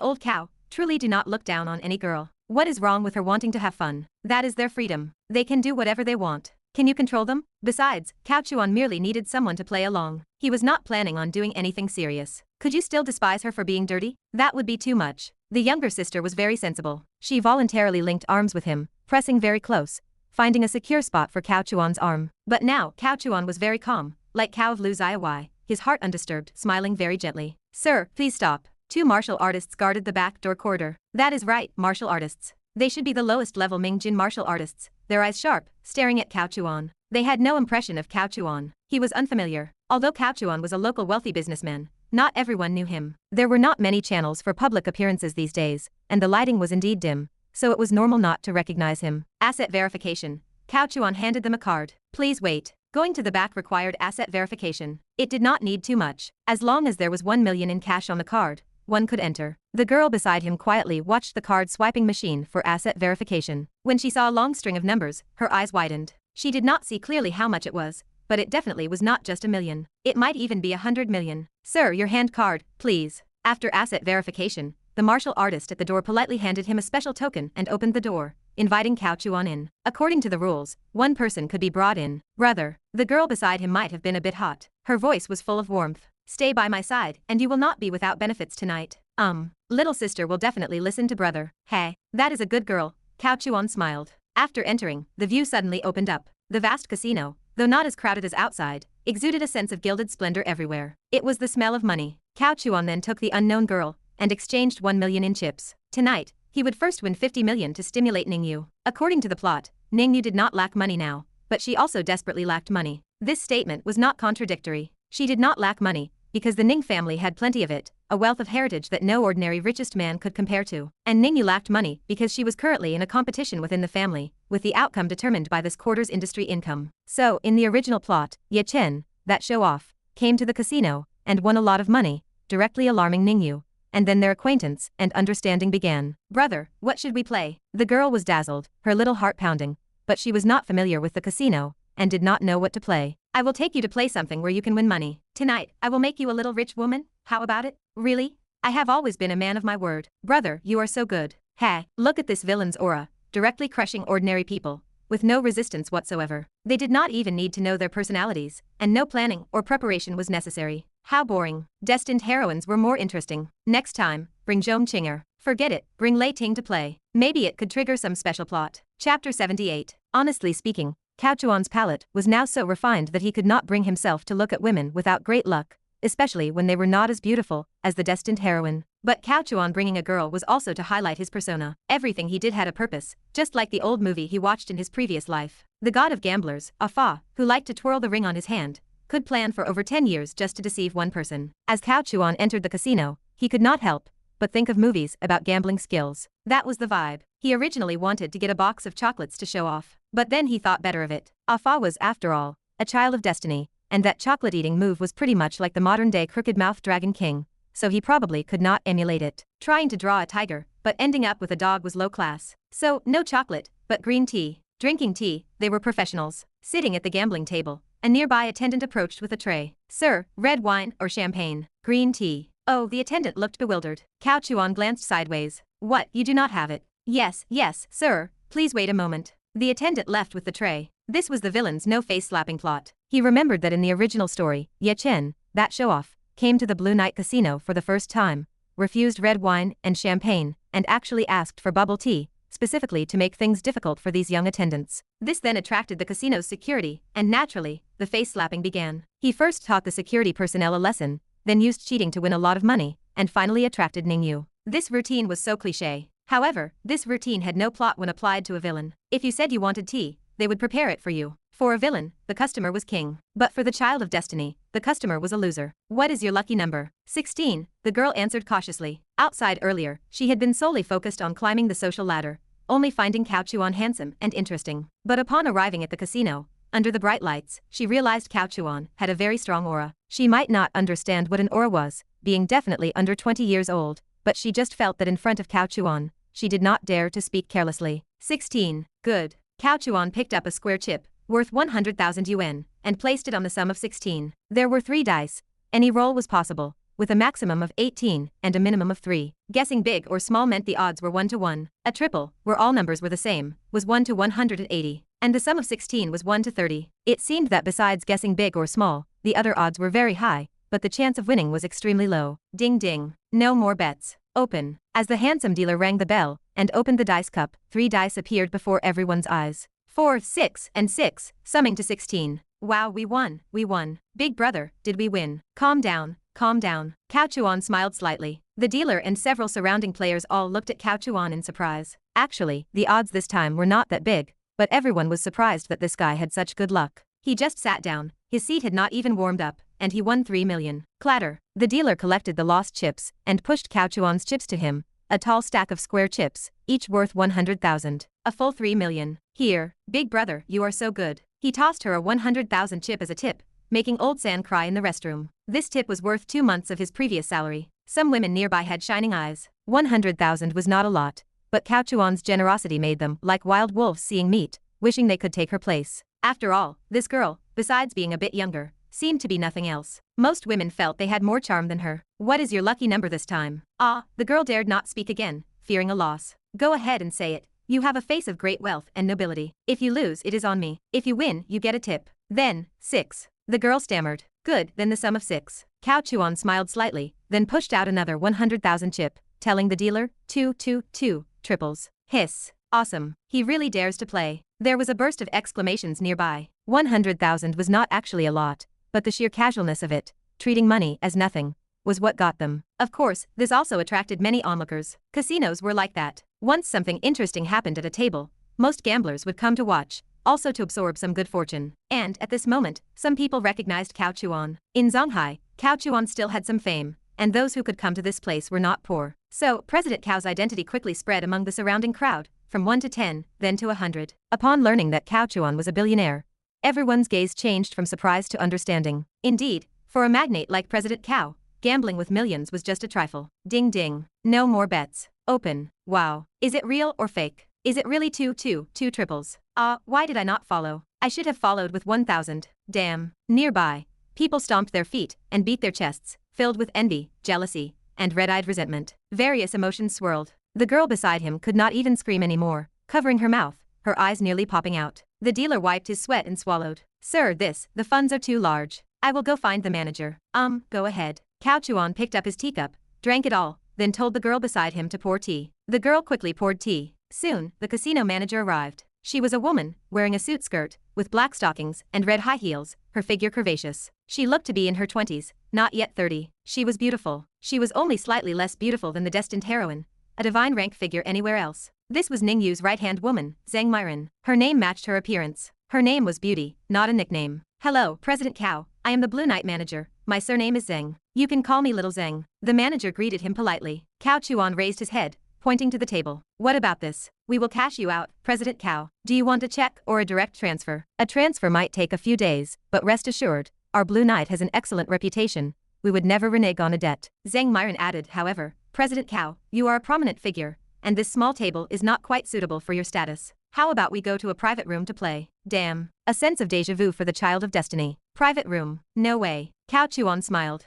It is my first time here, so a private room is not necessary. Do not worry, I will not win more than 50 million tonight. I still know the rules. Zhang Myron's mouth twitched. You know nothing. But due to the crowd, Zhang Myron could not force the invitation. In that case, if President Cao does not mind, I will personally be your dealer. What do you think? Zhang Myron smiled. All right, with a beauty dealing, my energy will only grow stronger. Zhang Myron secretly snickered, waved her hand to dismiss the previous dealer, and stood at the dealing position herself. She then had someone replace the dice cup and bring a brand new, unopened set of dice. President Cao, please inspect them. Zhang Myron pushed the entire board of dice in front of Cao Chuan, bowing as she did so, her ample chest heaving, half exposed. It was dazzling to look at. Cao Chuan told the girl beside him, you take a look, see if any of these dice are faulty. I do not know how. It is precisely because you do not know how that your luck is strong. Cao Chuan said. Oh well, alright then. The girl awkwardly and stiffly inspected them, not really knowing how to check, just looking them over repeatedly. Zhang Myron and Cao Chuan were both unhurried. One slowly drank tea,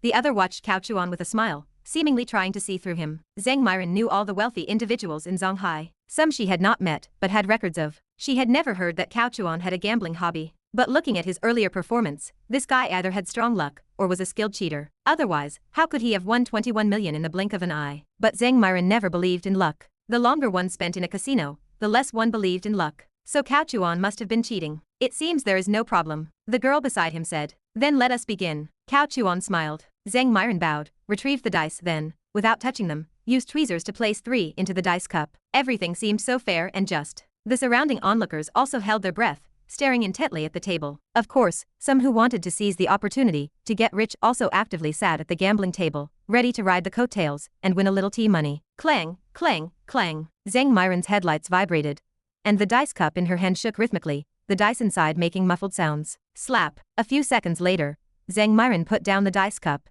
and made a pleased gesture to Cao Chuan. President Cao, you can place your bets now, no more bets. Cao Chuan smiled slightly. Manager Zhang is a master. Zhang Myron raised an eyebrow. President Cao can discern such things, so he must also be a master. This seemed like mutual flattery in business, but it was actually pre-game trash talk. Cao Chuan looked at the girl beside him. What is your lucky number this time? Everyone around looked at the girl. They also secretly thought Cao Chuan was incredibly bold. At a time like this, he was still asking the girl beside him. The girl's body stiffened, clearly nervous under everyone's gaze. Go ahead and say it. No one here will make things difficult for you, Cao Chuan said. The girl said then, 16. It seems your lucky number really is 16. Cao Chuan smiled, and with a casual push, sent out 10 chips. Manager Zheng, if you please, help me bet on the sum of 16. If I win, I will have won 51 million tonight. I said I would only win 50 million, so the extra 1 million is for your tea. President Cao is generous, but are you sure you can win? Zhang Myron chuckled. Before the dice cup is opened, who knows what is inside? Does Manager Zheng know? Cao Chuan retorted.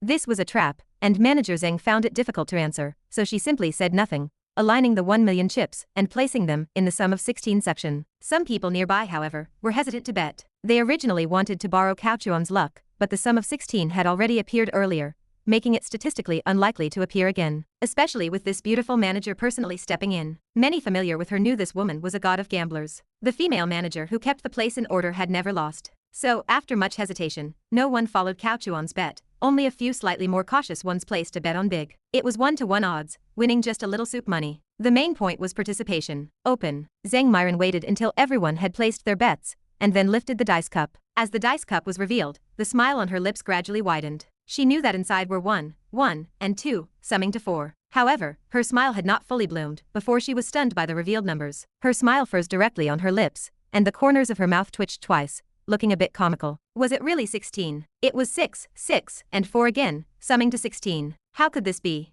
How could it be 16 points? Even if she made a mistake rolling the dice, and it was not 1, 1, 2, it could not possibly be 6, 6, 4. How did he switch the dice? Zhang Myron suddenly looked up, staring intently at Cao Chuan. Cao Chuan picked up his teacup and began to show off. Congratulations, Manager Zheng, you earned 1 million. Beauty G, should we get rid of this cow fellow? Not yet. Let us see what young miss means. Chapter 79. The young woman beside him cried out in surprise. Nearby, there were gasps and sharp intakes of breath from the onlookers. 50 million. For 99% of the people present, it was an astronomical sum. Even billionaires would not be indifferent to 50 million in cash. This was raw purchasing power. In this era, 50 million was equivalent to 100 million 10 years later. I did not expect to win 50 million so quickly. All right, let us call it a day. I will come back tomorrow. Manager Zheng, write a check for 50 million. The rest of the money is for you to have tea, and for you. Cao Chuan's final sentence was directed at the unnamed young woman beside him, to whom he tossed a 100,000 chip. President Cao.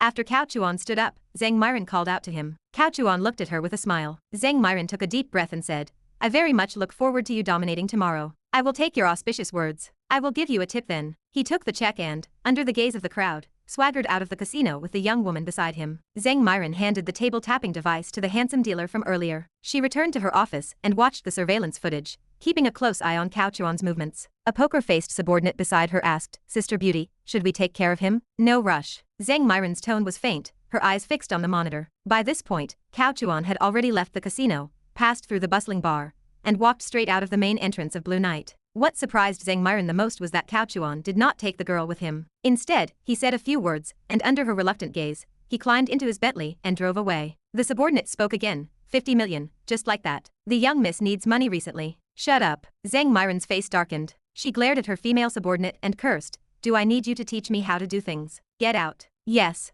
The subordinate lowered her head and turned to leave. Zhang Myron drank half a glass of red wine in one gulp, and picked up her desk phone to dial a number. Beauty, what is up? Soon, a lazy female voice came from the phone. Young miss, something happened here at Blue Night, Zhang Myron reported in a low voice. She meticulously explained the situation to Ningyu. Ningyu mused, Cao Chuan? He has some fame. Is he an old client of our Blue Night? First time here. Heh, interesting. He dares to cause trouble at my place on his first visit. It seems he does not know how to write the word death. Young miss, he boasted that he would come back tomorrow. Let him come. Tomorrow, chop off one of his hands. No, chop off both. Yes, young miss. From these few words, it was clear that these billionaires were nothing in the eyes of the ancient martial arts families. It was the truth. The family legacy endured precisely because its foundation was constantly renewed. If a clan chief of a large family died, other direct descendants would emerge to take over and stabilize the family. However, self-made wealthy businessmen like Cao Chuan or Zhong Sheng, once something happened to them, would be left with nothing. The inheritance tax alone would strip a layer of skin from their children,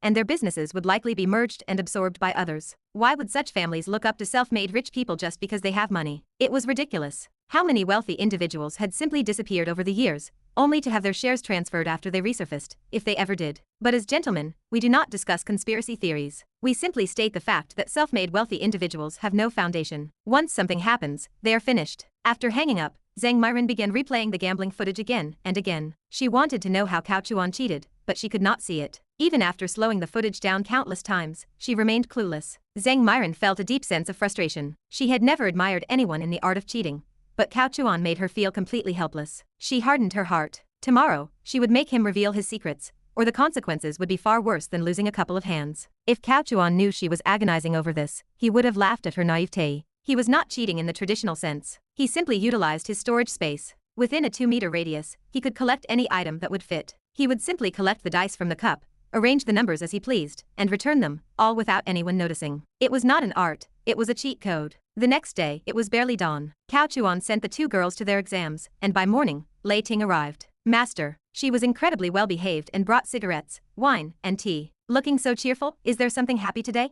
Cao Chuan looked at her casual attire. She was becoming more sensible, though he secretly missed seeing her in long jeans. Her leg shape was unparalleled. It is the medicinal bath today, Master. Has it been 7 days? Master, you did not forget, did you? How could I forget? I am just teasing you. In truth, he had completely forgotten. He wondered how that could happen. Lei Ting clearly saw through his pretense, but did not expose him. She smiled and said, Master must have been too busy recently. Sensible. Cao Chuan gave her an appreciative look. We will eat lunch, and this afternoon I will prepare your medicinal bath. As master wishes. Lei Ting nodded obediently, shedding her usual frosty demeanor. She added, "Oh right, master, the suspect has been apprehended. This time it is definitely the culprit. He was caught red-handed with the same tools used in the previous 3 cases, and we even found a digital video camera at his home containing recordings of the 3 victims. That is wonderful. Accompany me for a drink at lunch." Okay. Lei Ting explained the entire case to Cao Chuan, trusting him implicitly. She described the arrest, which was fairly ordinary, but the suspect was interesting. He was a scrawny hacker who had accidentally stumbled upon the police system. He saw the case, and his own stunted, eunuch body had a strange reaction to it. He found the idea of being a killer stimulating,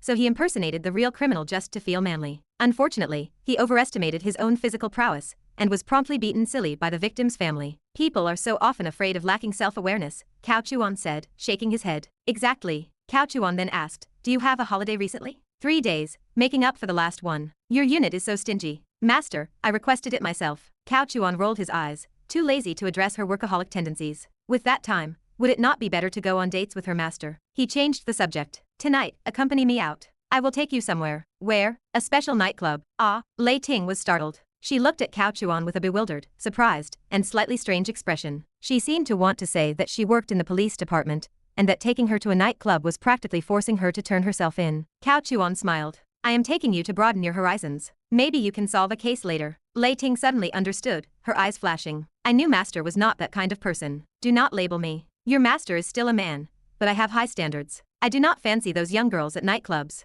Then what kind of mistress does master like? Do you want me to introduce a few? When I was studying in the province, there was a female instructor. Stop. Cao Chuan waved his hand. A female instructor? Your master is so handsome and so young. If I am looking, I will look for someone under 25. Lei Ting pouted. Oh right, how old are you? 25. My birthday passed, so now 26. That old. Cao Chuan blurted out. Master. Lei Ting became anxious. Although she did not dress up often, no girl disliked being told she was beautiful, and she had always been confident in her appearance. The word old nearly made her break down. All right, I was just surprised. Looking at you, I thought you were at most 20. How could you be 26? With one sentence, he made her cry and then laugh. Master, you are so greedy, still wanting to find someone under 25. If conditions allow, I can even accept 18. Tisk. Lei Ting pouted, but she was no longer reserved. If any other man had spoken to her this way, she would have turned and left. But coming from Cao Chuan, she felt he was simply joking. She had been truly brainwashed by his claims of youth and handsomeness, feeling that he became more attractive every time she looked at him. She liked the comfort of being by his side. At noon, Cao Chuan had lunch delivered for the 2 girls. After he and Lei Ting finished their own meal, he spoke directly. Go change. I will go prepare your medicinal bath. Thank you, master. Lei Ting's face flushed, perhaps from the wine, or perhaps because she was about to change into a swimsuit and felt shy. Regardless, she looked beautiful,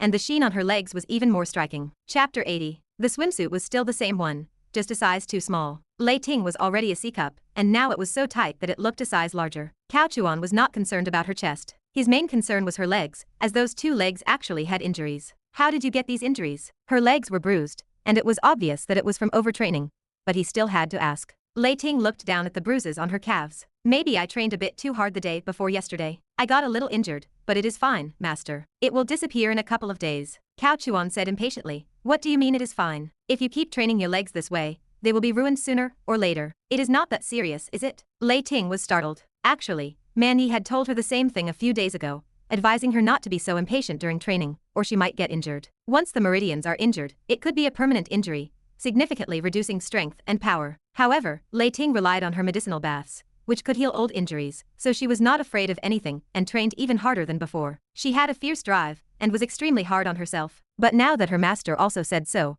Lei Ting had to take it seriously. What do you mean it is not that serious? If this continues, they really will be ruined. Cao Chuan rolled his eyes. Cao Chuan turned and said, come with me. Oh. Lei Ting obediently lowered her head, like a primary school student who had made a mistake, following behind Cao Chuan. They arrived at the gym. Cao Chuan rummaged around and found a bottle of medicated wine for sprains. Sit down. Master, I will do it myself. Lei Ting said this not because she was afraid master would take advantage, but because she did not dare trouble master to do it himself. Sit down. Cao Chuan glared. Oh. Lei Ting timidly sat down. Cao Chuan unceremoniously went to work. He first poured the medicated wine into his palm, then rubbed his hands together to warm them. Grabbing her calf, he began to apply a warm compress with his palms. Cao Chuan was good at everything, except he was quite possessive. He always felt that anything he set his eyes on became his private property, especially these legs. In Cao Chuan's view, These were his own legs, so how could they be injured? When applying the medicine, he was extremely diligent. Feeling the warmth emanating from her calves, Lei Ting's pretty face flushed. Seeing her master's serious expression as he carefully helped her apply the medicine, she could not help but feel incredibly touched. At the same time, she was also a little shy. She had never had such close contact with other men. Master had massaged her meridians and acupuncture points before, but only once, and her shyness was still very strong. Training injuries are inevitable, but you must protect yourself well, especially the treatment after an injury. You absolutely cannot delay it, Cao Chuan said, his head lowered while applying the medicine. Understood, master. Lei Ting replied obediently. Cao Chuan said, take this for example. It seems like just a blunt force injury, but the cells, meridians, and acupuncture points will all suffer damage. It might not be a problem in the short term, but over time, old injuries will definitely accumulate. Lei Ting nodded. Master, can medicinal baths treat old injuries? Yes, they can, but there is still wear and tear. For example, a car. If it is damaged and sent back to the original factory for repair, it comes back like new. But if it gets damaged a second time, it will definitely be more serious than the first. Eventually, it will not be reparable, and will have to be scrapped. Do you understand what I mean? Cao Chuan spouted nonsense, pulling things out of thin air. But it sounded somewhat logical, which was uncanny. I understand. Lei Ting nodded earnestly. Also, you do not need to train so fiercely. If you understand the techniques, you do not need brute force. But master has not taught me techniques yet, Lei Ting subconsciously replied. Cao Chuan looked up at Lei Ting in surprise. Lei Ting seemed not to notice her own change, her big eyes blinking as she met Cao Chuan's gaze. Cao Chuan shook his head and smiled. At least it was a very good change. He said, tonight, we are going to the nightclub. I will watch your performance. If you perform well, I will teach you combat training techniques. Really? It depends on your performance. Don't worry, master. I will definitely listen to you. Everything will be under your command. Cao Chuan nodded silently, put down her right leg, and switched to her left, continuing to apply medicine to promote blood circulation. Actually, the scene was a bit strange. Lei Ting was in a swimsuit, and although she had a swim skirt, some parts could still be seen. But Lei Ting did not seem to mind, probably because the villain's halo had dulled her intelligence a bit, making her less wary when facing Cao Chuan. It was also due to Cao Chuan's continuous efforts to gain her favor during this period, making her accustomed to his touch. Cao Chuan pondered. This girl was completely defenseless against him now. Her character setting really appealed to him. What man would not like a girl who is obedient, docile, and incredibly strong? Cao Chuan liked it anyway. Moreover, this girl was similar to Lin Han. She could occasionally move him, pricking his few remaining consciences fiercely, reminding him that he was a normal person and capable of being moved. Actually, this was quite good. If he became cold-blooded for too long and his heart truly hardened, he might no longer be considered human in the future. Of course, no matter what, Cao Chuan had always upheld one principle. He would treat those who were good to him 100-fold better. As for other characters, he did not need his conscience for them. Master. Suddenly, Lei Ting's voice became a little strange, as if she was holding back something. Cao Chuan snapped back to reality, only to see the girl's face flushed red. Was she feverish? Sick? Master, your hand. Ah, sorry, my apologies. Cao Chuan quickly withdrew his hand from her upper thigh. The great gentleman swore it was absolutely not intentional. He was just too engrossed in thought. He was supposed to be applying medicine to her calf, but somehow his hand slipped down. It is fine, master. I know you were thinking. Lei Ting's voice was a mosquito's hum, her eyes not daring to look at Cao Chuan. She really did not blame her master. Her character was entirely devoted to him,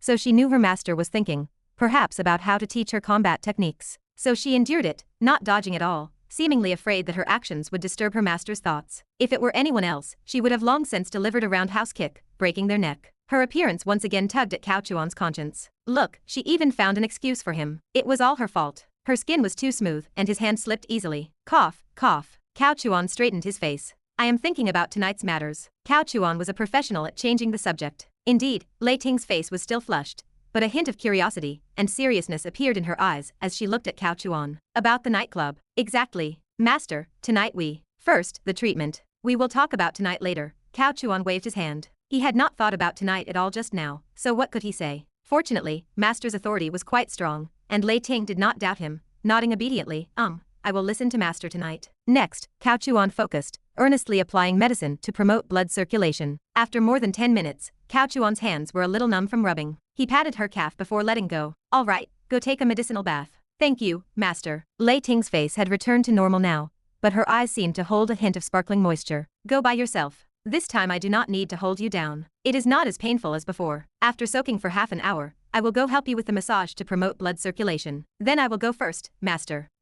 Lei Ting strode out of the gym with her long legs. Cao Chuan was not idle either. He called the humanoid bodyguard to help him buy some things. Clothes for Lei Ting for the evening. Going to a nightclub, she had to dress nicely. For the next hour, Cao Chuan bustled about, his hands covered in medicinal liquid, helping her activate her meridians and acupuncture points. As the number of physical interactions increased, Lei Ting was almost immune. Shyness towards Cao Chuan decreased, and comfort increased. After finishing, Cao Chuan led Lei Ting back to the bedroom. "These are the clothes you will wear tonight." "This, would it not be too much?" Lei Ting stammered. A pile of new clothes lay there. Although she could not see the effect after putting them on, the accessories alone were enough to make a pure maiden blush. Actually, Cao Chuan had not prepared anything too revealing for her. With his possessiveness at play, how could Cao Chuan let his woman casually expose herself to others? So, this outfit was not overtly seductive. It was just too daring compared to Lei Ting's usual attire. It was predominantly black, in a dark style, plus mesh. On her feet were a pair of peep-toe high heels. A red bell was used as a waist belt. The black tone combined with the red waist belt created a sense of layering. There was also a choker decoration around her neck. It did not look like a proper outfit no matter how one looked at it.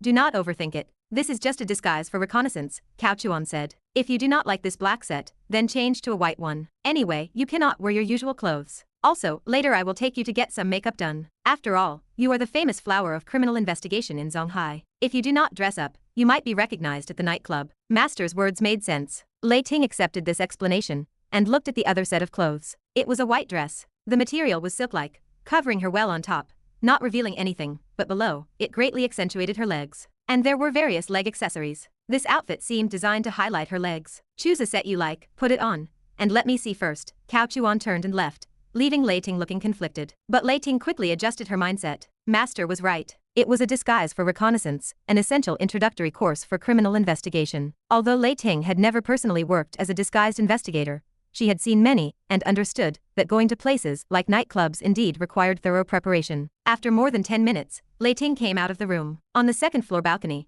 Cao Chuan was smoking, casually texting the little fox, teasing the girl. Hearing the door open, Cao Chuan turned, cigarette in mouth. Wow, now this was proper loungewear. How exciting it was to dress like this at home. Damn, exciting. With such great legs, would it not be a shame not to dress them up properly? It was a pity she did not wear the white set. That one had so many leg accessories, many with bells, almost decorating her legs like a Christmas tree. It should be a lot of fun. If there was a chance in the future, he would let her wear that at home. At least it would be pleasing to his eyes. "Master, is this okay?" Cao Chuan feigned contemplation, rubbing his chin, and after a while said, "Something is still missing on your legs. I will help you accessorize." Chapter 81. Lei Ting ultimately chose a dark, black-toned outfit. In her opinion, this type of clothing was suitable for a nightclub environment. While white was attractive, it also drew more attention and was not conducive to undercover investigation. Cao Chuan stared intently at her legs. This girl truly had long legs. Her height in the initial storyline already made her stand out, with a net height of 1.73 meters. That height is quite startling in the South, especially since her golden ratio was excellent,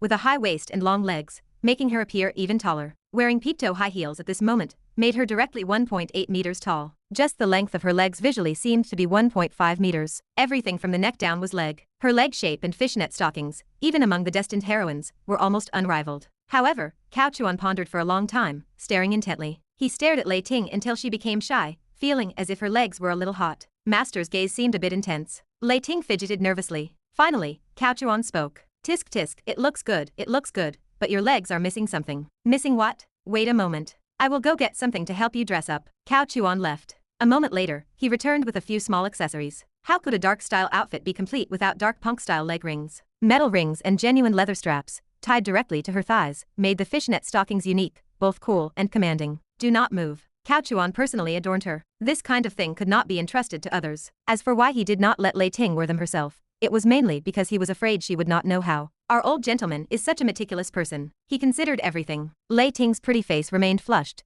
but she clearly had also grown somewhat accustomed to Cao Chuan's closeness. "Look, is it pretty like this?" Cao Chuan stood up, satisfied as he surveyed his masterpiece. Lei Ting also looked down, feeling that it indeed looked prettier than just fishnet stockings before. Lei Ting said, "If this leather strap were a gun holster, that would be great." "It is truly you, Lei Ting. You can think of work in everything." Cao Chuan said, "That makes sense. I will find someone to customize a good one later, specifically for tying to the thigh. You can use it when wearing skirts in the future, and it can also catch opponents off guard during missions." Lei Ting did not refuse. "And this?" Cao Chuan handed her a temporary tattoo. "A tattoo?" Cao Chuan nodded. "This outfit of yours absolutely needs a tattoo. Go put it on yourself. One piece on your leg, and another on your collarbone." "Okay." Lei Ting felt that Master had prepared so meticulously, indicating that the investigation tonight must be a major case. She began to look forward to it. 10 o'clock at night. Cao Chuan led the disguised Lei Ting. They had just been to a beauty salon, where a professional makeup artist had done Lei Ting's hair and makeup. This was what a true undercover investigation was called. Just looking at her current appearance, it is estimated that even Lei Ting's subordinates, face to face, might not dare to recognize her. It was too subversive. Heavy makeup, fishnet stockings, tattoos, and colored contact lenses. Let us put it this way. This whole outfit might be considered tacky more than a decade later. But in this era, when subcultures were still quite active, this entire ensemble was absolutely explosive. Nothing was revealed, just a pair of legs that were not clearly visible, yet she was alluring everywhere. Fortunately, Cao Chuan had the villain's halo. If this were a child of destiny,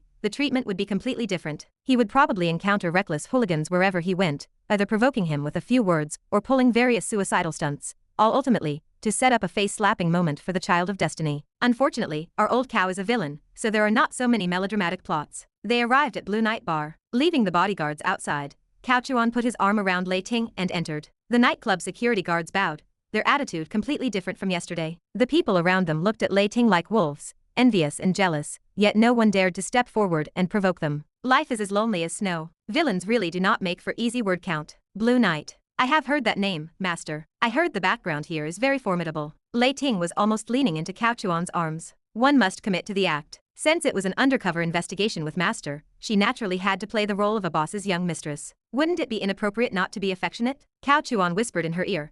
I have told you several times, do not call me Master. You might let it slip later. Call me President Cao, or Godfather. Okay, President Cao. Lei Ting was still a bit shy. She really could not bring herself to say Godfather. Cao Chuan was not in a hurry. It was only a matter of time. Cao Chuan was close, inhaling the fragrance from her hair, and then said, Blue Night might have connections with a provincial family. I am not entirely clear on the specifics. Lei Ting felt the warmth near her ear, her cheeks flushing as she replied, I will look into it later. Fortunately, her makeup was quite heavy, so her facial changes were not noticeable. The reason for such heavy makeup was also to conceal her true expressions.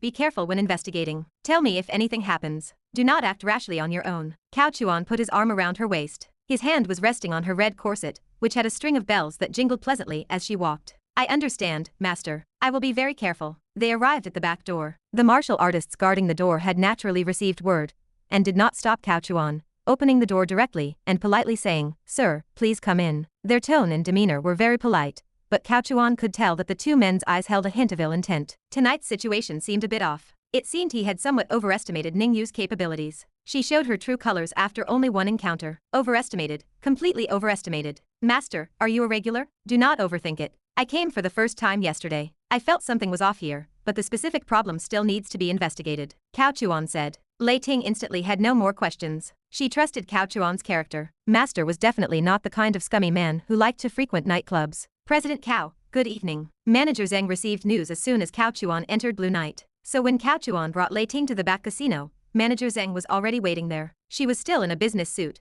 black stockings, and high heels, looking capable and commanding. Manager Zheng took a few extra glances at Lei Ting beside Cao Chuan, raising an eyebrow and thinking, this old pervert, this quality is not comparable to that little girl from yesterday. Just her figure is extraordinary. No wonder this old man did not take that little girl away yesterday. Manager Zheng, the atmosphere tonight feels off. It feels a bit like a hungman banquet. From the moment I entered, I felt it in here. There is killing intent. Cao Chuan said with a half smile. Haha, President Cao really knows how to joke. If there was killing intent, it would have been there yesterday. Why would it wait until today? Wouldn't you agree? Manager Zheng laughed heartily. Her words meant for those around them. That is true. So tonight, I will still be able to win quite a bit. Is that what you mean? Cao Chuan said with a smile. Manager Zheng raised an eyebrow, her smile a bit flirtatious. That depends on whether President Cao has the ability. Lei Ting narrowed her eyes, disliking the way this woman was flirting with Master. Come on, let us continue playing dice. What is the fun in dice? President Cao, do you dare to play for bigger stakes tonight? Manager Zheng chuckled. I do not dare. I only play dice.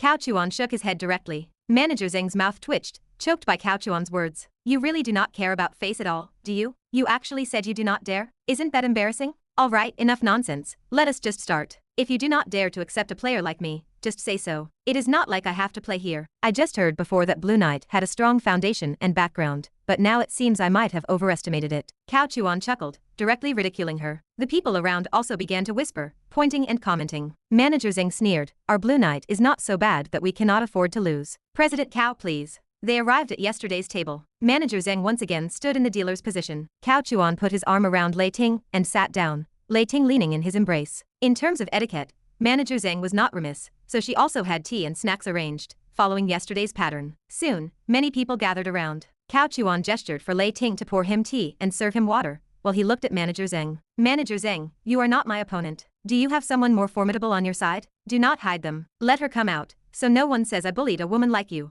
winning unfairly. Manager Zheng snorted inwardly. Since you are not giving face tonight, then do not blame us for not playing by the rules later. Originally, Manager Zheng wanted to get Cao Chuan into a private room, whether to talk or threaten. She did not want to burn all bridges. Unfortunately, Cao Chuan completely refused to give face. He insisted on coming to the main hall's gambling table, so Manager Zheng was no longer prepared to be polite to him. 50 million was indeed nothing. Even if the young miss was in the competition phase, she would not care about this 50 million. But the young miss was now highly suspicious that this Cao Chuan was a pawn sent by an opposing faction within the family. If such a pawn was not beaten to death with one blow, were they supposed to be kept for the new year? So the young miss, without a word, ordered his hand to be chopped off. This was meant as a lesson, and also to show the person behind Cao Chuan, even if they had not found out who was behind Cao Chuan yet. But was that important? Not important at all. What was important was that the young miss was suspicious, so no matter who the other party was, they were out of luck. Let alone that Cao Chuan was not the richest man in Zonghai. Even if he were, he deserved his bad luck for making the young miss unhappy at this critical juncture. You tell me if he deserves to have his hand cut off. Thinking of this, Manager Zheng coldly snorted, no need. If President Cao wins tonight, he can take whatever he wins. Our Blue Knight is not short of that. Good, generous. I like dealing with generous women. Cao Chuan chuckled, taking the teacup Lei Ting offered and slowly sipping his tea. Manager Zheng immediately began yesterday's procedure, shaking the dice. Today, a special dice cup was used, with no sound inside, making it impossible to hear. This actually affected Manager Zheng's feel, but she had no choice. Facing a cheat like Cao Chuan, whose tricks she could not discern, she could only gamble. Bang! Placing it in the dice cup, Manager Zheng extended her hand in a pleased gesture, saying, President Cao, you can place your bets. Cao Chuan had 1,000,000 chips in front of him, freshly exchanged, still warm. Clatter clatter, Cao Chuan raised a hand, pushing all the chips forward. 3-6s, a leopard. Manager Zheng's eyelid twitched. Are you showing your true colors now? Going all in right from the start? If I let you win this, I am dead, damn it. Chapter 82. The leopard bet had odds of 180 to 1. In other words, if Cao Chuan won this bet, then 1 million would turn into 180 million. Lei Ting, standing beside him, stiffened. She truly had not expected her master to play such high stakes, betting 1,000,000 just like that. But soon, Lei Ting sensed the change in emotions around her, as if master was guaranteed to win. At least Manager Zheng, in front of her, had an unpleasant expression, and was glaring at master with a somewhat vicious look. Lei Ting felt a surge of anger. If master had not told her beforehand to watch more and speak less after arriving, Lei Ting would never have tolerated this behavior. How dare she glare at her master? You people who run this kind of casino, I will arrest all of you. I do not care what background you have. Sensing the indignation in Lei Ting's heart, Cao Chuan patted her waist and whispered a few words into her ear, which finally calmed Lei Ting down. Zheng Myron also looked at Lei Ting again. This woman, even with heavy makeup, one could still tell she was not bad-looking, especially her figure, which was explosive. Zheng Myron subconsciously compared her to the young mistress. It seemed the young mistress might not necessarily win. Cao Chuan, playing so big tonight? Zheng Myron composed herself and chuckled. Cao Chuan responded with a meaningful tone. I am afraid I will not have the chance later, so the more I can win, the more I will win. Cao Chuan is joking, Zheng Myron said with a half-smile. Cao Chuan's smiling face suddenly darkened. Do you think I am joking with you? Zheng Myron's expression changed. She cursed Cao Chuan under her breath, saying he was like a dog, changing his face in an instant. Cao Chuan's face was cold, making people feel completely devoid of warmth. Zheng Myron, being stared at by him, felt a surge of fear in her heart, and her body grew cold. This guy, Zheng Myron, was secretly alarmed. The situation here also attracted the attention of the surrounding security. Many people quietly gathered, waiting only for Zheng Myron's command to directly restrain Cao Chuan. Cao Chuan worries too much. Tonight, no matter how much you win, you will be able to leave Blue Knight safely. Zheng Myron forced herself to suppress the unease in her heart and spoke. That is good. Open the dice cup. I am in a hurry, Cao Chuan said indifferently. In an instant, the chill on his body completely dissipated, and only then did Zheng Myron let out a heavy sigh of relief. She thought to herself that this guy was definitely not an ordinary rich man. The young mistress was really right. He is definitely not simple. How could an ordinary rich man have such an aura? Cao Chuan's aura was directed at her. Others could not feel it as clearly, so they naturally did not know what was happening. Even Lei Ting, who was closest to Cao Chuan, did not notice much. No more bets. Open. When Zheng Myron opened the dice cup, she was not nervous, because she knew that no matter how much Cao Chuan won tonight, he would be able to leave, but he would not live long. Anyway, they could not make a move on him at Blue Knight. It would not look good if it got out. The family was not afraid of anyone, but their reputation still needed to be maintained. As the dice cup was opened, a 666 appeared inside. A gasp of surprise came from the people nearby. It really was a 3-6 leopard. Ma, MMPH. Before she could finish her sentence, Cao Chuan pinched her waist,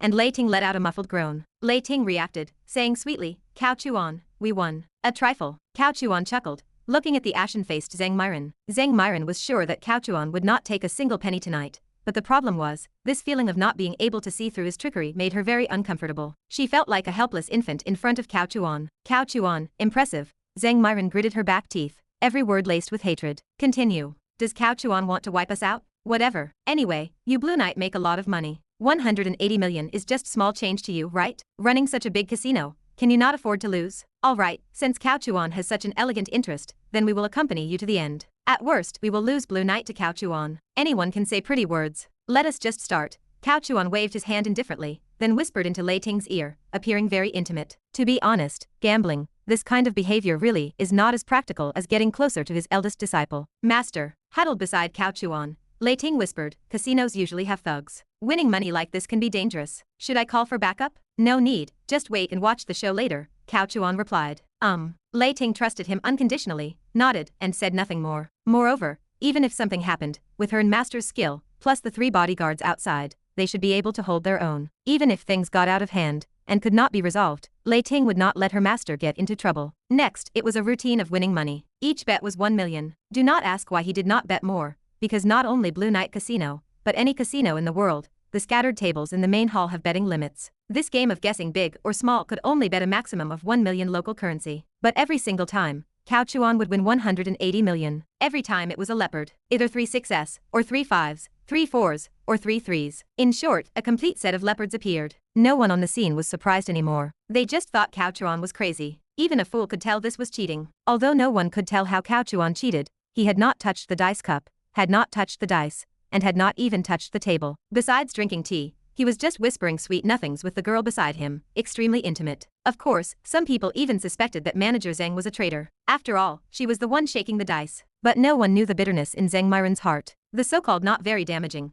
but very insulting situation was unfolding. She was sure Cao Chuan would not be able to take the money he won, but this repeated, undisguised cheating would leave her with no face to continue as manager at Blue Knight. She felt her gambling career was completely dark. Finally, on the 10th round, Cao Chuan spoke, ending the gambling session. 1.8 billion tonight, barely acceptable. Manager Zhang, write the check. All right. Zhang Myron once again let out a heavy breath of turbid air. Her teeth were almost shattered from clenching. She also secretly regretted it. If she had known earlier, she would not have given Cao Chuan so much time to show off. Tonight, she should have closed the doors and waited for Cao Chuan to come to her, then directly taken him down, and this would not have happened. This cow fellow does not play by the rules. Trash. Courting death. This was not only slapping Zhang Myron's face, but also Blue Knight Casino's face, and even the young mistress's face. This feud was now settled. It would definitely not be as simple as just 2 hands. The young mistress must have heard the news by now. Someone would definitely report to her. Even though she fully managed Blue Knight Casino, there must still be the young mistress's informants within the casino. It is over. This guy is finished, and I am probably finished too. With the young mistress's temper, I am also going to be in trouble. In a short time,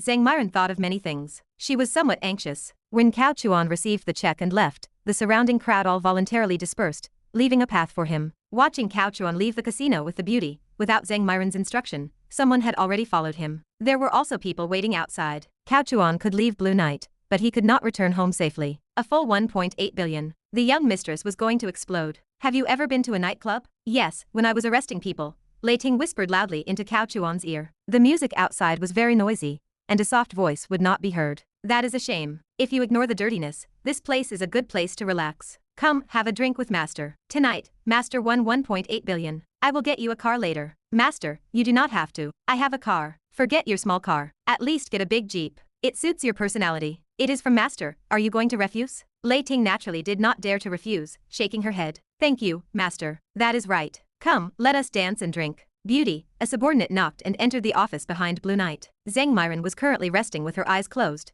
rubbing her temples. She felt that this year was not good for her, especially these past 2 days. Encountering that bastard Cao Chuan, she had truly hit rock bottom. Damn it. When the subordinate entered, Zhang Myron did not lift her head or open her eyes. Still rubbing her temples, her voice somewhat weary and lacking energy, she asked, "How is it? Have you brought him back? Do not tell me. Just chop off his 2 hands first." The subordinate stammered. He was not brought back. What? Zhang Myron suddenly felt her temples were about to explode from anger. She abruptly looked up, glaring fiercely at him. What do you mean he was not brought back? The subordinate quickly reported that Cao Chuan did not leave Blue Knight at all. He is with a girl, dancing. Damn it. Zhang Myron immediately swore. She stood up and turned to look at the monitor, her eyes like a sniper rifle's scope, accurately finding Cao Chuan in the chaotic dance floor. This bastard really had leisure and elegance. Clear the dance floor for me. If he does not want to leave, then he will not leave, Zhang Myron angrily shouted. Beauty, this. Am I not making sense now? No, beauty, I will just. Ring, ring, ring. At this moment, the phone rang. Zhang Myron saw the caller ID on the landline,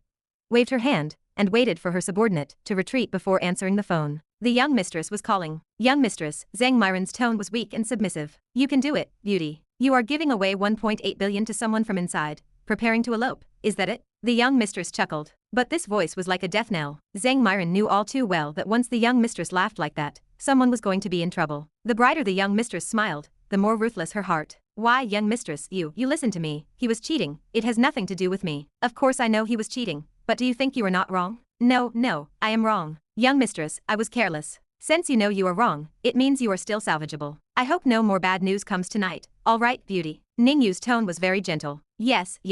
Young mistress, do not worry. If I do not deal with him tonight, I will kill myself. Beauty, you have been with me for a few years now. There is no need for such a severe thing as suicide. But if there is still bad news tonight, you can go work at my brother's nightclub. He always asks for you, and I cannot keep refusing, Ningyu said softly. Yes. After hanging up the phone, cold sweat had already soaked Zhang Myron's clothes. Going to work at the young mistress's brother's nightclub? That was a hell for women. She might as well kill herself. The young mistress is truly ruthless. Zhang Myron shivered, not daring to delay any longer, and prepared to take action. Chapter 83. Ningyu was a woman of ruthless and fickle nature. She acted without moral boundaries, guided purely by her own whims. She was, after all, the designated female villain of this story. Cao Chuan was the exact opposite. He was a chameleon with 1,000 faces, tailoring his attitude to whoever stood before him. Everything Cao Chuan had done over these past 2 days was a direct challenge to Ningyu's personality. He needed to suppress her until she was forced to submit. When Cao Chuan faced the little girl at home, he was gentle and refined, like a doting father focused on providing a sense of security. When facing Zhong Qinger, he focused on excitement and thrill. Regardless of whom he faced, Cao Chuan was a master actor. If he had not been a driver in his previous life, and a villain in this one, he would have surely been a veteran of the entertainment industry, with admirers lining up at his door. It was a pleasant thought, but he had no time for it now. Master, many people are watching us, Lei Ting whispered into his ear. Ignore them, Cao Chuan replied calmly. He was waiting for the right moment. He wanted Zhang Myron to gather all her forces,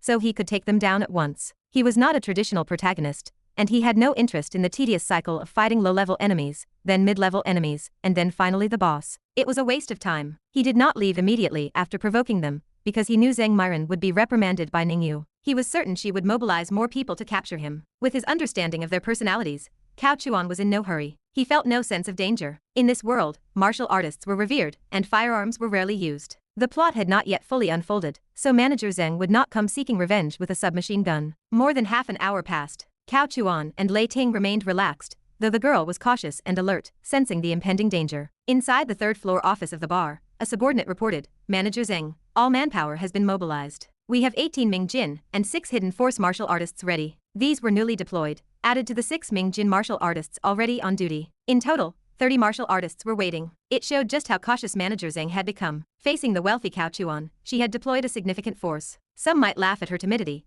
but she did not care. It was better to be safe than to lose, and face the young Mrs. Wrath. She felt uneasy. The pressure Cao Chuan had exerted earlier was still fresh in her mind. She sensed that this man was not as simple as his profile suggested. Good. Keep an eye on him. Once he leaves, act immediately. Capture him for me, alive, Manager Zheng commanded coldly. This was not mercy. She wanted to capture him, because simply cutting off his hands and leaving him on the road would be too quick a punishment. It is time. Let us go, Cao Chuan said, checking the gold watch on his wrist. He still had things to do tonight, and had no time to waste. The luck he had accumulated from Lei Ting today was already sufficient. Master, there are quite a few people watching us. We need to be careful, Lei Ting cautioned. Do not worry. Your master is not a hothead. I am well prepared, Cao Chuan smiled, raising his hand to rub her head. The gesture felt a bit awkward. Lei Ting stood nearly as tall as him in her heels, so the action was slightly off, but Lei Ting liked it. Feeling Cao Chuan's touch, her eyes narrowed like a small cat. They left the bar directly. The onlookers followed, and the martial artists guarding the door received the signal. Cao Chuan put his arm around Lei Ting and climbed into the back seat of his Bentley. The surveillance camera at the entrance seemed to track them with murderous intent.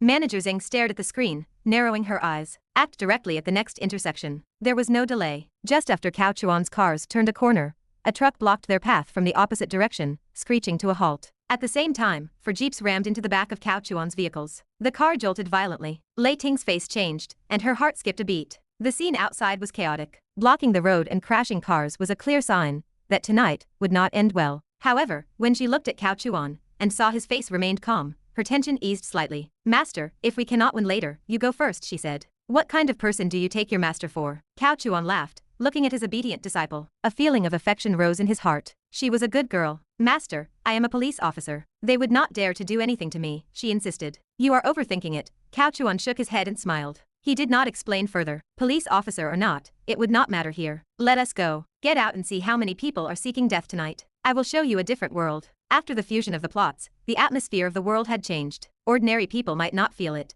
but as a villain with a level 2 halo, Cao Chuan saw the reality clearly. In this plot, human lives were truly cheap. Strategies like using the police station to pressure enemies would not be effective here. There were too many privileged individuals with their own rules. When Cao Chuan and Lei Ting stepped out of the car, a group of men in black surrounded them, brandishing expandable batons. There were 20 or 30 of them. Cao Chuan glanced around and smiled slightly. "Lan Ye Bar is nothing special. Can you not afford to lose 1.8 billion? Does the young miss of the Ning family lack prestige? If she is short on money, she can tell me. Forget 1.8 billion. If she begs me, I can give her 1.8 billion every night. You are still spouting nonsense when death is at your doorstep." The sound of high heels approached, followed by Manager Zheng's tone of confident victory. It was very annoying. "Oh, Manager Zheng. Did your young miss not come personally?" Cao Chuan asked with a smile. Manager Zheng snorted coldly. "Do you even deserve to see our young miss? You knew Lan Ye was backed by her and still dared to cause trouble. I truly do not know if your courage is commendable, or if you are as stupid as a pig." Hearing this, Cao Chuan immediately gestured for Lei Ting to stay back. She had a fiery temper and was about to make a move. She had disliked this woman for a long time. However, Cao Chuan knew Lei Ting was no match for her. A late-stage hidden force expert was nothing to Cao Chuan, but to Lei Ting, it was a formidable opponent. He vowed to teach her real skills later, so she would not be bullied or feel burdened. "Master, let me deal with her," Lei Ting said. "You are not her opponent. Just watch from the side." Cao Chuan shook his head. Lei Ting's expression changed. She scrutinized Manager Zheng, unable to see anything extraordinary, but she knew Master would not lie to her. A wave of unwillingness rose in her heart. She blamed herself for her incompetence. She vowed to learn martial arts from Master, so she would never be a burden again. Manager Zheng looked at Lei Ting, narrowed her eyes, and smiled with ill intent. "I thought she was just an ordinary call girl, but I did not expect her to be your disciple. Then she will not be able to leave tonight either. I am afraid you do not have that ability." Cao Chuan laughed heartily, raised his hand, and took out a cigarette. Bang! The lighter ignited. This was the signal. Strike first to gain the upper hand. On the surface, Cao Chuan's driver and 2 bodyguards acted the moment he lit his cigarette. Daggers instantly appeared in their hands. Like 3 hungry wolves, they charged into the surrounding crowd. "Kill them!" Manager Zheng shouted sharply. She only wanted to capture Cao Chuan alive. Whether these bodyguards lived or died did not matter. Lei Ting was utterly bewildered. She had always considered herself a capable fighter, having won provincial martial arts championships for several years.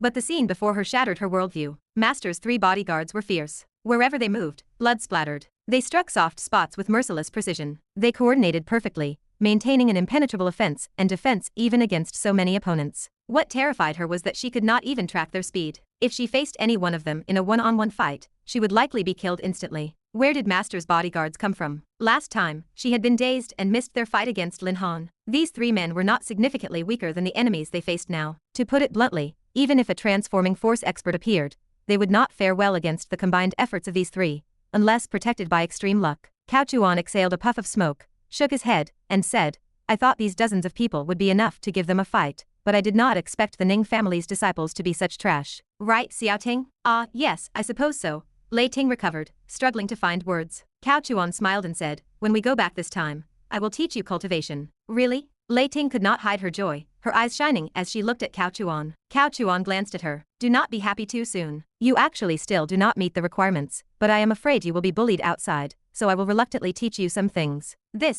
How is this possible?" Manager Zheng was stunned by the 3 peerless fierce individuals before her. Chapter 84. How is this possible? Zheng Myron was terrified. Although the strength of these 3 peerless ruthless individuals could not be discerned, they definitely surpassed the Dark Dan Jin. Whether it was speed, strength, coordination, or combat-killing moves, they were overwhelming. Each move lacked much fluidity, resembling machines, and they did not even fear injury, mostly employing a trade injury for injury fighting style. But that made them even more terrifying. It was as if they were assassins or suicidal warriors specially trained by certain families. What exactly is Cao Chuan's background? To dare offend the young mistress is to offend the Ning family. With subordinates like these, he could not possibly be unaware of the Ning family's foundation. Is it just for a billion plus yuan? Is it worth offending the Ning family for such a small amount of money? Zhang Myron shook her head. It was impossible. Although this conflict began over 1.8 billion yuan, it was not essentially about that money. The young mistress suspected Cao Chuan was instigated by someone else and thus wanted to teach him a lesson. If genuine gamblers had won that amount through good luck, the young mistress might not even have interfered. Zhang Myron's thoughts flashed in an instant. Then, she saw Cao Chuan whispering and laughing with Lei Ting,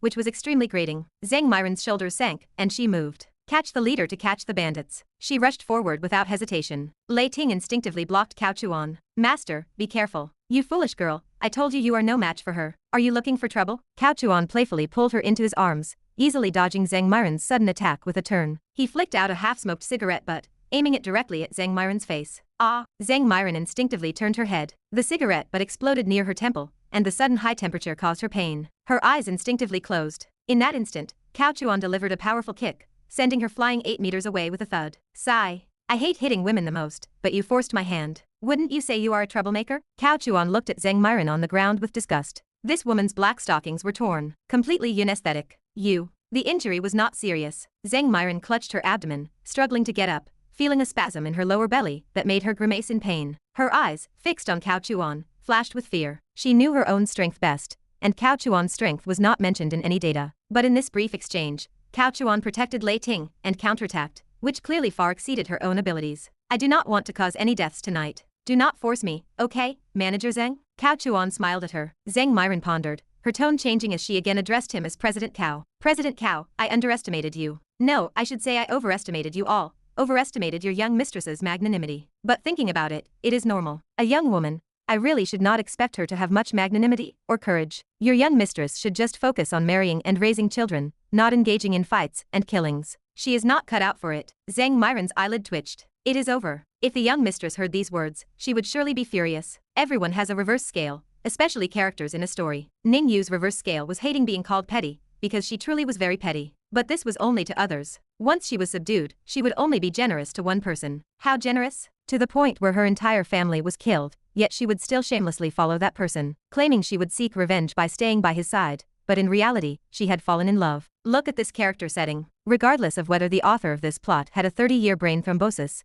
at least her personality, in Cao Chuan's view, was very good. Having her by his side, she could completely handle many of his dirty and tiring tasks. His household still lacked a housekeeper. She seemed quite suitable. After a brief skirmish, on the other side, the 3 individuals had dealt with 30 martial artists. 6 dark Danjin martial artists were truly no match. All 30 were injured, but none died. Zhang Myron stood alone opposite Cao Chuan. All her subordinates were unable to stand. If Cao Chuan had not held back, she would not have fared much better. President Cao Yuan? Zhang Myron's words carried a hint of despondency. She thought of her own fate. Even if Cao Chuan did not kill her, her outcome would not be good. Run. She could not run. Zhang Myron knew very well the consequences of betraying her family. Her entire family, young and old, would suffer. It was better to await the young mistress's decision. Perhaps there was still a glimmer of hope, as she had misjudged the opponent's strength, which was beyond Zhang Myron's control. In retrospect, she had already highly regarded Cao Chuan, yet still underestimated him. By her reckoning, she had not made a mistake. It was just the young mistress's temper. No one could say how she would be dealt with.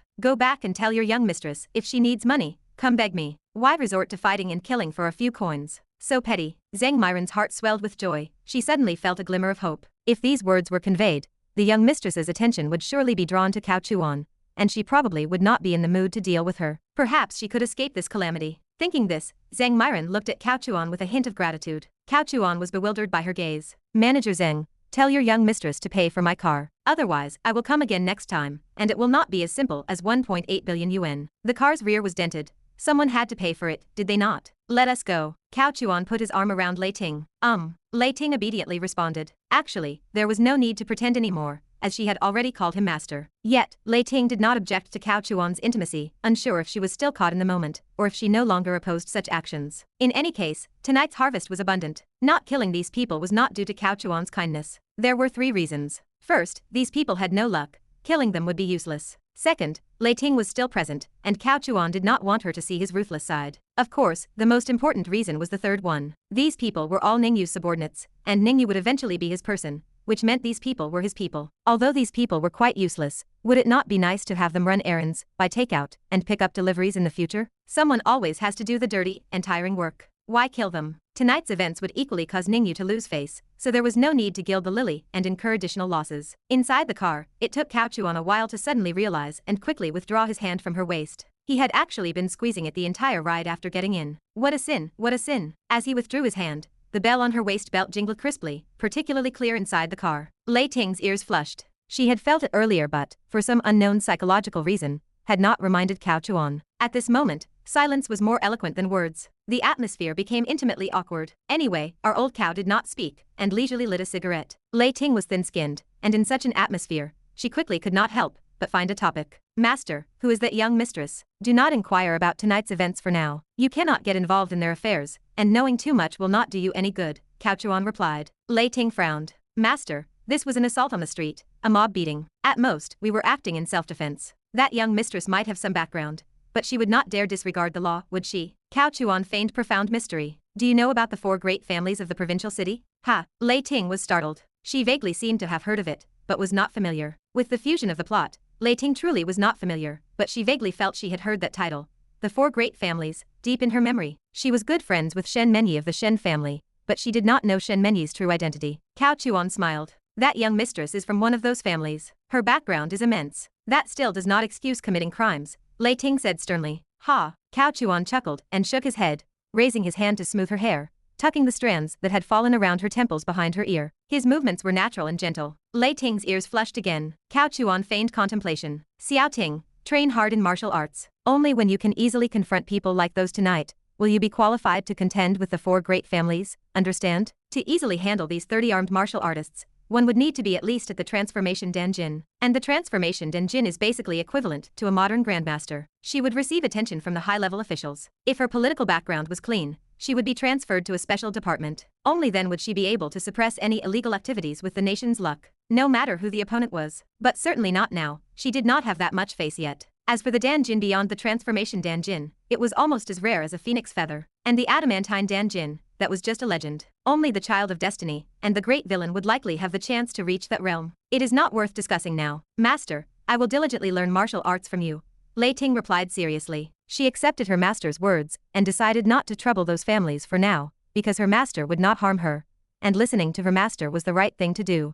Starting today, you are my indoor disciple, my first and only apprentice. Master, do not get too excited. It is just initiation. If I find your aptitude insufficient, or if you are disobedient, do not blame me for expelling you from the section. Master, rest assured, I will listen to you and diligently study martial arts. First, he took Lei Ting back to her residence, then returned to the mansion. It was already 11:30 p.m. As per routine, Cao Chuan went upstairs to check on the 2 little girls' sleeping postures, tucked them in, and then went to the study. There was still a small task tonight. Target Bu Jinyan. It was a long-distance international call. The other party was in the daytime. The 2 had actually contacted each other twice privately, both times initiated by Bu Jinyan, primarily to express gratitude, because Bu Yao had praised Cao Chuan to the heavens. This time, it was Cao Chuan's first time actively contacting her. President Cao? Bu Jinyan's voice carried a hint of surprise, and even a touch of worry, when she received Cao Chuan's call. She thought something had happened to Bu Yao. Director Bu, hello. There is something I have hesitated about for a long time, but I have decided to tell you. Did something happen to Yao Yao?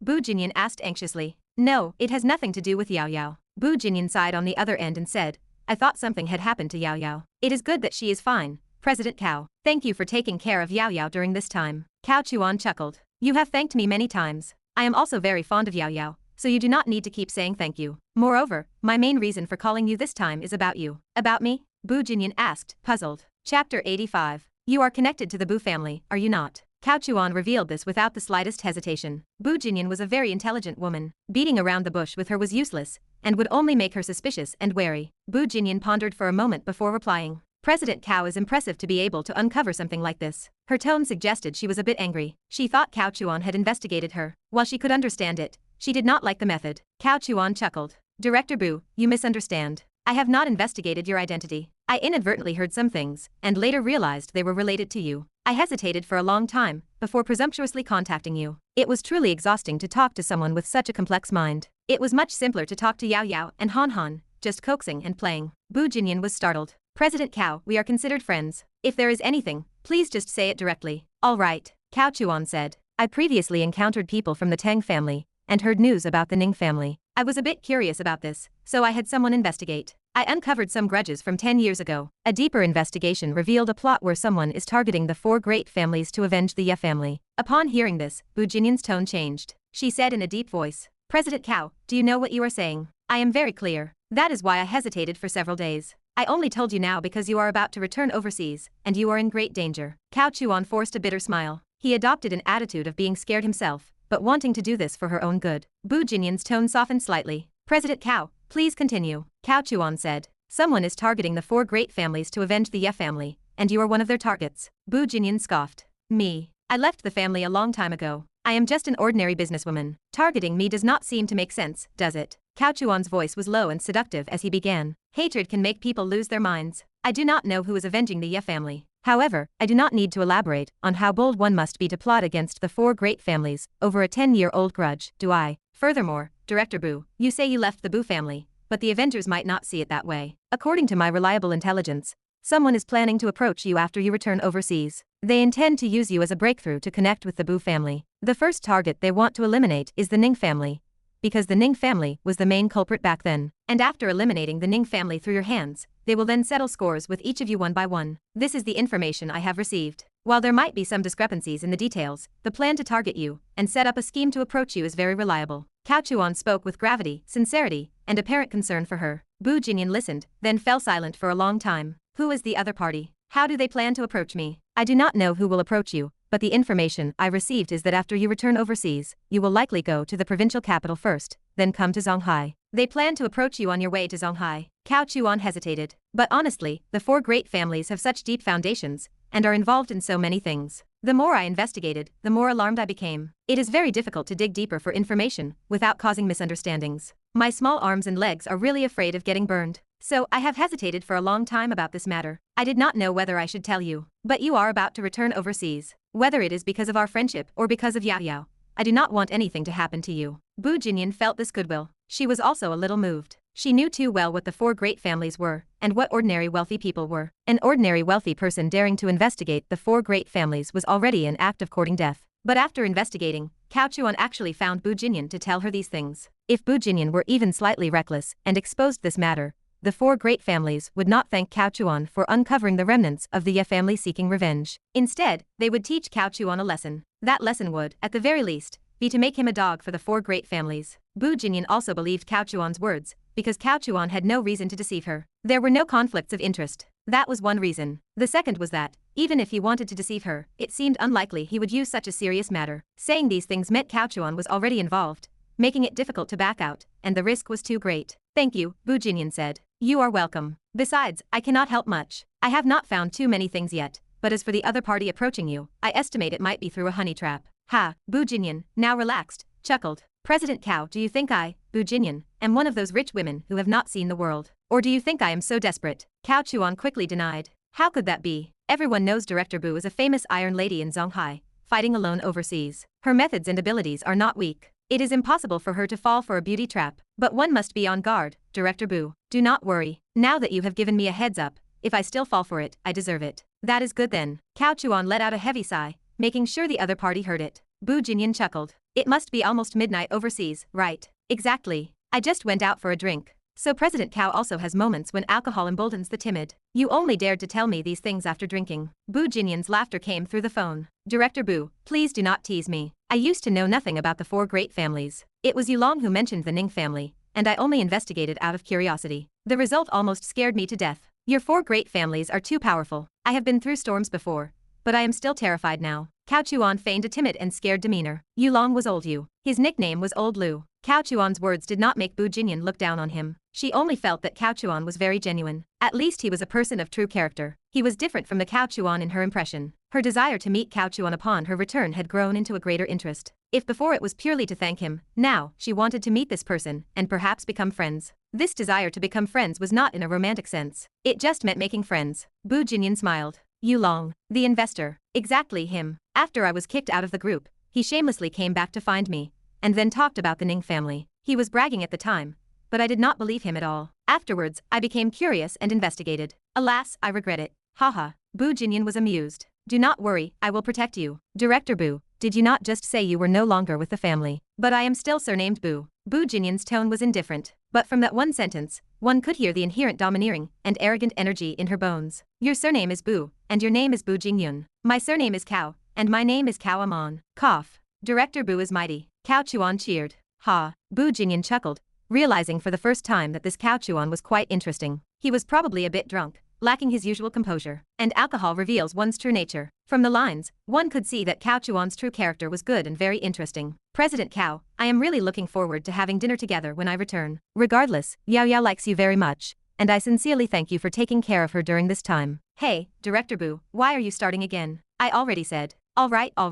Bu Jinyan interrupted Cao Chuan. We can talk about thanks later. Anyway, I thank you for this matter, and as for what happens next, don't concern yourself with it. You cannot interfere in family conflicts, and knowing too much will not do you any good. Cao Chuan was shocked. Did you just eavesdrop on my conversation with Lei Ting? You actually copied what I said when I was showing off. Seeing Cao Chuan silent, Bu Jinyan said, do not think I am lying to you. You probably already know the deep foundations of the four great families. Even with my protection, you cannot go too far. As for my side, I will handle it myself, so do not worry. Okay, but Director Bu, truthfully, I still have some intelligence connections. If you need anything, be sure to tell me. I will, thank you. Bu Jinyan thanked him again. They did not chat for too long after that. Bu Jinyan had to board her flight. Cao Chuan had timed it just for this moment. He lit a cigarette, then tossed it away. Why smoke a cigarette now? A big cigar. How could a moment of showing off be complete without a Cuban cigar? The taste was mediocre, mainly because he was not used to smoking it. It was strange. He had not smoked it in his previous life, and only rarely in this one. Never mind, it was for showing off, so he would endure it. He would bring one to Zhong Qing'er later. She liked cigars. Leaning back in the boss's chair,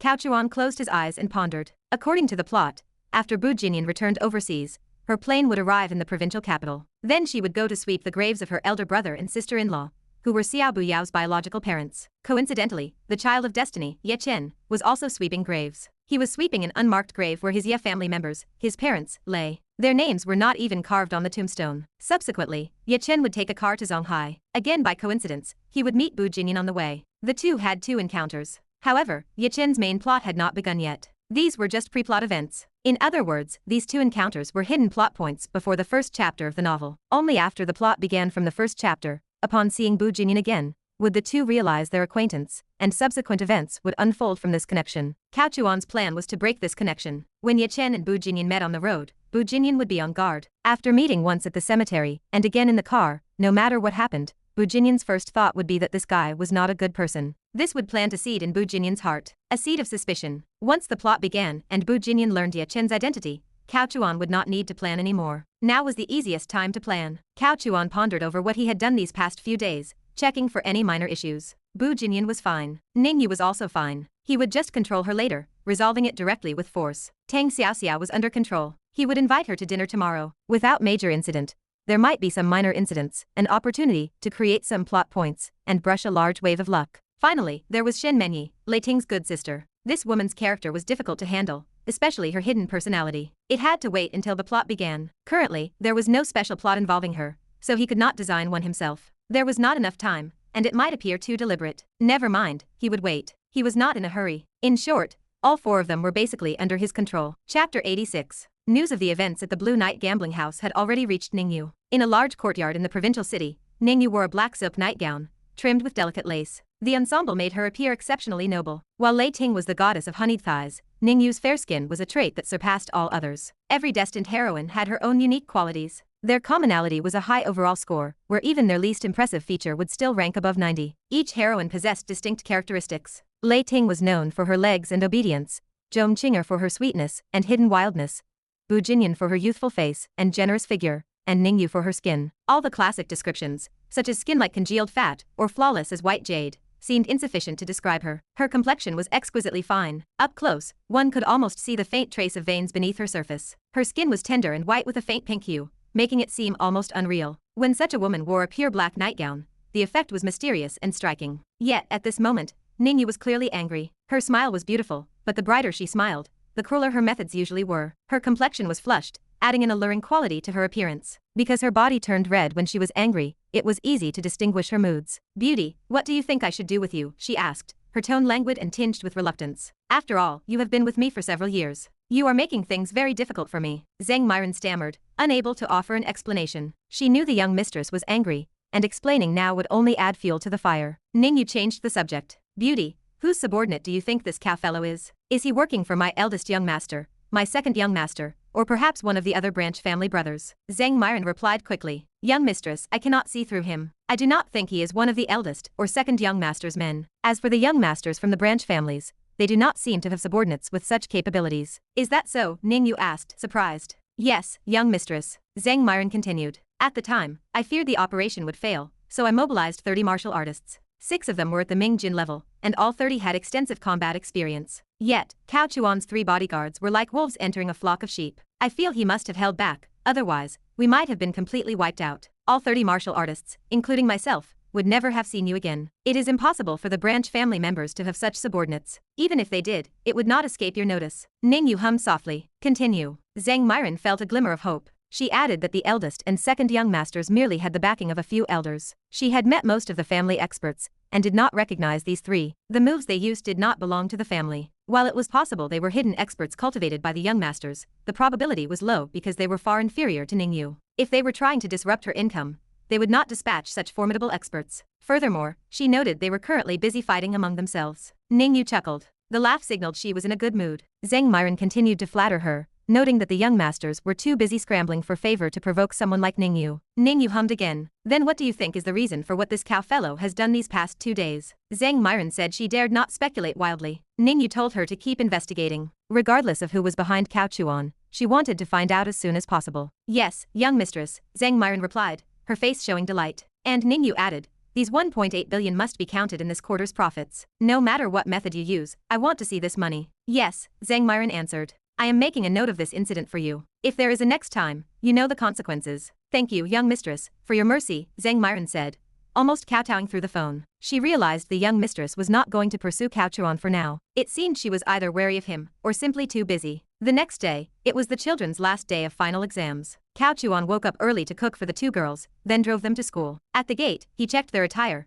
making sure their school uniforms were perfect. He wished Bu Yao good luck and encouraged Lin Han to do her best. After they entered, he drove away. He missed the 3rd one, who was weaker but still part of his life. He decided to leave that person to play cards overseas with the other subordinates. It would keep them alive. Cao Chuan considered himself a good person for sparing them. He called Tang Xiaoxiao to see if she was free. When she asked why, he mentioned he wanted to treat her to a meal as a return favor for her friendship with Little Fox. He joked that he needed her to put in a good word for him so he would not be left without an ally during arguments. Tang Xiaoxiao teased him, asking why she would help him, to which he replied that a fed mouth is a quiet mouth. They agreed to meet that evening. Cao Chuan knew he had to break the distance between them, as their previous dynamic was insufficient for his goals. Everything depended on that night. At noon, Bu Jinyan arrived at the Provincial City International Airport. As she walked out, her petite stature and youthful face made her look under 20. She stood about 1.6 meters tall, petite and adorable. Even in her early 30s, she could still be described as a young woman with a delicate figure. However, her imposing aura remained undiminished. 2 female martial artists approached her. Bu Jinyan, hiding her eyes behind large purple butterfly sunglasses, asked who had sent them. They replied that the master had sent them to pick her up. Bu Jinyan said softly that her father was unwell and should take his medicine. She told them she did not have time to go back and show filial piety, as she was busy visiting her brother and sister-in-law's graves. The martial artists, not daring to use force, could only bow and agree. Chapter 87. A luxurious cemetery stood silent. Bu Jinyan placed 2 bouquets of white flowers in front of her elder brother and sister-in-law's tombstone. She removed her large purple butterfly sunglasses. Looking at the photo and name on the stone, she saw that it had been cleaned recently. This made her feel a little better. Bu Jinyan whispered, "Brother, do not blame the old man in the family. He carries the burden of the entire family, and many things are beyond his control. I have already taught him a lesson for your sake. Now, I do not even acknowledge him anymore." She smiled with a pure expression. Yao Yao is doing quite well. It is just that I have not had much time to spend with her in recent years. This time, I will spend more time with her. You and sister-in-law can rest assured. Bu Jinyan spoke softly about everyday family matters. The cemetery was sparsely populated, especially at noon. Not far from Bu Jinyan, a man dressed in ordinary street clothes was sweeping a grave. He did not bring flowers. He simply lit a few cigarettes and placed them on the ground. This caught Bu Jinyan's attention. The cemetery was built against a mountain, making the plots expensive and exclusive. Those who swept graves in the upper rows were usually rich or noble. Seeing someone in street clothes lighting cigarettes for family members was rare. There was no name on the tombstone. Bu Jinyan could see it clearly. If this were in the past, she would have been curious and remembered the man. Now, however, she narrowed her eyes. Was someone from the Ye family approaching her? Why was there no name on the tombstone? Could it be a tomb for someone from the Ye family? If it was not a member of the Ye family, what kind of descendant would leave an elder's tomb unmarked? It was as if they were trying to be mysterious. She decided not to pay it much mind, as sweeping the grave was her priority. The man finished his cigarette and left. He glanced at Bu Jinyan as he walked away. She watched him descend the mountain, observing his steps. His gait was light, steady, and coordinated. His strength was unclear, but he was definitely a martial artist. He was hiding his skills well. If she had not observed him carefully, she would have overlooked it. He did not approach her. Was Cao Chuan's intelligence wrong? Not necessarily. This encounter did leave an impression on her. If Cao Chuan had not mentioned it beforehand, she might not have observed the details of his walk, and she certainly would not have immediately realized he was a practitioner. She was naturally curious about him because of the nameless tomb. Bu Jinyan's logical thinking was sound. She immediately considered that the other party might be playing hard to get. Otherwise, how could it be such a coincidence that she had just returned to sweep the grave, and at noon when there was no one around, she just happened to run into him? This person intentionally appeared before her to leave an impression. It was a clumsy trick. After sweeping the grave, Bu Jinyan did not linger in the provincial city. In the afternoon, she bought a high-speed train ticket to Zhonghai. She chose the train over driving herself. The plot of her life often dictated such coincidences. Additionally, her cars were already in Zhonghai, and she did not want to return to the family home in the provincial city. She arrived in Zhonghai in time to pick up Bu Yao after her exam. She wanted to surprise the girl. On the high-speed train, Bu Jinyan saw the man from the cemetery again. Coincidentally, this man was by the window in the row beside her, separated by an aisle. Was he really trying to approach her? He appeared in front of her from time to time, but he did not speak or try to get close. He was clearly just increasing her familiarity with him. Such a childish tactic. Bu Jinyan remembered that when she was in school, there were many admirers. Wherever she appeared, they would also appear accidentally. All sorts of self-important, pretentious behaviors were used just to attract her attention. This remnant of the Ye family liked to act profound. He did not speak at the cemetery, and now that he was on the train, he just stared out the window, remaining silent. He was being pretentious. Bu Jinyan had been completely led astray by Cao Chuan. The journey was silent. There was truly no conversation. After arriving at the station, the man, just like at the cemetery, glanced at Bu Jinyan and walked away expressionlessly. There was no interaction whatsoever. Yet it seemed as if after these two encounters, the two had come to know each other. This feeling was strange, but it made Bu Jinyan even more suspicious and convinced of what Cao Chuan had said. Director Bu. Out of the station, the company assistant arrived in Bu Jinyan's little car. It showed her low profile. Bu Jinyan said nothing. She took the keys and drove away, heading straight for the school. Finally, 20 minutes after Bu Jinyan arrived at the school gate, she saw Bu Yao. It was too hot, so Bu Jinyan stayed in the car with the air conditioning on. There were many other parents around. As Bu Jinyan got out of the car and walked towards the school gate, countless male parents stirred. The bolder ones stared openly, while the more timid ones, with their wives beside them, snuck glances. Bu Jinyan was beautiful. Her figure, skin, and appearance were 1 in a million. Standing at 1.60 meters, she was neither short nor plain. She possessed perfect body proportions. Everyone assumed she was an older sister to one of the students, and no one guessed she was already 30. Mom. The moment Bu Yao saw Bu Jinyan, her eyes turned red. Come, Mom will give you a hug. Bu Jinyan smiled and opened her arms. The men nearby heard the commotion and were in disbelief. Such a young mother with such a big daughter. It was an incredible sight. A small commotion occurred nearby. A couple started fighting. The wife slapped her husband, and the husband, enraged, slapped her back. A scene unfolded.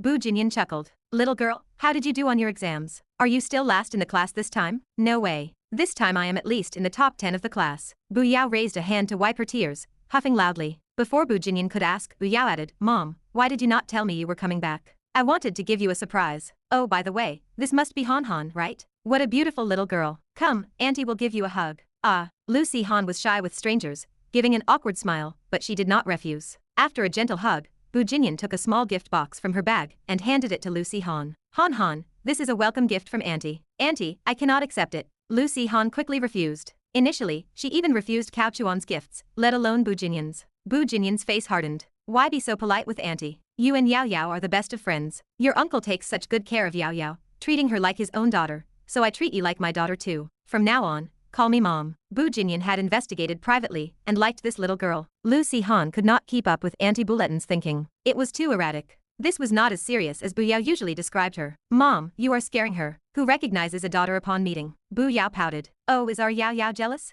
I am not jealous. I just think you are too abrupt. Bu Yao learned a new word and immediately used it. She truly was not jealous, at least not of Lucy Han. It was about reciprocity. This little girl was still very sensible. Come, put it on. This is a limited edition that Auntie specially bought from overseas. It is not available in the country. Bu Jinyan was persistent, practically forcing a diamond lady's watch onto Lucy Han's wrist. It sparkled brightly. This. Lucy Han felt socially anxious, timid, and unsure what to do. She felt on tenterhooks. Bu Yao pulled her little friend and said, It is okay. This is from my mom, and you are not an outsider. We will just tell Uncle later. Okay, all right. Lucy Han did not know how to refuse, so she simply stopped. She would ask uncle later. Bu Jinyan was happy, not noticing Lucy Han's state, her gaze entirely on Bu Yao. She felt that after some time apart, this girl had become plump and radiant under Cao Chuan's care. She was eating very well, sleeping very well, and being extremely well cared for. Let us go. Mom, tonight. I still want to stay at Han Han's place. How can that be? How long have you been bothering her? Bu Jinyan's face stiffened.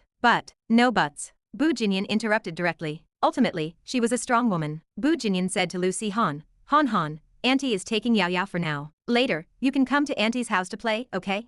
Okay. Lucy Han felt a little reluctant, but she knew she had no reason to refuse Auntie Bu taking Bu Yao away. Lucy Han got into the car and waved goodbye to the mother and daughter. Mom. Bu Yao was unhappy. You child, have you gone wild? You do not want to go home after just a few days? No, it is. I am used to sleeping with Han Han. She cannot do without me. Bu Yao told a little lie. Bu Jinyan asked, is Han Han a bit introverted? She seems not to like talking. She is just shy with strangers, Bu Yao said. Bu Jinyan raised an eyebrow, not taking the comment to heart. She asked, during this time you stayed there, was your Uncle Cao good to you? Very good, extremely good, Bu Yao said with certainty. Bu Jinyan nodded in satisfaction. During their previous phone calls, although Bu Yao said she was doing very well, without seeing her expression, Bu Jinyan had some reservations. Now seeing Bu Yao's appearance, and seeing that Bu Yao did not even want to leave, she guessed that Cao Chuan was indeed good to her. Then I will have to invite your Uncle Cao out for a meal later to thank him properly. Tonight, Mom, Bu Yao said. She wanted to quickly set up her mom and Uncle Cao. I just got back tonight.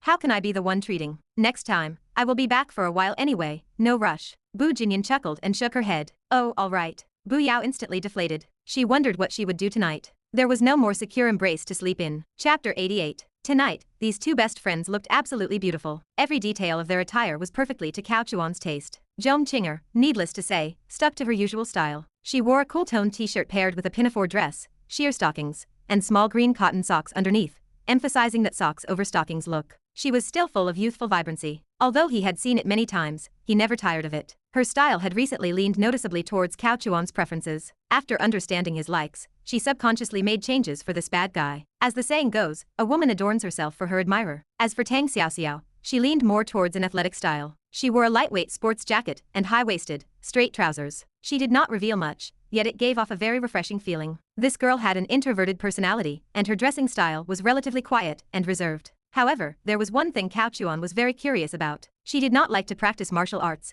yet her aptitude was excellent. Even with half-hearted effort, her strength already surpassed 99% of martial artists her age. In a fantasy world, she would at least be a prodigy saintess. But this girl seemed to be timid. She possessed her family's unique martial art, yet she was afraid of ghosts. Was she acting for him? Cao Chuan somewhat suspected that the last time in the haunted house, he thought he had taken advantage, but in reality, she was feigning fear to take advantage of him. It was very likely. These destined heroines were not simple people. He saw through everything. No one understood acting better than he did. Cao Chuan looked back at them, then asked with a smile, is there any kind-hearted girl willing to lend a hand and help me prepare the dishes? I cannot, Zhong Qinger replied. She was playing along, not being polite with Cao Chuan at all. Tang Xiaoxiao smiled, I will do it. Don't mind him, let us go have tea. Zhong Qinger's habits had really changed a lot recently. She had actually started trying to drink tea. She used to not like tea, but Cao Chuan liked green tea, so she reluctantly grew to like it too. Don't be like that, cooking alone is very tiring, Tang Xiaoxiao said softly, her tone gentle. A young lady from a good family is just different. Cao Chuan gave Tang Xiaoxiao a thumbs up. He had to admit, this girl's nutrition was very good. The only one who could rival her was Bu Jinyan. Young ladies from good families just eat well. Looking at Zhong Qinger again, she had been forced to mature quite a bit recently, but no good results were visible yet. It might take some more time. Things that need to rise cannot be rushed. Alright then, you help. I will go make tea for you guys. Zhong Qinger huffed at Cao Chuan, then turned and walked away haughtily. Zhong Qinger was not unhappy with Cao Chuan. She was just a young girl in love, always expressing strange emotions inexplicably, similar to seeking attention. Cao Chuan let her fuss, watching her with a smile. The point was to enjoy the peaceful moments. I originally wanted her to help. After all, I am treating you to dinner today, so it does not make sense for you to prepare the dishes, Cao Chuan said. Tang Xiaoxiao smiled, it is fine. I am not really a guest, but I am a little curious. Curious about what? Haven't you two already met? Why are you still wearing masks? Tang Xiaoxiao could not understand. Cao Chuan shook his head and smiled. Maybe she thinks I am ugly. With a mask on, out of sight, out of mind. Piffed. Tang Xiaoxiao laughed out loud, pursed her lips, and shook her head. I do not believe that. Although he was wearing a mask, Cao Chuan's temperament and skin quality revealed some things. Plus, the current mask was not the full-face one from before. With half his face exposed, one could see enough of his face shape to know he definitely was not ugly. Cao Chuan smiled and said, then maybe she likes the mood. I am just playing along with her. She is my girl, I can only spoil her. Tang Xiaoxiao gave Cao Chuan a deep look, but did not ask about the topic again. Then the two began to cook, working together with great synergy. From this point of view, they looked like a married couple. This was not just Cao Chuan's opinion. Even Zhong Qinger felt the same. Zhong Qinger brought over 2 cups of green tea, looked at the busy backs of the two, and blurted out, you two are really in sync. Tang Xiaoxiao was a bit dazed and naive, not sensitive to matters of the heart, so she did not think much of it. She just smiled without speaking. Cao Chuan, however, said, whose fault is it that you did not help? Why do you not let Xiaoxiao rest and you come help me wash and prepare vegetables? I will not do it. I cannot. Here, green tea. Zhong Qinger lightly snorted, put down the teacups, and turned to say, I am going to work out. Call me when dinner is ready. Rumble. A clap of thunder sounded outside. It had already started raining earlier, and now it seemed a night of wind, and rain had arrived. After dinner, the three sat in the living room with the TV on, some drinking tea, some drinking water, chatting. The scene was quite harmonious for a while, until the sudden burst of thunder. Tang Xiaoxiao shivered slightly, startled. Zhong Qinger turned her head to look out the window and said, the rain is quite heavy, Xiaoxiao. How will you get back later? Why do you not just stay tonight? There is a spare bedroom here. I drove, it is fine, Tang Xiaoxiao said, glancing at Cao Chuan, seemingly not wanting to disturb their two-person world. Zhong Qinger pouted, your little beetle. With rain this heavy, it would be a miracle if it did not leak. I will go check. Cao Chuan stood up, pretending to go to the balcony to look. He opened the balcony door, and a gust of wind blew in, making the curtains fly wildly, and bringing in a lot of rainwater. The rain was indeed heavy, but it was all within expectations. The reason he invited Tang Xiaoxiao to dinner today was also because he had calculated the weather. Don't ask how he calculated it. Just say it was the weather forecast's strong wind and heavy rain warning, plus this kind of weather is common in this season. The most important thing was the plot in the story. Tang Xiaoxiao's low-profile car, the Little Beetle, had been driven for several years. The sunroof position was not particularly good. Light rain was fine, but if the rain was heavy, it would leak inside. It was no wonder Tang Xiaoxiao was so low-key. She did not have much material pursuit, and stubbornly refused to change cars,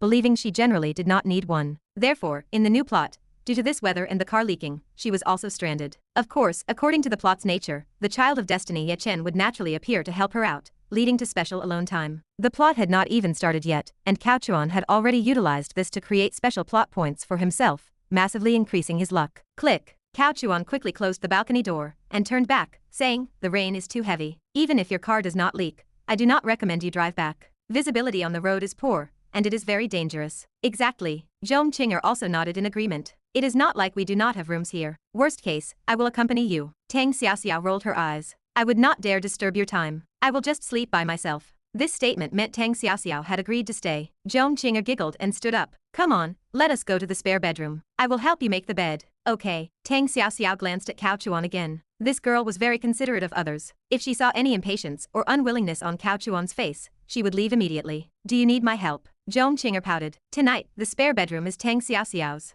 Don't go into a girl's room casually. All right. Then just call me if you need anything, Cao Chuan said with a wry smile, shaking his head. Sorry for the trouble, Tang Xiaoxiao replied softly. Do not be so formal, we are all friends, Cao Chuan responded. Rumble. Another series of thunderbolts. Cao Chuan could clearly see Tang Xiaoxiao shiver. She had an acute stress reaction. Lin Han's first plot had no detailed introduction about Tang Xiaoxiao at all. But in Ye Chen's second plot, Tang Xiaoxiao was one of the 4 destined heroines, so the introduction was naturally more detailed. The two plots were completely in fusion. From the beginning of Lin Han's plot, Tang Xiaoxiao had already run away from home, and came to Zonghai to seek refuge with her best friend, Zhong Qinger. The logic held up. The reason for Tang Xiaoxiao's running away, on the surface, was just a conflict between father and daughter, involving family relatives. But in reality, this girl Tang Xiaoxiao was very pitiful. In the plot, if a tragic experience was not designed for the heroine, the child of destiny would not easily approach her. She had no mother since childhood. Her father was fighting for family power at the time and eventually took the family head position,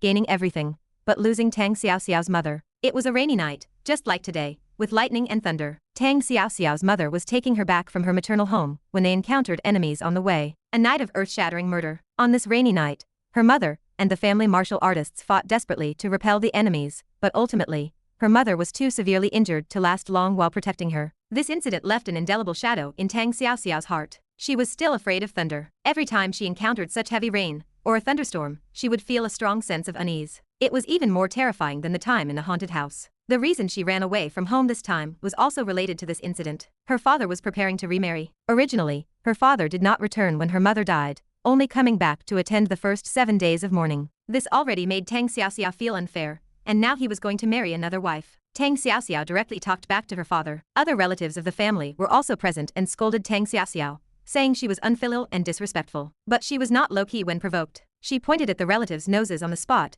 and told them to get lost. Because of this incident, the father and daughter argued even more fiercely. Finally, Tang Xiaoxiao ran away from home and came to Zonghai. The two plots were perfectly integrated. Furthermore, Tang Xiaoxiao's best friend, Zhong Qing'er, did not even know about this acute stress reaction. In this world, only Cao Chuan knew about it now. Chapter 89. The second bedroom was tidied up. Zhong Qing'er brought her dolls and plush toys over, placing them in Tang Xiaoxiao's room. A cozy little boudoir quickly appeared. Cao Chuan was not idle either. He called home, as thunderstorm weather could be frightening. Although Lin Han did not have that kind of stress reaction, Xiao Lili also lacked a sense of security, so Cao Chuan called to comfort her. This action truly resembled that of a good father. A biological father would probably be no different. Zhong Qing'er came to the bar. She asked who he was talking to. It was Xiao Sihan. Cao Chuan had just hung up and did not hide it. After all, Zhong Qing'er knew her, and the two sisters had a lot of fun together back then. But now, with the passage of time, things had changed, and the former good sisters had become stepmother and stepdaughter. Zhong Qing'er seemed to have accepted her role as a stepmother. She worriedly asked if Xiao Sihan was home alone, and if Xiao Buyao was there too. No, Buyao's mother returned to the country today, and just picked her up, Cao Chuan replied. Then, do you want to go back and check on her? Zhong Qing'er asked. It is fine, that girl is very strong, and there is protection at home, so do not worry, Cao Chuan said. Zhong Qing'er nodded, and did not try to persuade him further. She asked if he wanted some red wine. Cao Chuan said anything worked. He glanced at the second bedroom and whispered to ask how they were sleeping that night. Zhong Qing'er smiled brightly, giving him a teasing look, and ran her little tongue over her red lips. Sorry, I am spending the night with my bestie. Cao Chuan feigned being upset. How can you be like this? It is so rare to see each other. Zhong Qing'er was overjoyed to see Cao Chuan upset. Women always want their significant other to desire them. This statement is absolutely true. When you no longer want the other person to cling to you, the relationship has already broken down. Cao Chuan reached out, but Zhong Qing'er warned him to stop, saying Xiaoxiao would come out soon. If you are going to be with your bestie, then help me out now, Cao Chuan said with a rogue tone. Zhong Qing'er was not upset. She laughed even harder, and playfully slapped away the hand reaching into her suspender dress. She chided him, saying she was just teasing, and would come find him after Xiaoxiao fell asleep. That is more like it. Cao Chuan nodded in satisfaction. Zhong Qing'er said she did not know why he, at his age, did not know when he was full, asking if he did not have enough to eat. Not enough to eat. Zhong Qing'er felt a shiver, raised her hand to hit him, and said with annoyance that she would teach him to shout. After several slaps, Zhong Qing'er said angrily that they were wearing masks and pretending not to know each other. She threatened that if he kept this up, she would get upset. Being upset was impossible. She also found it very exciting. But she still had to put on a show. After all, this was also a form of flirtation. Cao Chuan, however, innocently stated that she started it, asking if that did not immediately expose his identity. Zhong Qing'er rolled her eyes and snorted, asking if it was her fault then. My fault, my fault. Cao Chuan quickly pretended to be submissive. At this moment, do not be so aggressive with girls. To put it bluntly, it is not time to be aggressive yet. A great man knows when to yield and when to assert himself. Zhong Qing'er was very satisfied with Cao Chuan's submission, and even gave him a sweet kiss, saying she would come find him later. Cao Chuan nodded. Later is when he should be assertive. Why rush now? Just humor her. The three of them huddled in the living room. Zhong Qing'er insisted on watching a horror movie, saying that on this stormy night, with lightning and thunder outside, the atmosphere was perfect. This was also because Zhong Qing'er did not know Tang Xiaoxiao had a stress reaction. Otherwise, she would never have made this request. Tang Xiaoxiao wanted to refuse, but despite her strength, she was so easily swayed by her good friend Zhong Qing'er that she could not object. It was like the first time racing in Dragon Bay. Tang Xiaoxiao, who was clearly very skilled, was pitifully timid. Cao Chuan and Tang Xiaoxiao exchanged glances, and he seemed to have noticed Tang Xiaoxiao's discomfort. Forget it, do not watch a horror movie so late. How about a comedy? Cao Chuan said. Tang Xiaoxiao immediately cast a grateful look. Cao Chuan returned a knowing look. But Zhong Qing'er was a spoiled young miss. She insisted on watching a horror movie. This was completely unreasonable. I like it.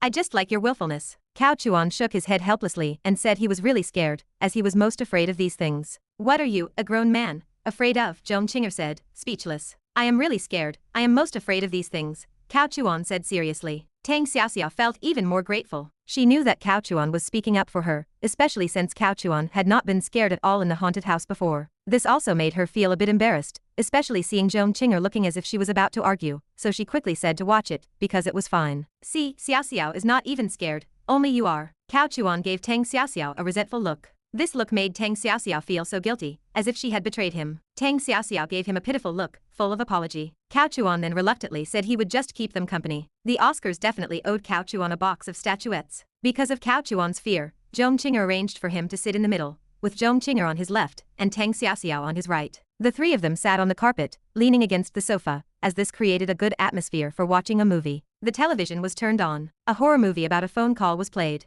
People died if they answered the phone. It was exceptionally classic. As they watched, with occasional thunder outside and rain pattering against the glass, Tang Xiaoxiao curled up, her small head resting on Cao Chuan's arm. Zhong Qing'er was actually scared too. This girl was both afraid and loved to watch, daring to do anything, because her husband was by her side. Suddenly, Cao Chuan's phone rang. Our old Cao swore. Although most of tonight's special plot was designed by him, the phone ringing was absolutely not. He took it out and saw it was Lin Han calling. At this moment, Zhong Qing'er and Tang Xiaoxiao both screamed and burrowed into his arms. Cao Chuan held one in each arm and answered the phone. Hello, Uncle Yao Yao is here. Do not worry about me. How did she get there? She was afraid I would be home alone, so she came. Auntie Boo was here too. But Auntie Boo left after dropping Yao Yao off, Lin Han said. That is good. Let Yao Yao talk on the phone, Cao Chuan said softly. Uncle, Bu Yao's giggling voice came through the phone. Cao Chuan then chatted with Bu Yao for a while the two in his arms still had not looked up. Tang Xiaoxiao was very uncomfortable. If she could, she would have melted into Cao Chuan's body. He hung up the phone. Cao Chuan patted both sides,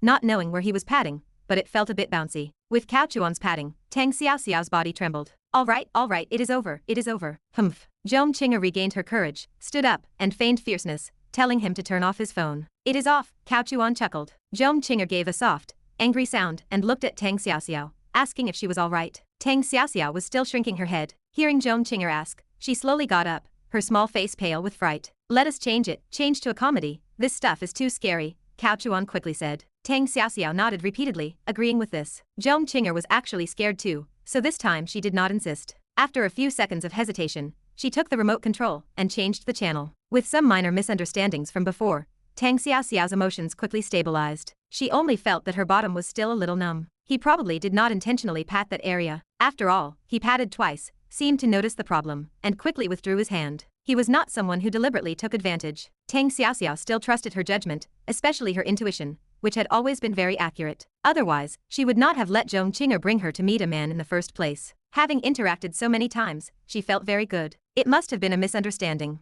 Her thoughts rationalized it for Cao Chuan, and then she was drawn to the comedy show on TV. Aside from the occasional lightning that made her heart race, everything else was fine. Especially being next to this man, she did not seem as scared as before. The three of them watched TV, sipping red wine, and only separated to wash up and prepare for rest around 10 o'clock. In the second bedroom's bathroom, the two women changed into Zhong Qing'er's silk pajamas. Their heights were similar. Zhong Qing'er was 1.68 meters, Tang Xiaoxiao was 1.65 meters, almost no difference to the naked eye. There was still a difference, the headlight models were very different. So from behind, there was no difference, both were slender and graceful. Tang Xiaoxiao was slightly more rounded, with a curvy figure. Are you really staying with me? Am I interrupting your world for two? Tang Xiaoxiao asked, wearing a face mask. Zhong Qing'er snorted and said that it was good that she knew, but they were good sisters, so she was ignoring this smelly man. Hey, Tang Xiaoxiao smiled and said, as long as he does not blame me. How dare he, Zhong Qing'er said, sticking out her neck. Zhong Qing'er's personality was like that. She was extremely concerned about her face in front of outsiders. But in private, she was shameless, especially when she was having fun. She was as obedient as could be. Otherwise, do you think Cao Chuan would spoil her? After the two had finished washing up,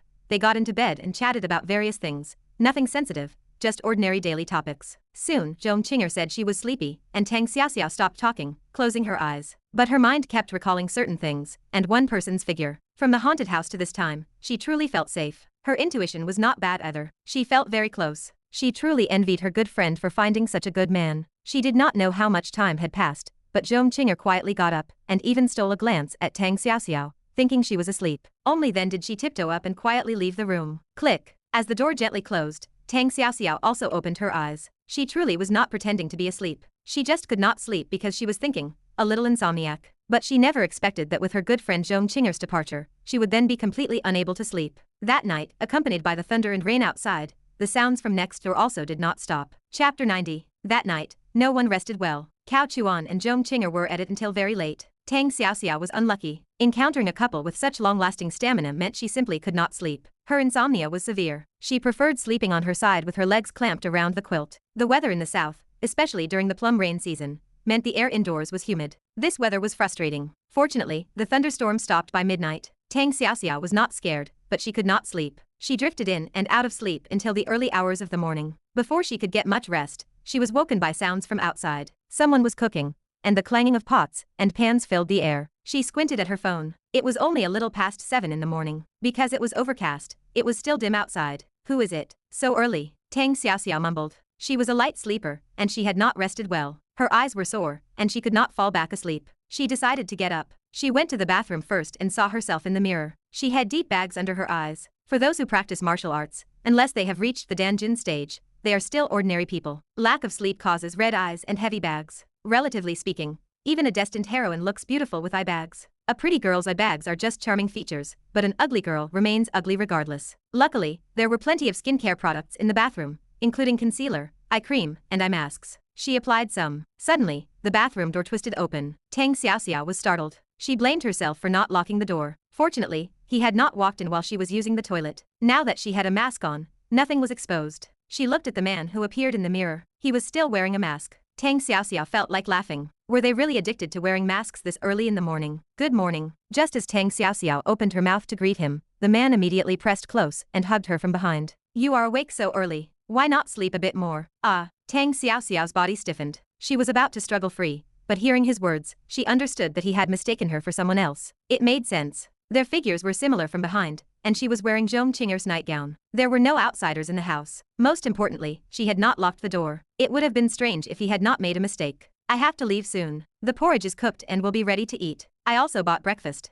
When the little ones wake up, you two can eat together. I am leaving now. Talk to you later. Smack. Cao Chuan lowered his head and kissed her neck. As he turned to leave, he even patted her rear. Ah. Tang Xiaoxiao endured the pounding of her heart until Cao Chuan left. She almost collapsed onto the floor. Her pretty face beneath the mask flushed crimson. After a while, she heard the sound of the door closing. Knowing the man had already left, she dared to come out. Her mind was in disarray. It was a complete accident. Cao Chuan knew Tang Xiaoxiao's identity and personality well. He knew she was an honest person, appearing harmless but vicious when crossed. That is why he did not pull any tricks during the night. If it had been an ordinary woman, entering the wrong room would have been a cliché, but effective trick. With Tang Xiaoxiao, it might have caused her to lose control. He had not expected to have a chance in the morning, but he went with the flow. When he opened the bathroom door and saw her mask, an idea occurred to him. This was pure improvisation. It was thrilling to take advantage and then run. The stress response was Cao Chuan's true purpose. He understood psychology well. Stress responses are hard to cure, but emotions are easy to manipulate. Tang Xiaoxiao might associate the memory of thunderstorms with the sounds of Cao Chuan and Zhong Qinger instead of the past trauma. This was consciousness overlay, a mental arrangement. It was highly likely her heart would no longer accommodate any other man. At 10 in the morning, Zhong Qinger woke up. Her complexion was good, and her face was flushed. She had become radiant and charming lately. Her mother, Suya, had almost noticed, but Zhong Qinger was good at pretending. She grew more experienced with each pretense. She had chosen youthful clothing to avoid raising suspicion. Where is everyone? Tang Xiaoxiao, where did this naughty sister go? Zhong Qinger was used to Cao Chuan being gone, but Tang Xiaoxiao was also missing. The second bedroom had been tidied up. She called Tang Xiaoxiao. Where did you go? I went home, Tang Xiaoxiao replied weakly. Tang Xiaoxiao had just gotten back and could not fall asleep. Just as she finally drifted off, Zhong Qinger's call woke her up, making her angry. What is wrong? You sound off. Do you have a cold? A little. I am going to catch up on sleep. Oh, by the way, your man cooked porridge. It is in the kitchen. Zhong Qinger was carefree and did not think much of it. She did not imagine Tang Xiaoxiao had listened to her singing all night. The soundproofing was excellent, but Tang Xiaoxiao's senses were acute. She had heard everything as if it were right next to her ear. It was torture, but she could not tell Zhong Qinger. Tang Xiaoxiao was unlucky to have been manipulated by Cao Chuan. After waking up, she was haunted by dreams of the humid weather. Finally, Cao Chuan saw Bu Jinyan. She was magnificent. Much more magnificent than imagined. He had thought Tang Xiaoxiao was comparable, but he realized he was naive. They were both well endowed, but Bu Jinyan was on a different level. Cao Chuan admired her figure. A Destiny heroine's attributes were perfect. He realized that a heroine's overall score was consistently high. Bu Jinyan was 1.6 meters tall, so her legs should not have been long, but she had golden proportions. Uncle. As soon as they entered the house, Bu Yao rushed over. Before Cao Chuan and Bu Jinyan could greet each other, Bu Yao whispered to Cao Chuan. Uncle, is my mommy pretty? Bu Jinyan's eye twitched. She had heard the girl's words. Was this girl asking for a beating? She looked at Cao Chuan with a smile, sizing him up. He had a gentle demeanor. Based on this alone, her first impression was good. President Cao, I have heard so much about you. We finally meet. Director Bu, you are too kind. Everyone knows you are a heroine who rivals men. We do not need to flatter each other, do we? Agreed. The two smiled. Their relationship did not seem distant. You two play by yourselves. We are going to the study to discuss something. The children agreed and went towards the kitchen. Bu Jinyan did not refuse. She had many questions and some topics were not appropriate for the children. Chapter 91. Bu Jinyan was not a girl in the conventional sense. Instead, she was a mature woman who retained a petite and youthful appearance. Her facial features, voice, and figure all fit that description, perhaps even exceeding expectations. Furthermore, this woman seemed to enjoy acting innocent. She loved to use her youthful appearance to deceive enemies, lulling them into a false sense of security before striking viciously. Thinking about it carefully, the four main female leads in the story, Shen Menyi, Bu Jinyan, Tang Xiaoxiao, and Ning Yu, were none of them pushovers. When they got ruthless, they were formidable. Even Tang Xiaoxiao, who was gentle, showed a huge contrast to her usual self when provoked. Ning Yu was visibly intimidating from the start, and Shen Menyi was even more fierce. Only Bu Jinyan was petite and lovely, with a soft voice and a gentle demeanor. She was a cunning and beautiful trap. As Cao Chuan went upstairs, he could not help but glance at her multiple times. There was nothing he could do because his peripheral vision was uncontrollable. Even though they were walking up the stairs shoulder to shoulder, Cao Chuan could still see the scenery. It was impossible to avoid. After entering the study, a glass of freshly squeezed orange juice, along with a plate of ice cubes and 2 glasses, was brought in. "Would you like some ice?" Cao Chuan asked. "Whatever works," Bu Jinyan said. She did not feign cuteness and nodded. Since Cao Chuan knew her identity, she did not need to maintain her usual facade. Clink, clink, clink. A few ice cubes were dropped into both glasses, and then orange juice was poured in. The glass cups looked very appealing. After handing over the juice, Cao Chuan casually asked if she had encountered anyone approaching her on the way. Bu Jinyan nodded. "If you had not told me in advance, I might have genuinely overlooked that form of approach." Cao Chuan feigned confusion. "What form?" Bu Jinyan did not go into too much detail. She only briefly described the situation at the time, which had seemed like a pure coincidence. Only 2 glances were exchanged, and not a single extra word was spoken. If Cao Chuan had not warned her beforehand, Bu Jinyan would never have suspected that the person was trying to approach her. The act was too natural. In any case, Bu Jinyan did not spot any flaws. Cao Chuan frowned. "Are you sure they were approaching you, or were they just passing by accidentally?" Cao Chuan's tactic of feigned retreat completely made Bu Jinyan drop her guard against him. Bu Jinyan took a sip of juice and put down her glass. "I was suspicious at first, but last night, I had someone investigate this person's identity. Guess what I found?" Cao Chuan thought. So she was playing coy. He decided to play along. "You found out he was one of the remnants of the Ye family." Bu Jinyan smiled and shook her head. "I found nothing at all." Cao Chuan rolled his eyes. "Are you messing with me? Is that supposed to be interesting?" Bu Jinyan saw his reaction and laughed. "You do not understand. If I want to investigate someone, as long as they have lived a trace in this world, I will 100% find them. But I investigated this person and found nothing. Do you understand what this means now?" Look how clever she was. Cao Chuan feigned surprise. "This means he hid his information." Bu Jinyan's youthful face smiled adorably. "You are only half right. If an ordinary person hides their identity, it would still be difficult to escape my thorough investigation. But I found nothing at all, which means there must be a network even deeper than our 4 great families behind this, which completely erased his identity information. Only one organization can achieve this level." Cao Chuan pressed her. "What organization?" "You had better not know," Bu Jinyan said. "This organization was the governing body for martial artists. They were high-level officials." Cao Chuan looked helpless. "All right, I really should not inquire about these things. It is just simple curiosity. As long as you can confirm that the other party is targeting you, that is fine. At least it proves my intelligence is not wrong." Upon hearing this, Bu Jinyan said,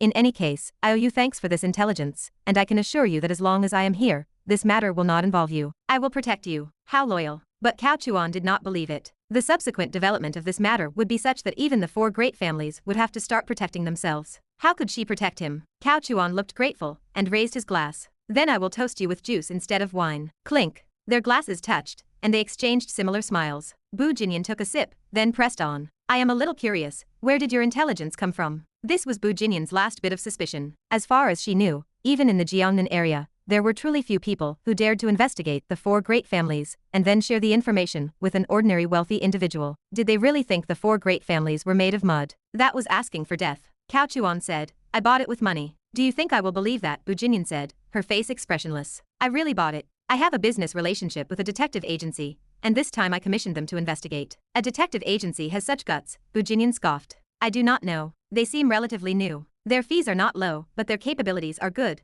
Cao Chuan said, looking very obedient. This statement made Bu Jinyan somewhat doubt its authenticity. Normally, she would not believe it. But Cao Chuan did not look like he was faking it. Besides, if he were faking it, it would not be so obvious. "Can I see the details of your intelligence transaction?" "I will not spread it, and as I said, as long as I am involved, this matter will not implicate you," Bu Jinyan asked. Cao Chuan nodded. "Okay, I will go get it." He had already prepared it. Cao Chuan was meticulous in his work. He had human witnesses and material evidence, with all signs pointing to the Ye family from 10 years ago. He was just afraid she would not look at the information. If she had not brought it up, Cao Chuan was prepared to give it to her proactively. The purpose was to launch the famous detective agency and make the investigator a public figure. He wanted to make her a character similar to an all-knowing sage within this setting. Once she gained enough renown, more and more powerful people would seek her for intelligence, allowing Cao Chuan not only to earn money, but also to obtain everyone's secrets. Furthermore, he could provide misleading intelligence according to the plot arrangements he needed. At that time, as long as everyone trusted the agency's intelligence capabilities, even if they occasionally gave false information, the other party would take it seriously. This was Cao Chuan's ultimate goal. It was long-term planning. Cao Chuan took out several documents from the safe. He handed over the documents and said helplessly, at the time, it was because people from the Tang family said they were going to investigate me. I am a hot-tempered person and I thought, you are a Tang family member, I have never even heard of you, and you dare to investigate me. Then I will find someone to investigate you too. We will call it a courtesy exchange. As a result, things got out of hand. Hearing this, Bu Jinyan nodded in understanding. It made sense. In the eyes of ordinary people, Cao Chuan was a wealthy magnate. How could he be investigated so casually? Especially those who did not understand the four great families would not take a family seriously at all. Bu Jinyan, with her tender hands, took the documents and began to flip through them. Cao Chuan picked up a cigarette. Do you mind if I smoke? I do not mind the smell of smoke, and this is your home, so I will follow your lead. Bu Jinyan smiled slightly. Never mind, I will go outside to smoke. Cao Chuan left the study. Bu Jinyan did not say much, and a hint of goodwill emerged in her heart. She genuinely did not mind the smell of smoke, but what she cared about was a matter of attitude. Inside the study, only Bu Jinyan remained, along with the rustling sound of flipping through documents. As the pages turned, Bu Jinyan's brows gradually furrowed. In the document, it was confirmed what Cao Chuan had said earlier. He indeed did not understand the four great families, so he paid someone to investigate them. Everything was normal at the beginning, and they only investigated trivial matters, not touching the core of the families. But suddenly, one day, the famous detective agency found something that implicated the Bu family. Someone within the Bu family had sold Bu Jinyan's information to a mysterious person. This action was clearly not for money, but rather to use the mysterious person's hand to secretly harm Bu Jinyan. The agency then tracked the mysterious person who bought Bu Jinyan's information, which naturally led to keywords like the Ye family. From here, the narrative changed. The agency discovered the old grudge between the Ye family and the four great families. The remnants of the Ye family were unwilling to accept their failure 10 years ago, and were preparing to return to the city to seek revenge, reclaim justice, and take back everything that belonged to their family. The documents contained hacker-intercepted monitoring information. This included research into Bu Jinyan's life, ultimately concluding that she had largely broken with the Bu family due to her elder brother's incident a few years prior, and subsequently left with her elder brother's only daughter. Therefore, she was a vulnerability. Moreover, according to the analysis, Bu Jinyan had been without a man for many years and, being over 30, must be very lonely. So, they could use a honey trap to try and approach her, thereby infiltrating the four great families to cause chaos. Bullshit. Bu Jinyan's eyes turned cold. She slammed the documents onto the table. When she looked up, she realized Cao Chuan was not in the study. He seemed to have gone out for a smoke, and only then did her expression soften a little. She thought that Cao Chuan leaving to smoke was perhaps to spare her embarrassment. From the details, it could be seen that Bu Jinyan was truly enraged. Why was she angry? Because a raw nerve had been touched. She really did get lonely sometimes. Everyone has normal physiological needs. Just like Ningyu, who disliked it most when others called her petty, that was because she really was petty. Therefore, saying Bu Jinyan was lonely struck a chord deep in her heart. In that instant, she wanted to kill everyone who had seen the documents to silence them, especially the person who approached her in the cemetery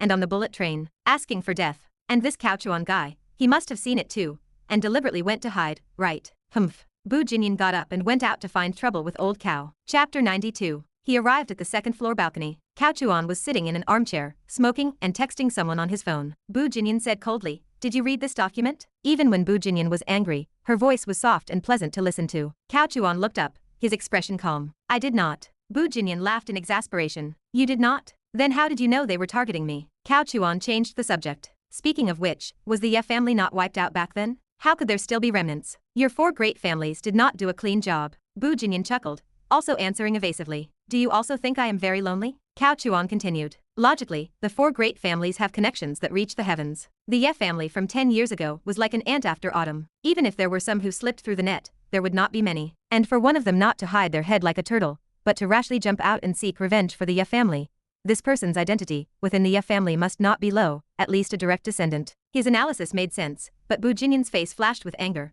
and she looked at him indignantly. "Is my question so hard to answer? This woman, she really digs for answers. Does she really need to know everything? Well, if you insist on asking, then I will not hold back." Cao Chuan feigned an awkward expression and smiled sheepishly. This, well, it is human nature. After all, being over 30, it is true. As Cao Chuan spoke, Bu Jinyan's big eyes narrowed, radiating a chilling aura. Cao Chuan quickly changed his tone, stating with certainty, I think this document is nonsense. At most, only one layer can be believed. The rest is all fake and fabricated. Cao Chuan directly blurted out the truth. But you see, Bu Jinyan did not believe him. Old Cao thought, this is not my fault. Bu Jinyan snorted softly, knowing in her heart that it was not Cao Chuan's fault. After calming down, she said, do not keep these documents. Keeping them will only cause trouble. Understood, I will burn them later. Cao Chuan nodded. Give me the famous detective agency's phone number. I will contact them directly. Bu Jinyan probably intended to make the famous detective agency keep quiet as well. All right, Cao Chuan nodded. You know, this woman, she just had to ask. What can you do after knowing?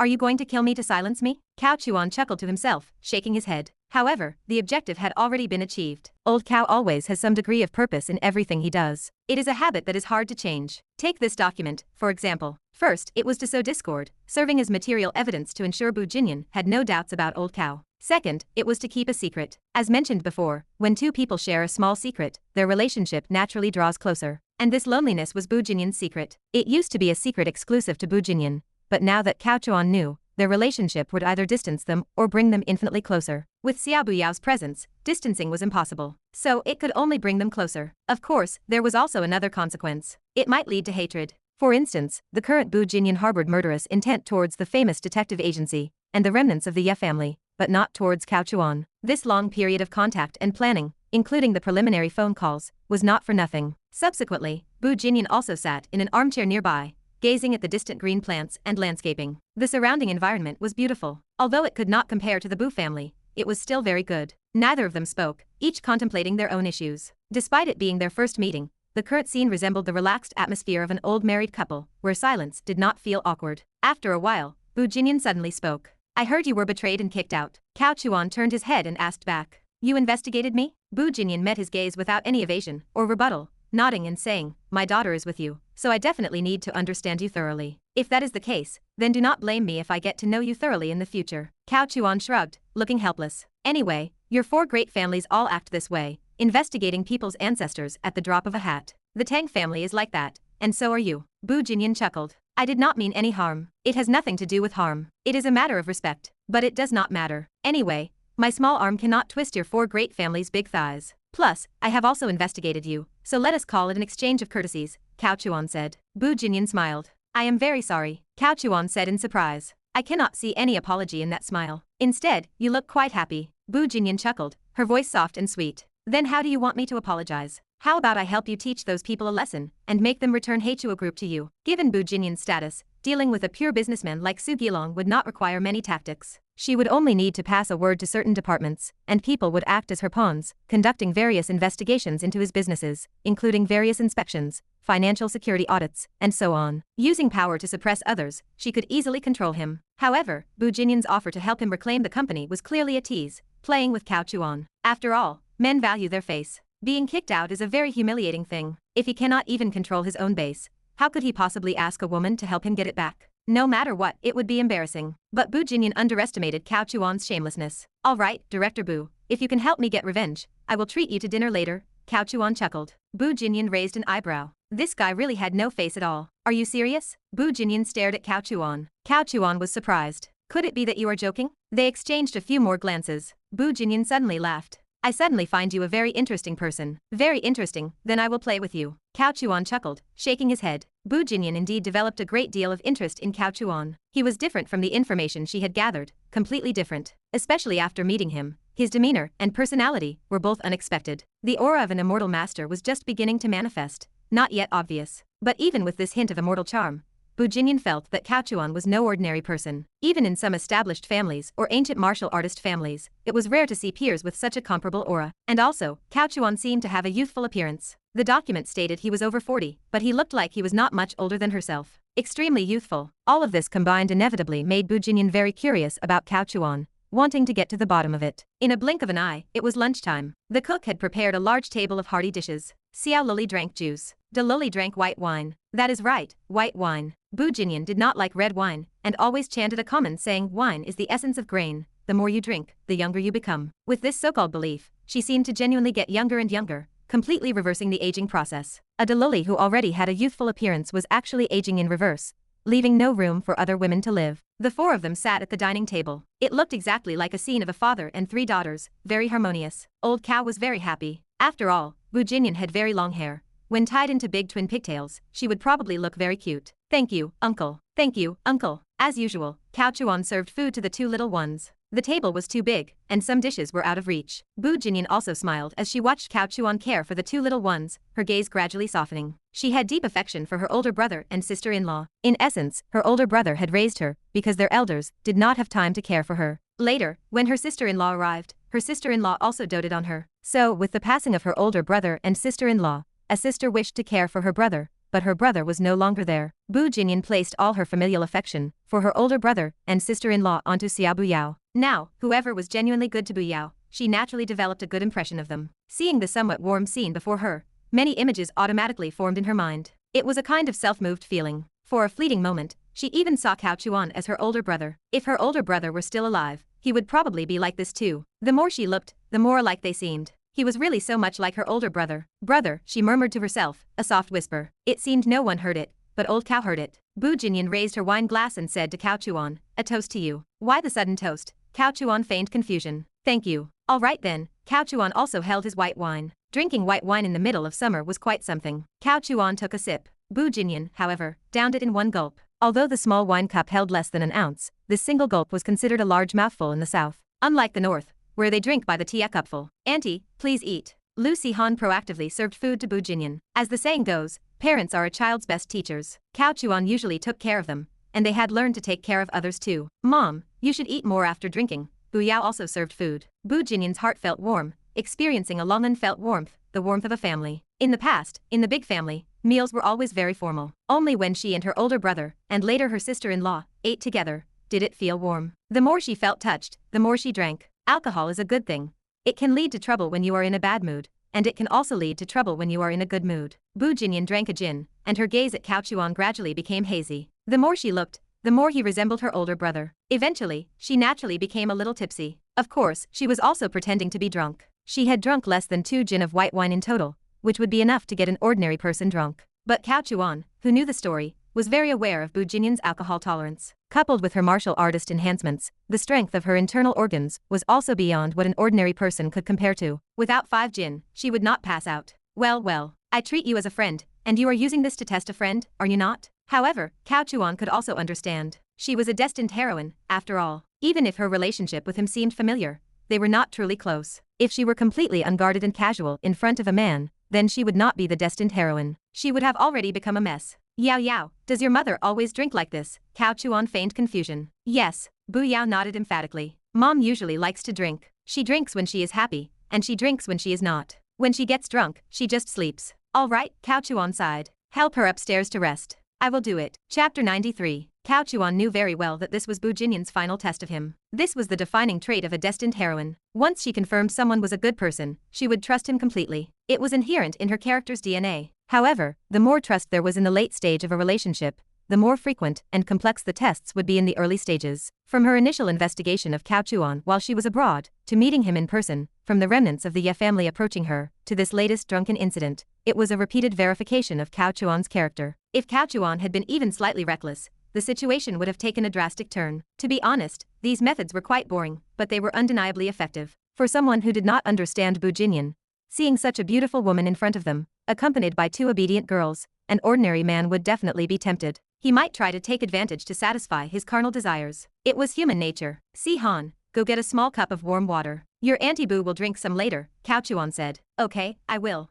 Si Han took her orders and left. "Come Yao, help support her a bit," Cao Chuan directed. He did not take advantage of the situation at all. What was the rush? What was the point of satisfying a fleeting urge? Besides, their personalities were different. If it were Ningyu, even if Cao Chuan knew she was faking it, he would have gone along with her directly. But there was a difference between a villainess and a destined heroine. For the sake of luck, he absolutely could not rush. Cao Chuan and Bu Yao half supported her upstairs and helped her into the guest room. Cao Chuan looked at the sleeping drunken beauty and said, Yao, you and Si Han will give her some warm water later so she does not feel uncomfortable when she wakes up. Then take off her outer jacket and pants so your mother can rest more comfortably. Understood, uncle. Bu Yao nodded. I will be going now. Uncle? Do you like my mother? Cao Chuan paused. Good child. He was waiting for her to ask. Sending Lucy Han away was actually to get Bu Yao to ask sensitive questions proactively. Bu Yao spoke very directly, and he figured she would not be able to hold back. Everything was within his calculations. Cao Chuan rolled his eyes at her, and said with a chuckle, "Do not be silly." "I am not being silly." Bu Yao became anxious, stepping forward and pulling Cao Chuan's arm. "Did we not agree before that you would be my dad?" Cao Chuan gave a wry smile. "I was just teasing you. Besides, being your dad does not necessarily mean I have to be with your mom." "All right, why am I talking about this with a child like you? Do not worry about adult matters." "I will not." Bu Yao snorted. "I am not a child anymore. After summer vacation, I will be in the second year of junior high, and I will be 14. 14. That was a vigilant age. Yes, our Yao Yao is not small anymore. But now is not the time to talk about these things. Your mother and I just met. How could it be so fast? I will help you. Who betrays their own mother? I will. This is not betrayal. Uncle is so good, my mother will definitely like you too. Haha, Cao Chuan smiled, shaking his head. That laugh was full of spiritual energy. It carried a hint of helplessness, a wry smile, as if he was exasperated by a child. In terms of acting, Cao Chuan had extremely high talent. All right, I promise you, okay? I will seriously pursue her later, and you just wait to be my daughter. How about that? Cao Chuan ruffled her hair, dotingly. Bu Yao finally settled down. At this moment, Lucy Han also returned with the warm water. After a few more instructions, Cao Chuan left the room. After Cao Chuan left, Bu Jinyan still feigned drunkenness, but she vaguely opened her eyes, drank the warm water, and began to rest. She had heard everything. Although a martial artist could not use divine sense to observe her surroundings, everything that happened around her was enough to create a mental image in her mind. She could tell that Cao Chuan was genuinely good to Bu Yao, doting on her immensely. And Bu Yao also genuinely liked Cao Chuan, even to the point of selling out her mother. Moreover, Cao Chuan was a complete gentleman throughout. When he helped her, he mainly used his arm, and his hand barely touched any crucial areas on her body. Perhaps it was because there were children present, which made Cao Chuan appear so righteous. She would see, after the two children left, whether Cao Chuan would secretly sneak in. That would be the true test of his character. Bu Jinyan also had a playful personality. This test felt more like fun than genuine suspicion. Unfortunately, Bu Jinyan was ultimately disappointed. Cao Chuan did not sneak into the room. Even after the two little girls left for a long time, there was no movement outside the door. Bu Jinyan took a short nap. An hour later, she pretended to wake up and left the guest room. What greeted her next was a warm environment. Standing in the second-floor hallway, she could see the living room downstairs. She saw the two little girls sitting cross-legged on the handmade rug, leaning over the coffee table, engrossed in their summer homework. The two girls were writing diligently, especially Bu Yao, who was not distracted or playing around, occasionally asking Lucy Han next to her about difficult problems. Lucy Han, in the manner of an older sister and a tutor, seriously guided her. Bu Jinyan knew this daughter of hers too well. Getting her to do homework was as difficult as ascending to heaven. Bu Jinyan had never seen such a diligent Bu Yao. No wonder Bu Yao was so confident about the exam, even claiming to be in the top 10 of her class. Bu Jinyan had thought the girl was just boasting. Indeed, it was her own fault for not knowing how to teach. Suddenly, some thoughts emerged in Bu Jinyan's mind. Perhaps it was time to find a father for Bu Yao. Children without paternal love were pitiful. Bu Yao really liked Cao Chuan. Perhaps Cao Chuan really could be her father. However, Bu Jinyan was also a bit curious. Since Cao Chuan was so good at teaching children, why was his son so ill-behaved? Could it be similar to her, that he did not have time to discipline his child before? Possibly. Only this explanation made sense.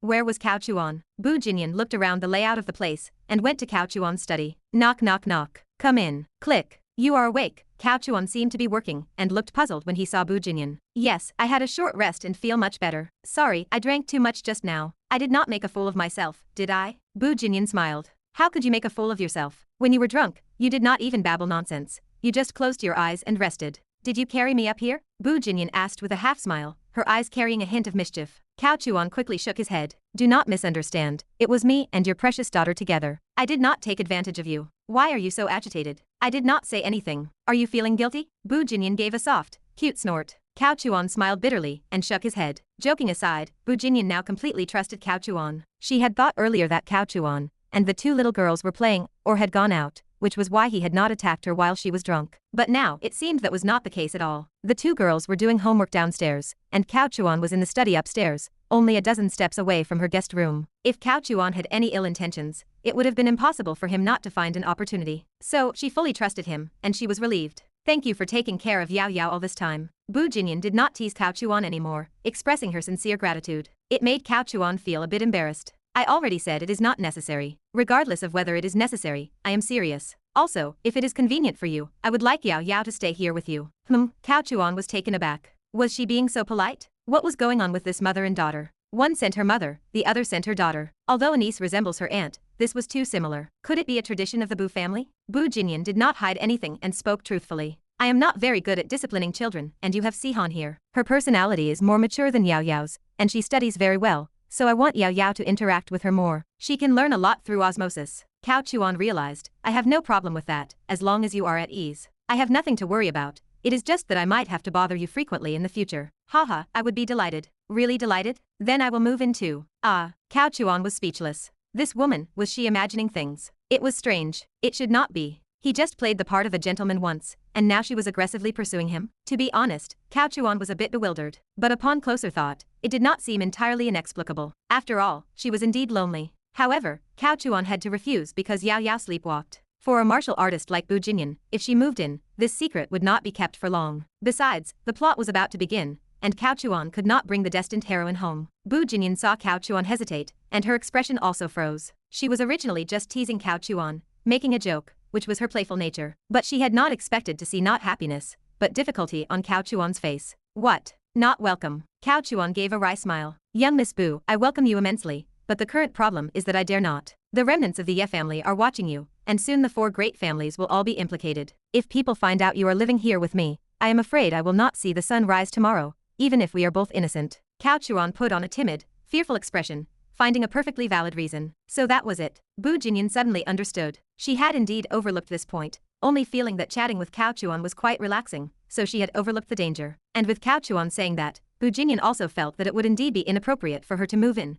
Otherwise, she would be harming him. Furthermore, even without the remnants of the Ye family, if she moved in, people from the Bu family would find out, which would also be all harm, and no benefit to Cao Chuan. Bu Yao moving in alone was fine, as she knew nothing. She had previously gotten angry with the Bu family, telling them not to disturb Bu Yao's life. I was just teasing you, I would not come. Look how scared you are. I see. Alright, since you were making an excuse for yourself, I will assume you were really just teasing me. Next, the plot officially begins. Chapter 94. Famous Detective Agency? Who are you? I asked, are you the famous detective agency? Bu Jinyan's youthful voice carried a sharp hint of interrogation. He, that is right. Do you have any instructions? Loli knew exactly who it was, but when it came to acting, the routine was always the same. Cao Chuan had molded these people, so they generally shared his personality traits. You have a lot of guts, daring to investigate the 4 great families, and even me? You. Oh, so it is Miss Bu Jinyan. Bu Jinyan narrowed her eyes. Her current call was not from her own phone. She had simply found a public telephone booth. The other party knew her identity, after just 2 sentences. It seemed they had investigated quite deeply, possibly much deeper than the information sold to Cao Chuan. This put Bu Jinyan in a foul mood. She harbored cold, murderous intent. In this circle, killing was as common as eating. Among the 4 heroines, perhaps only Tang Xiaoxiao had any resistance to this, as she disliked and feared gore. It seems your famous detective agency is truly going further and further down the path of courting death, Bu Jinyan sneered. Miss Bu misunderstands. As long as our agency has a reasonable price and enough information, it is not that we offend people. Rather, it is that no one dares to offend us. Your Bu family will not, the Ning family will not, the other 2 families in the provincial capital certainly will not, and even the high-level officials have to use us, Loli chuckled. The words were truly obnoxious. Bu Jinyan's youthful voice was tinged with anger. That depends on whether you have the ability to protect yourselves. Miss Bu can try. We are actually quite looking forward to it. The conversation broke down quickly. This did not fit Bu Jinyan's usual character. She had worked hard on her own, and was typically smooth and sophisticated. But she was simply too angry about the leaked information to control her emotions well. Fortunately, she adjusted quickly. Since you are not afraid of trouble, I have a job for you. Will you take it? Let us hear what it is first, Loli replied. The death of my elder brother and sister-in-law. I need to know who the culprit is, including evidence, Bu Jinyan said coldly. For Bu Jinyan, she did not care about the Ye family. She only cared about the truth behind her family's deaths and the mastermind. No problem. Give us time, and we can find out everything you want to know. But the price? The price does not matter. I will even give you my company, Bu Jinyan said. You would just give away a company worth hundreds of millions? Loli sounded genuinely surprised. Bu Jinyan snorted. As long as the intelligence is accurate and the evidence is complete, if the company is not enough, I will double the cash for you. Loli replied. Miss Bu is generous. But we are a legitimate company, and our fees are standardized. We will not overcharge. I will give you a quote and a time limit for the investigation. Good. If you can investigate this matter thoroughly, I will let bygones be bygones regarding your agency's previous investigation into me. But if you cannot find anything, do not blame me for being impolite. Miss Bu does not need to threaten us. We are not afraid of threats. In business, you give money, and I give information. Just like if someone gives me money, I will still sell your information to them. Loli's words almost made Bu Jinyan explode. Bu Jinyan's face darkened. How much do I need to pay to hide my information from you? Not expensive. 1 million a year. All right. I will give you 1 year first. I hope you can survive for a year. Bu Jingyan snorted coldly. The discussion ended there, but the deal was struck. Lowly existed to do such things. She offended everyone while appearing highly capable, leaving people gritting their teeth in frustration. Bu Jingyan hung up the phone and immediately called one of her own people within the family. Find a phone number for me. The other party is a private detective agency. See if they have any official background. Bu Jingyan was not stupid. She did not believe that an independent, private agency without a background would dare to offend the 4 great families so casually. Unless they had a mysterious official organization as backing. Bu Jingyan also vaguely suspected an official presence in the deaths of her elder brother and sister-in-law. Otherwise, her father would not have been so cowardly. It was a pity there was no evidence, and she did not know who the mastermind was. Over the years, she had wanted revenge, but had no way to start. Now that she had encountered a daring detective agency, she did not mind spending money to investigate. Time flew by. In a blink, it was early July. Cao Chuan had finished laying out all the plans he could. This time was more complex than the first plot, but it also made Cao Chuan more composed. He had ample preparation time. Lei Ting had been very diligent these past few days. Cao Chuan also began to teach her the qi cultivation technique. This was Cao Chuan's trump card. For an ordinary person, he would never have taught it, but Lei Ting was different. She would never betray him. Bu Jingyan also came to the house every 2 or 3 days. She claimed to be visiting Bu Yao, but gradually, she veered off course. Almost every time she came, she would eat, drink, and tease Cao Chuan. However, there was not much leisure time left. In early July, the plot began. At the same time, overseas markets suddenly collapsed. This crisis had shown signs a year ago, but those signs only become obvious in hindsight. By July, a major sister company exploded, and the crisis officially erupted. At this point, those who had put their hearts at ease realized it was too late to escape. Including Bu Jingyan, her company experienced crises and bad debts. The world began to be affected. The domestic situation was not much better. It could be seen from the stock market, where businesses related to real estate hit their daily limit down before the market even opened. Cao Chuan lit a cigar, looked at the stock market, especially his Heichuo real estate, and laughed. Normally, in the second plot, money was not the crucial thing. It was about background and personal strength. But that did not stop Cao Chuan from making money. He wanted more money because money meant prestige. If your prestige is not enough, it means you do not have enough money. Only when money reaches a certain level does its power become apparent. The next day, Cao Chuan personally arrived at the Zhong family home. Suya looked distressed, and old Zhong was nowhere to be found. Sister-in-law, old Cao is here. I will make you some tea. No, no, no. Cao Chuan quickly waved his hand. Sister-in-law, who has the mood for tea now? I got news last night that something happened to old Zhong. It is not a big deal. It is just that a crisis appeared overseas, and people in China started to be pessimistic about the global economy. Old Zhong is worried about those funds. In these times, many projects do not even require contracts. Collaborations were often just a phone call, or a verbal agreement, based on morality and personal connections. Holding back goods and payments was normal. However, these things relied on the premise that there would not be a major crisis. This time, the situation overseas arose suddenly. People started to worry that outstanding payments would not be recovered, and they did not dare to pay their own debts to maintain cash flow. It was a death spiral. Old Zhong was miserable. He had just been tricked by Old Yu and signed a big order with Heichuo Group. The materials had been purchased, and labor was ready to start, but now Heichuo was in crisis, and the goods would be stuck. Returning them was impossible, and the money would likely never come. Cao Chuan was not a bad person. For his brother, he would help.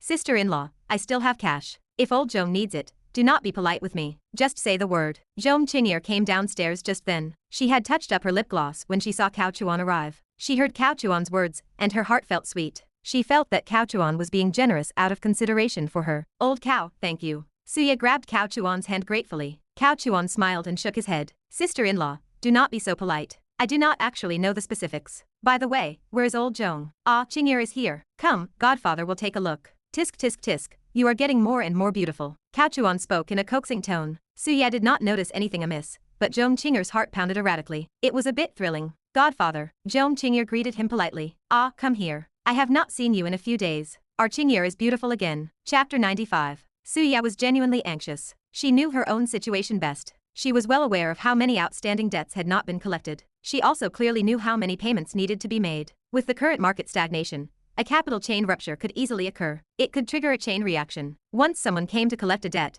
others would immediately rush over, afraid of being too late to get their money. Normally, this would not be an issue. No one would dare to block the doors. But now it all concerned their own interests. People were no longer reasonable. Cao Chuan's appearance brightened Suya's mood considerably. His sister-in-law was truly exhausted. She did not even wear a cheongsam today, and she had hardly any makeup on. Her simple, unadorned look showed she was not in the mood to doll herself up. But it had to be said. Even if Suya was not the destined heroine, she was the mother of one. Her skin quality was excellent. Perhaps she had recently used the samples Cao Chuan gave her, appearing a bit younger. A few days ago, Cao Chuan gave her samples for ordinary people, without using the liquid drop beauty formula. In Cao Chuan's opinion, the effect was just passable. Old Cao Zhongsheng had been out trying to secure funds, and he rushed back immediately after receiving Su Ya's call. In the business world, everyone knew that Cao Chuan had cash flow. It was substantial cash flow, tens of billions, perhaps even hundreds of billions. To put it bluntly, the current Cao Chuan was the savior. Old Zhong, Cao Chuan pulled Zhongsheng's arm, a helpless expression on his face. How did things turn out like this? Who knows? Zhongsheng sighed and sat down. Su Ya was making tea nearby. Zhongqinger was also listening in. With such a major incident happening in the family, everyone was in a bad mood and looked expectantly at Cao Chuan. Cao Chuan said, I just told my sister-in-law, if you need money, tell me. I still have some left. As he spoke, Cao Chuan glanced at Zhongqinger. Zhongqinger instantly understood the message from that glance. She knew Cao Chuan was mainly doing it for her benefit, and her heart felt warm. That is great, good brother. A great kindness needs no thanks. Zhongsheng expressed his gratitude, gripping Cao Chuan's hand tightly. Cao Chuan mused. However, to be honest, although we are two families, I have always considered us one. I will not hide anything from you. I do not have much money, and I do not know if I can help. The three of them looked at Cao Chuan in surprise. Everyone was poor now. Even if they had a little money, they did not dare to touch it. How could Cao Chuan be out of money? They had not heard of Cao Chuan investing anywhere. Zhongsheng asked, what is your situation? What did you invest in? To be honest, old Zhong, most of my funds went into futures, the stock market, and the overseas exchange market. Cao Chuan sighed. Zhongsheng's expression changed. Su Ya almost stood up. Old Cao, didn't you say you do not play these markets? By habit, they assumed Cao Chuan was buying long. But in the current markets, stocks had fallen like crazy. They had no way to escape. Real estate and infrastructure led the decline. Almost every stock hit its daily limit. Other industries were also affected. Trading stocks at this time was reckless. As for overseas exchange, the leverage was incredibly high. It often started at 100 times, with 400 or 500 times being quite normal. In the current international environment, fluctuations were incredibly exaggerated. Billions of currency thrown in might not even make a ripple before disappearing. It was that extreme. Cao Chuan shook his head. I did not expect it either. I did not have any investment projects recently. Through an introduction from an overseas friend, I planned to dabble a bit. Who would have thought that shortly after these funds went out, such a big thing would happen in the overseas country? Cao Chuan sighed deeply. I only have a few $100 million in cash. It was originally intended for Zhongqinger's cosmetics company. I thought a few $100 million would be enough for the initial investment, but now it seems my net worth is only this much. Zhongqinger said, Godfather,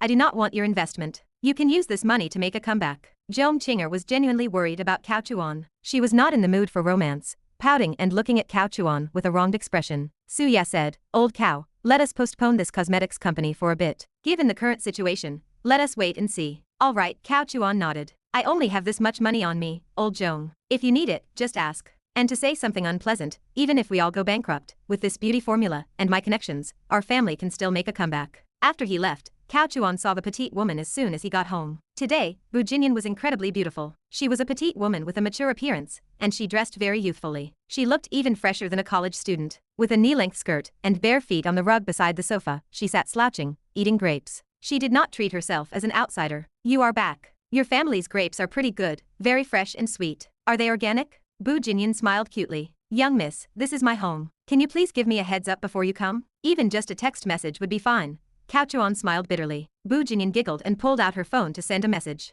Cao Chuan received a text message. He pulled out his phone and saw the message. It read, I am at your house. Cao Chuan rolled his eyes fiercely. Bu Jinyan laughed even harder. I sent you a text. Is that okay now? Yes, yes. You are the young miss. We cannot afford to offend you. Cao Chuan sat helplessly on the sofa and picked up some grapes to eat. Bu Jinyan slurped a grape and mumbled, my company might go bankrupt. Congratulations, congratulations, Cao Chuan said quickly. I will give you a kick. Bu Jinyan raised her bare foot and kicked towards Cao Chuan. Cao Chuan dodged in advance. He caught a glimpse of the scenery under her skirt. Bu Jinyan huffed. I said I am going bankrupt, and you congratulate me? Do you believe I will really give you a kick? Cao Chuan shook his head helplessly. Your company, whether it goes bankrupt or not, does not matter. You are just dabbling. Do you really care about those few $100 million? I do, Bu Jinyan said seriously. When I left the Bu family, I did not have much private money. This is 10% of my private money, and I earned it through hard work. Do you think I care or not? I do not see any sadness. Cao Chuan pouted. Bu Jinyan suddenly smiled and said,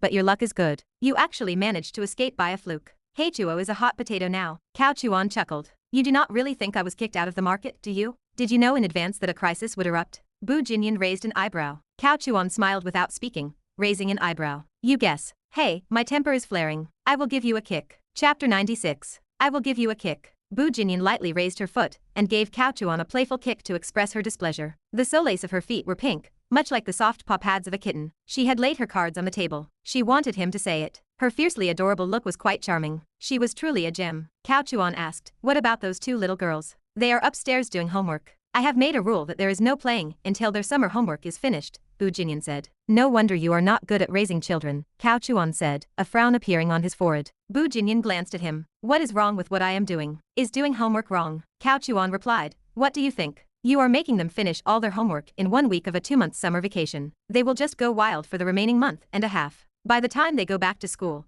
they will have forgotten everything." That made sense. But what kind of person was Bu Jinyan? How could she admit she was wrong? Bu Jinyan pondered for a few seconds, then said fiercely, "Then I will give them other assignments to keep them from being idle." Cao Chuan looked at her, stunned. "Are you even human?" Cao Chuan nodded. "That makes sense." Bu Jinyan nodded with a smug look on her face. "I will leave this matter to you. I trust your ability to educate children." Cao Chuan looked at her speechlessly. "You make it sound like I have nothing to do. Where do I have time to look after children? Besides, is your company not about to go bankrupt? You might as well stay home and take care of the children. I do not have time either. The child is yours, and yours too." Cao Chuan was referring to Bu Yao, while Bu Jinyan was referring to Lucy Han. But the conversation sounded a little off. Upon closer inspection, there seemed to be a hint of ambiguity. It was so sudden. Cao Chuan scratched his head. "What do you mean by that?" Bu Jinyan also felt that her words were inappropriate, but she reacted quickly. She glanced at him and said, "If Yao recognizes you as her godfather, then it is as good as being yours. Becoming a father, no, becoming a godfather. I am truly grateful." Cao Chuan was surprised.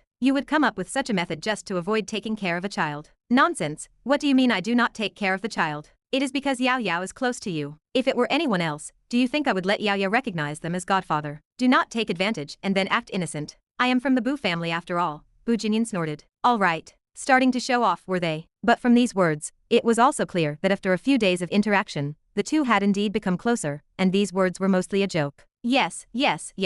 You, young Miss Bu, are a high branch. I have overreached myself." Cao Chuan chuckled wryly. She heard the sarcasm. Bu Jinyan gave another mock kick. "Sarcastic me one more time, and I will kick you to death." Cao Chuan saw the small pink foot again. At a height of 1.6 meters, her feet were so tiny, it was quite amusing. Damn it, this woman. When she was fiercely adorable, she really had a certain charm. I would not dare.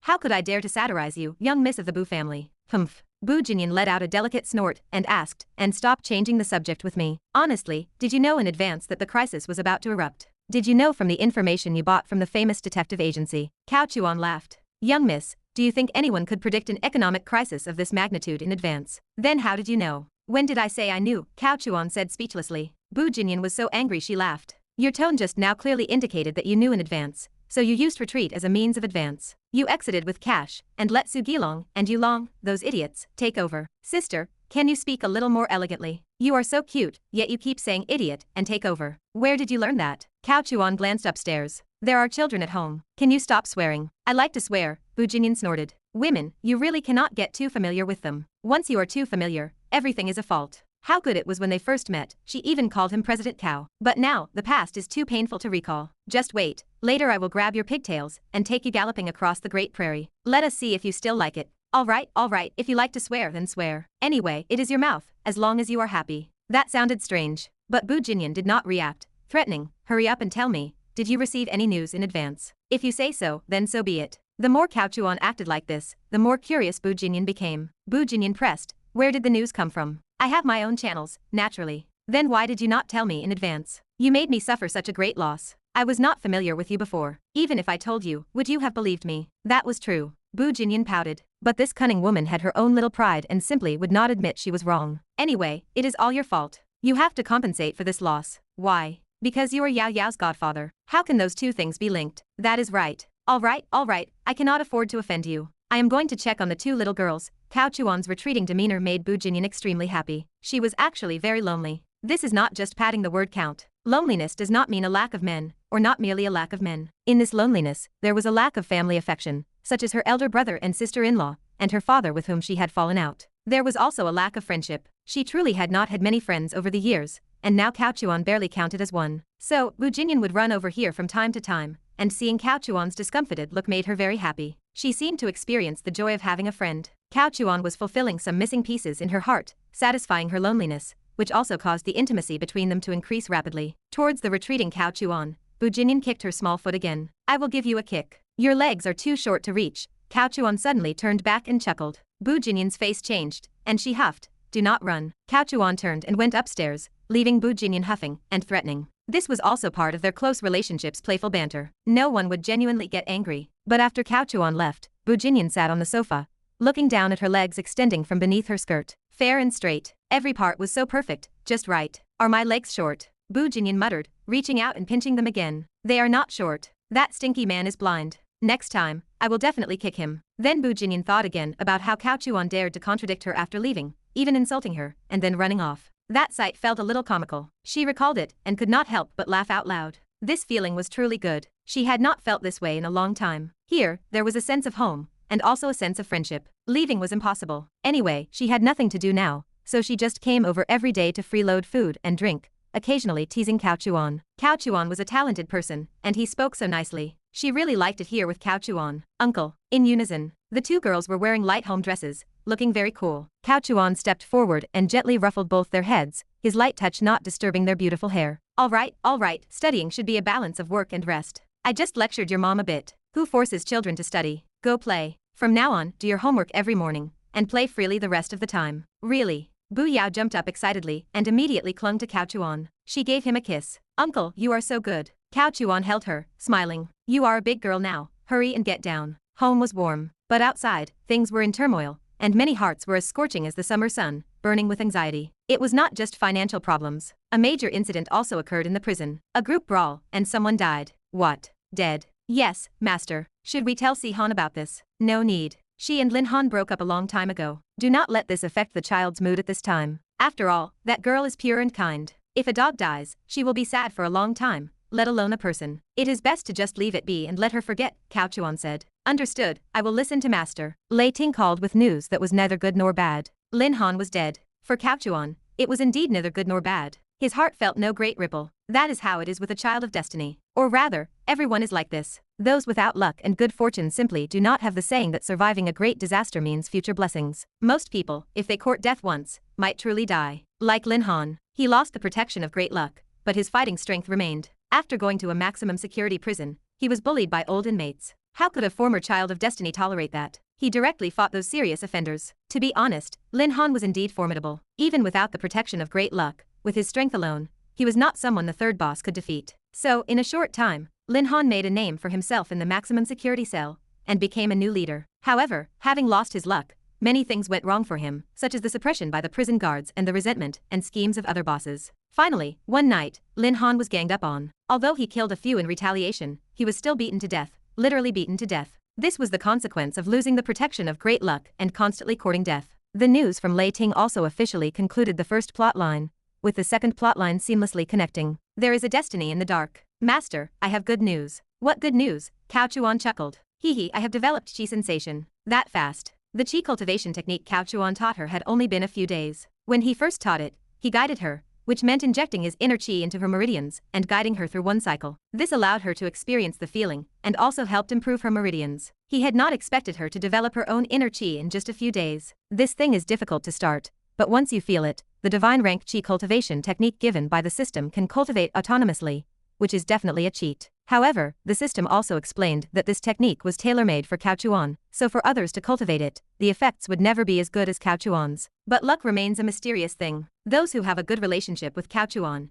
and whose luck is connected to his will experience very good effects. Those who are opposed to Cao Chuan will have almost no effect, or even be unable to cultivate at all. How is it, master? Am I not a genius? Do not show off to me. I will come find you later to check on you. Yes. Your disciple awaits master's arrival. This girl has also become more and more familiar recently, and her words have a bit of mischievousness. Chapter 97. The next day, it was barely dawn. In summer, it gets light before 5. Cao Chuan habitually returned Bu Yao, who was sleeping in his arms, to Lu Si Han's room. Last night, in front of Bu Yao, Bu Jinyan had the girl acknowledge Cao Chuan as her godfather, which made the girl incredibly happy. This, in turn, made little Si Han envious and even a little jealous. But Cao Chuan noticed Lu Si Han's subtle expression, and had her change how she addressed him as well. Lu Si Han was now free of worries, and could be a little princess with peace of mind. He would teach her martial arts later, as she had requested it herself. Besides, Cao Chuan did not need her to be a thug, so practicing martial arts was just for self-preservation. He would not let her become the cold-blooded female mercenary from the original plot. Today belongs to the first chapter where the plot officially begins. The chapter title of the plot is Old Lu. It is a title that hardly inspires any interest, and the plot itself is cliché. However, it serves well enough for showing off. If one chooses to switch off their brain, it is quite enjoyable to read. At the very least, the plot progresses quickly enough and introduces several key elements. A certain morning exercise park in Zhonghai was bustling with activity. People were square dancing, practicing Tai Chi, bumping into trees and singing. It was very lively. Ye Chen was showing off there, performing a set of tiger crane double fists. There were crackling sounds like popping beans. His fists were sharp and fierce, and he moved faster and faster. The old adage that 1,000 gold coins cannot buy a single sound implies that an experienced observer could tell at a glance that this was the beginning of Ming Jin. But for Ye Chen, this was just a warm-up. His strength was indeed good. He should be able to easily defeat that dead Lin Han. "Young man, are you a martial artist?" the old master asked. "A little," Ye Chen nodded, his face calm. The old master smiled and said, "Want to exchange a few moves?" "My blows are very heavy, so no," Ye Chen shook his head. "Ha ha ha, this old man loves heavy blows, come on." Look at how he said that. It was quite despicable.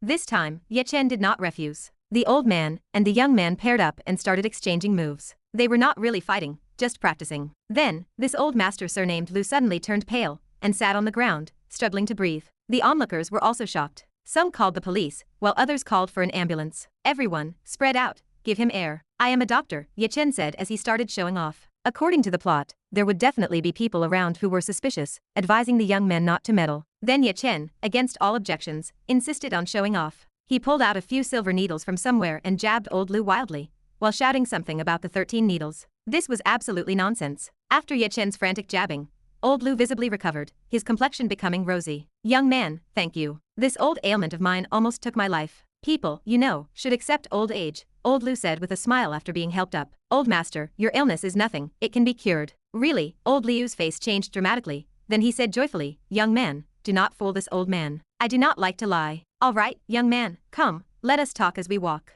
Just like that, the child of destiny's first helper appeared in the plot, Old Lu. Old Lu was a retired veteran coder from a certain special unit of the authorities. Needless to say, you understand. This special unit oversees the various ancient martial arts families. Moreover, this old Lu also had a young daughter. By age, this old master was nearly 80, so even his youngest daughter would be over 30. And at over 30 years old, she was also a master, working in a special department. Theoretically, this woman does not belong to the destined heroine category. At most, she is a destined supporting character. In the entire plot, apart from the 4 main heroines, all other women, regardless of how much screen time they get or whether they end up with the child of destiny Ye Chen, are considered supporting characters. This is determined by the amount of narrative focus. The more narrative focus, the stronger the luck. The less narrative focus, the weaker the luck. "Young man, who taught you your medical skills and martial arts?" Old Lu asked curiously. "My master." "May I ask, who is your master?" Old Lu pressed. "Sorry, before I came down the mountain, master said not to reveal his name," Ye Chen replied. If Cao Chuan were there, he would definitely kneel directly. "So, your excellency is Sun Wukong." It is hilarious. If his master does not let him say the name, then his master is either a wanted criminal, or just trying to show off,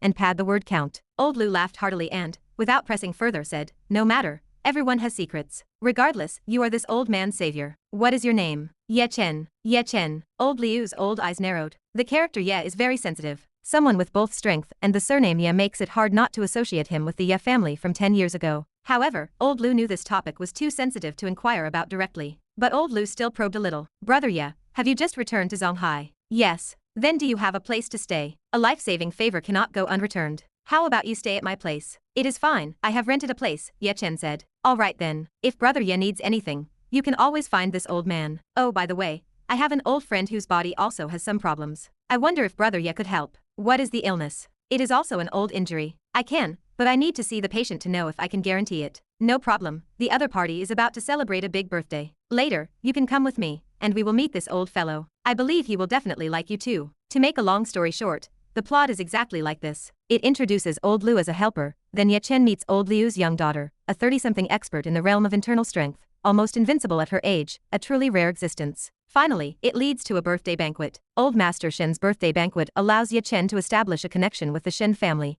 thus entering the inner circle of the 4 great families. From there, he finds an opportunity to cause a split among the 4 great families. Ultimately, he takes down the Ning family. Of course, this is the main storyline. The overall tone is showing off. Many things do not require logic. For example, the name Ye Chen is ridiculous. After so many years of living incognito, he returns secretly for revenge, yet does not change his name. He is still called Ye Chen. Then everyone speculates whether he is from the Ye family. It is just forced showing off. Master, they have made contact. Good. Cao Chuan immediately received the message. Loli had already bugged old Liu's phone. Ye Chen's luck was strong at first, so Cao Chuan would not confront him head-on at this time. However, the villain's aura was enough to ignore the luck of anyone else. Cao Chuan did not think much of old Liu. Moreover, this old man was very stubborn. It seemed he was good to Ye Chen because Ye Chen saved him, but in reality, it was because his surname was Ye. In the plot, the character setting was that this old man used to have a very good relationship with the Ye family. Why did he retire early 10 years ago? It was precisely because he stood on the wrong side with the Ye family. When the Ye family fell, these old brothers either retired to save their lives, or they faked their deaths and went into hiding, like Ye Chen's master. Therefore, if Cao Chuan were to approach this old man,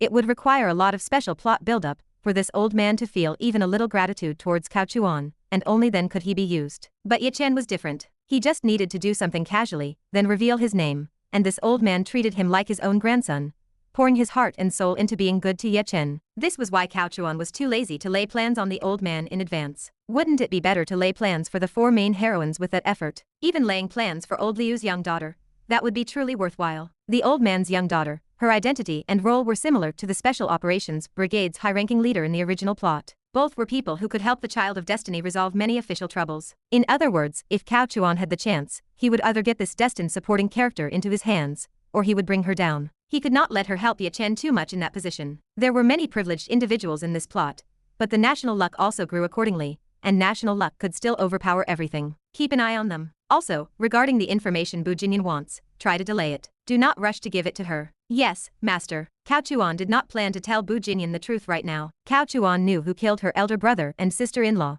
but the plot could be utilized, so he was not in a hurry to say. Revenge, after all, did not need to be rushed. Our old Cao was a gentleman. Even a saint said that a gentleman's revenge, 10 years is not too late. This was the conduct of a gentleman, unlike those children of destiny, who seek revenge on the spot, a truly petty act. A gentleman hides his capabilities. I want to eat your cooking. Looking at the message, Cao Chuan knew Zhong Qing'er was in a bad mood these past 2 days. The atmosphere at home was also low and very unpleasant. In a word, she missed a man. Okay, tonight. Cao Chuan replied to the message, then thought for a moment and asked, do you want to invite Xiao Xiao tonight? I remember you told me before that her family background is good. Maybe she can help old Zhong. No, I will not trick my best friend. How is this tricking? This is helping in an emergency, not helping the poor. I do not have much cash on hand right now, and old Zhong will not ask me for help. I am just worried for nothing. All right then, I will ask Xiao Xiao to see, but you are not allowed to say anything inappropriate. Do not worry, with masks on, neither of us will know who the other is.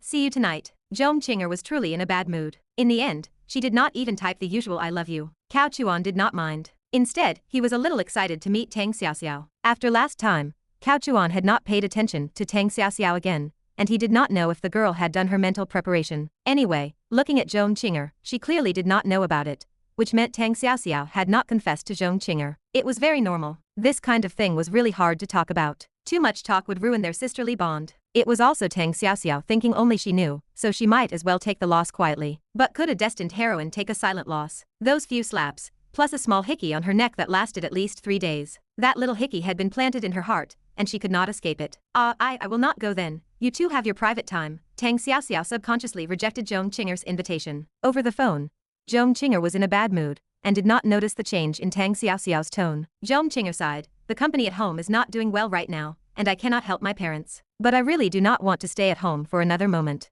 I am afraid I will go crazy. Xiaoxiao, please accompany me. But it is your private time. Tang Xiaoxiao still resisted, her mind in a jumble. The hickey on her neck had just faded. Because of that little hickey, she had not met Zhong Qing'er for days, and had not even dared to go out. He does not stay there every day. After he leaves tomorrow, you can stay with me there for a few days, or I can stay at your place for a few days. I really do not want to stay at home anymore. Alright, but, no buts, it is decided. Tang Xiaoxiao was completely controlled by her best friend. She had never been able to refuse Zhong Qing'er's requests before. Now even more so, because she felt guilty. However, thinking that only she knew about this matter, her heart settled a little. At worst, she would just pretend nothing had happened. Tang Xiaoxiao thought naively. Chapter 98. Memory is a magical thing. Good things make people temporarily excited, then they smoke a cigarette and forget about it. But bad things usually cannot be forgotten for a lifetime, especially things that make one feel ashamed. Not only are they unforgettable, but in midnight dreams, they flash back like a slideshow, appearing again and again in one's mind. Every time Tang Xiaoxiao remembers it, she feels ashamed.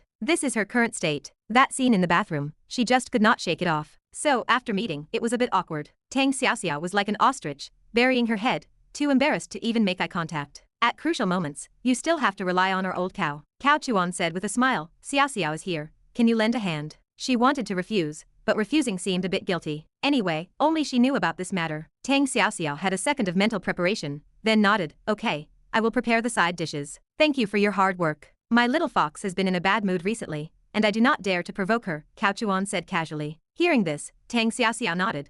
I have heard a bit about the situation. Many companies are waiting to see what happens now. What are you saying about me behind my back? Zhong Qinger appeared just in time, bringing in 2 cups of tea. Actually, Zhong Qinger's state was quite good.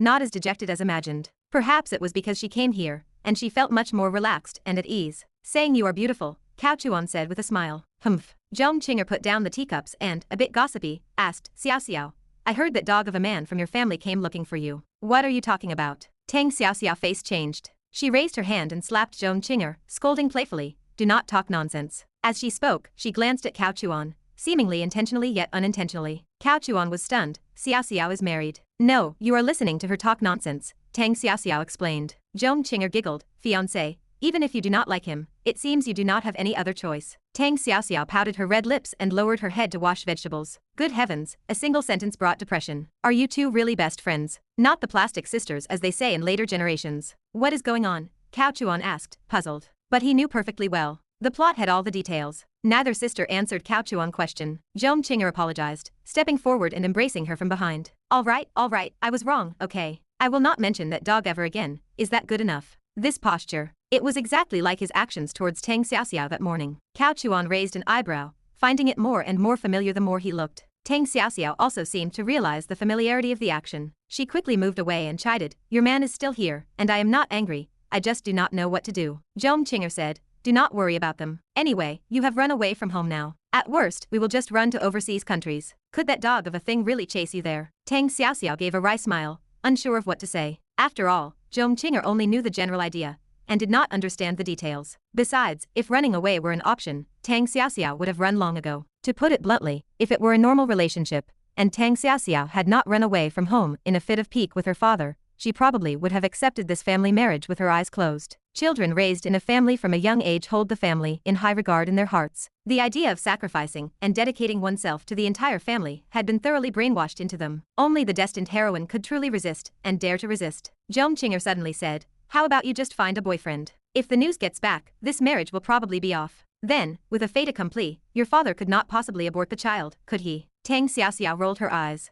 This was the difference between a family and a wealthy individual. A wealthy individual might grudgingly accept it, like Zhong Sheng, who, upon learning that Zhong Qinger and her boyfriend had a child, had no good way to break them up. But a family was different. What was aborting a child? Even if it was born, sending it away would be a light punishment. It was even possible that in a few days, both the child and the man would disappear. Their methods were extremely domineering and cruel. Although doing so in the end might achieve the goal of not marrying a scion of another family, such a method was a self-inflicted wound of 10,000, harming the enemy by 8,000, and truly not worth it. What, is my idea wrong? I think it is pretty good, Zhong Qinger continued. All right, stop giving bad advice, Cao Chuan interjected, smoothing things over. Zhong Qinger glared, how is this bad advice? I am considering it based on our situation. Do you think my dad would agree to our relationship then? Probably not, right? So, if making it a fait accompli works for us, then it naturally also works for Xiao Xiao's situation. You have a point. Cao Chuan smiled wryly and shook his head, all right, if you think it is good, then it is good. Tang Xiao Xiao was also curious and asked, why does your dad not agree to you two? After speaking, she glanced at Cao Chuan. She felt that Cao Chuan was very good. What reason did the Zhong family have to refuse? Because he was poor. Honestly, just by looking at his demeanor, she did not feel that Cao Chuan was very poor. Just this house, even if it was rented, most people could not afford it. Sigh, it is a long story.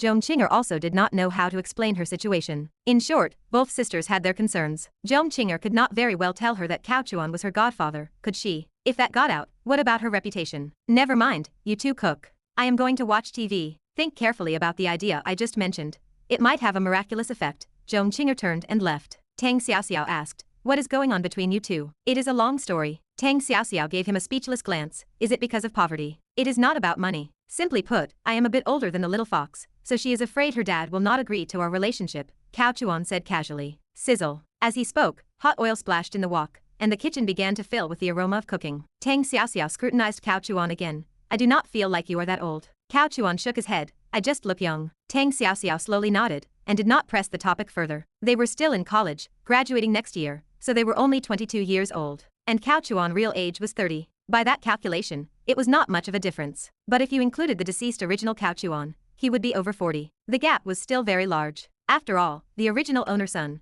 Cao Zhenjian, was a year older than Zhong Qing'er. The kitchen became busy, and the two did not continue chatting. Cao Chuan, meanwhile, was stir-frying dishes while contemplating the plot characters. That is, the dog of a thing Zhong Qing'er just mentioned, Tang Xiaoxiao fiancé. The dog of a thing was one of the villains in the second plot. With a new child of destiny, there would naturally be new luck villains, which is easy to understand. And the destined heroine has always been a femme fatale, always entangled with several villainous second-generation heirs who have status, background, but no brains. Just like Zhong Qing'er in the first plot, was there not that idiot Cao Zhengyang by her side? In the first original work, Cao Zhengyang was also Zhong Qing'er's fiancé. What a coincidence. Almost every destined heroine with a powerful background would have a foolish rich second generation, and these rich second generation characters were extremely similar. Useless, extravagant, uneducated, and dissolute. Exactly like Cao Zhengyang. And Tang Xiaoxiao fiancé naturally met a similar end to Cao Zhengyang. His entire family was annihilated by Ye Chen, and every man, woman, and child in his family, even the guard dogs, had their necks twisted. Tragic. Furthermore, in this plot, there was more than one such rich second generation. Among the 4 heroines, except for Ningyu, who had a villainous character setting, the other 3 all had simps. It was just that these 3 villains were slightly different, but their fates were almost the same. As long as they offended Ye Chen, not a single one of their families remained unscathed. Of course, this was good news for Cao Chuan. There were more people he could use. What made Cao Chuan happiest was that, as a comprehensive novel plane, his standing and luck were greater than these people, and killing a child of destiny brought villainous luck, and killing these villains also brought villainous luck. This is easy to understand, right? As a big villain, our old Cao views all beings equally. Killing anyone is still killing, is it not? I do not care if you are a child of destiny, or a luck villain. In my eyes, you are all objects to be used and plotted against. Dinner was quite enjoyable, mainly because Cao Chuan cooking was truly excellent. Even Tang Xiaoxiao ate an extra half bowl of rice, and her depressed mood improved significantly. Although she felt a bit guilty and dared not meet Cao Chuan, after seeing him, her mood unconsciously improved somewhat, and she herself did not understand why. After all, she had no dating experience and was not very old. I will see Xiaoxiao downstairs. You go get ready, Cao Chuan said,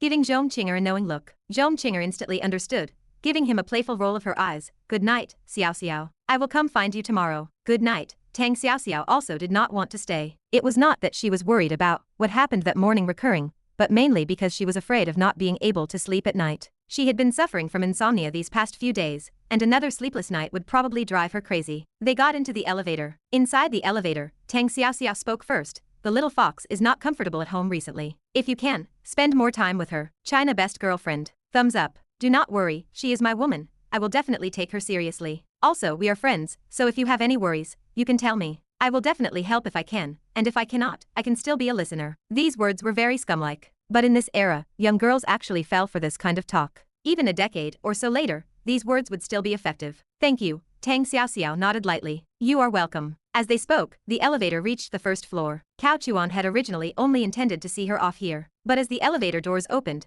an awkward scene unfolded. Outside the elevator, a rich second generation in a suit, with slicked back hair, holding a bouquet of flowers, was standing at the elevator entrance, seemingly preparing to go upstairs. Initially, this guy did not recognize Tang Xiaoxiao, but Tang Xiaoxiao seemed to have forgotten she was wearing a mask. She instinctively spoke with some disdain, questioning, "Why are you here?" The rich second generation face changed. He looked at Tang Xiaoxiao, then at Cao Chuan. His expression immediately darkened. No introduction was even needed. Just by his demeanor, Cao Chuan could confirm that this guy was Tang Xiaoxiao fiancé, the villainous rich second generation, Wang Hedong. Now there is a show to watch. Chapter 99. He. Wang Haodong asked angrily, who is he? Wang Hedong, are you not being too nosy? Wang Haodong fumed. I am your fiancé, and you are actually with another man. You are spouting nonsense. The girl was flustered, a rare curse word escaping her lips. It was clear she had a guilty conscience. Tang Xiaoxiao said, this is my best friend's boyfriend. He just walked me downstairs. If you say another word of nonsense, do not blame me for not showing you respect. Upon hearing this, Wang Hedong's expression instantly brightened. He gave an awkward smile. Oh, it was a misunderstanding.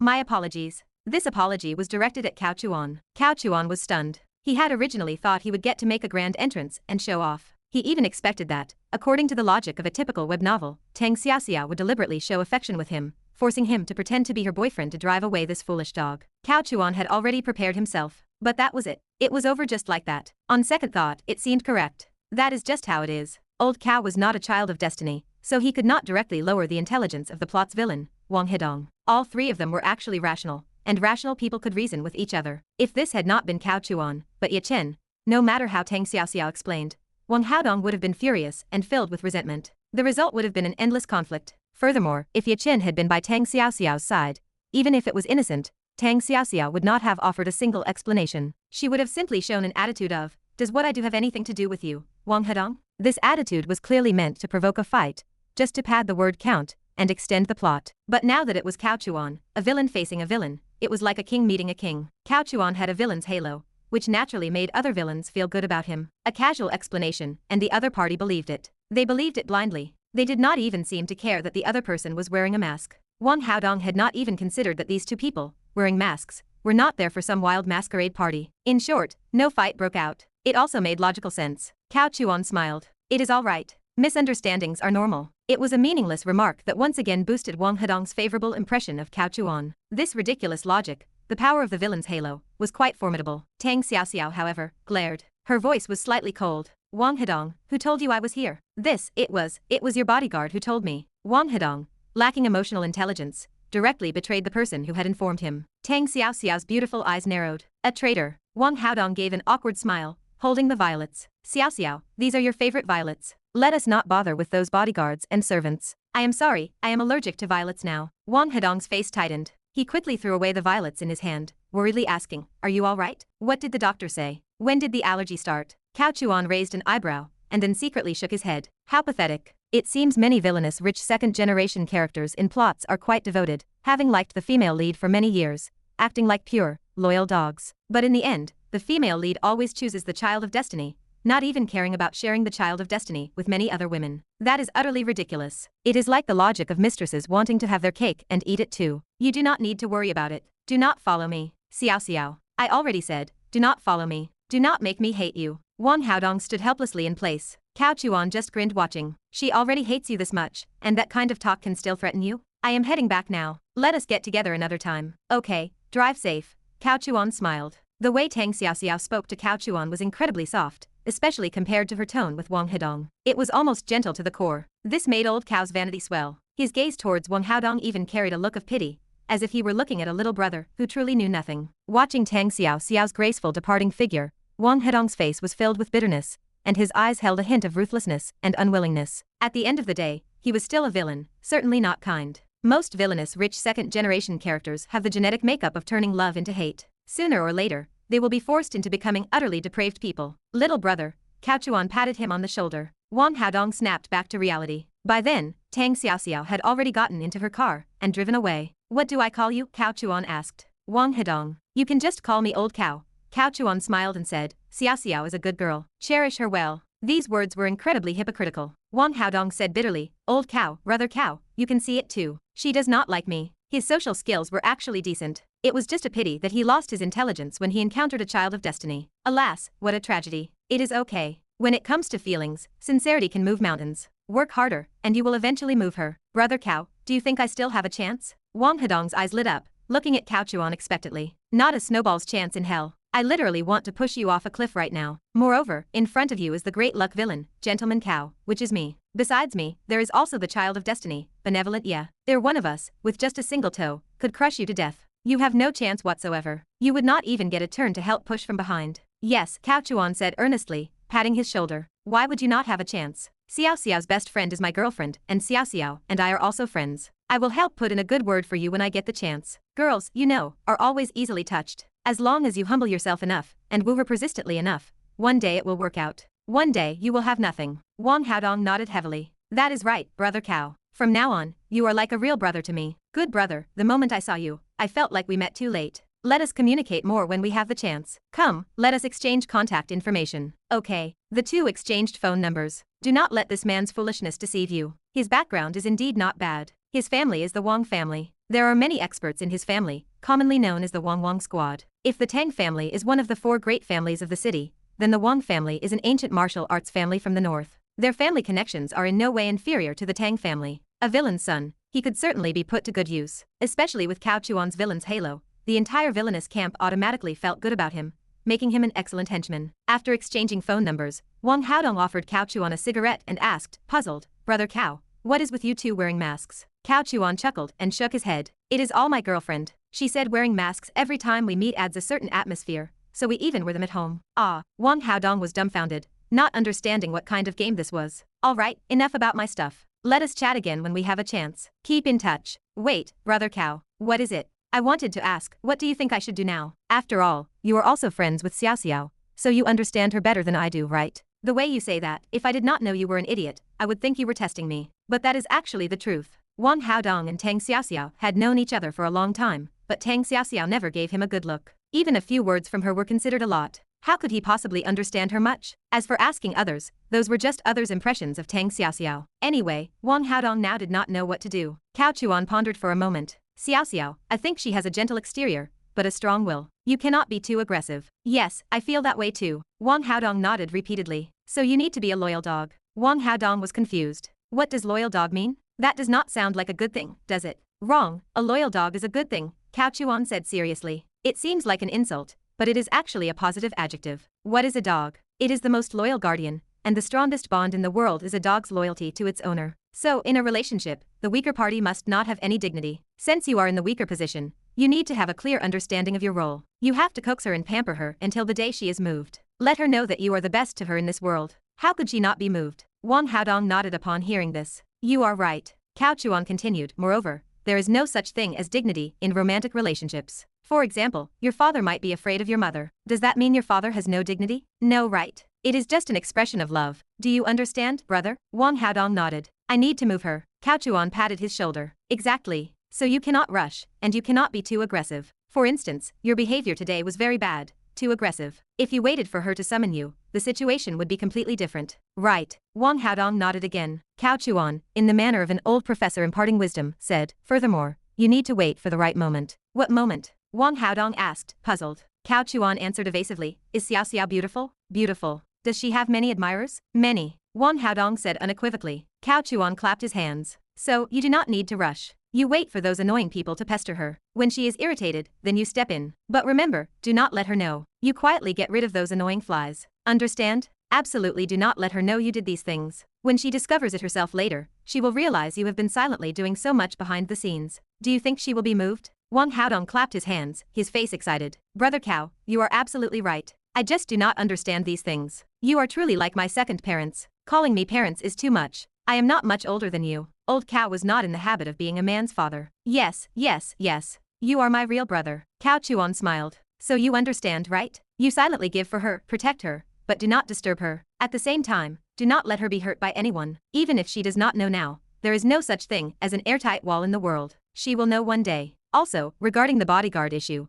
bribing her bodyguard to get her whereabouts is not wrong, but you cannot let her know. Otherwise, she will feel like you are monitoring her and think you are unethical. If it were you, if someone was monitoring you, would you be happy? Cao Chuan asked in return. No. Wang Haodong slapped his forehead. Oh, brother Cao, you are so right. I wish I had met you sooner. If you had met me sooner, your family would be gone by now. Cao Chuan said. This is what you should be doing. And as a friend, I can help put in a good word for you around her. If I occasionally drop a few hints, she will be influenced by what she hears, and her perception and feelings about you will change. That is right, brother Cao. You must help me. I am afraid I will not be good at being this loyal dog. Do not worry, brother. The first time I saw you, I knew you would be a good loyal dog. Really? Absolutely. Wang Haodong beamed. Brother Cao, come on, I will treat you to a drink. Hey, my wife is still waiting upstairs. I will call you next time. Oh, right.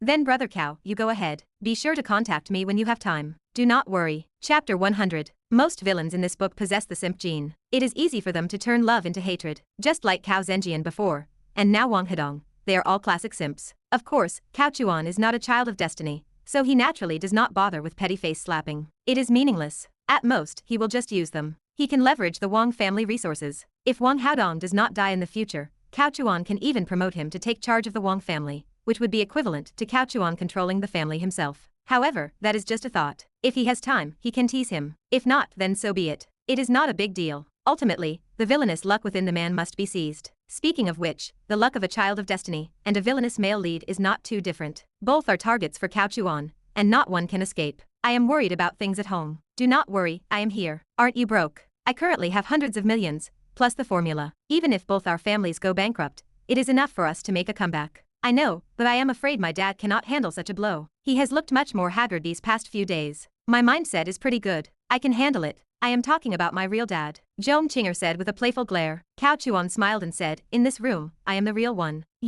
By night, Cao Chuan essentially stopped acting like a gentleman. However, Cao Chuan still had things to do tonight. At 11, after Zhong Qinger fell into a deep sleep, Cao Chuan quietly left. The plot had already begun, and Cao Chuan was busy. To put it simply, the streets were now full of luck waiting for Cao Chuan to pick up. How could he have time to sleep? Especially during this initial period of the plot, with various events triggering, it was the busiest phase. Go to lane 68, when we rode. Yes, boss. Sitting in the car, Cao Chuan wore headphones and, based on the message from Loli, instructed the driver to proceed. Tonight, Cao Chuan was going to confront a child of destiny directly. During the first plot, Cao Chuan had little time to plan. Lin Han's luck was flourishing, and Cao Chuan had just transmigrated, and had not fully grasped the system, so it was necessary to avoid a direct confrontation. If he had stubbornly gone head-to-head, he could easily have been killed or ended up in mutual destruction. But now, facing the second child of destiny, Ye Chen, Cao Chuan did not really need to avoid him. After all, it was just a meeting, not a death match. He had promised to make Ye Chen self-deprecating, and Cao Chuan always kept his word. 1 in the morning. There are many residential areas and schools around when we rode,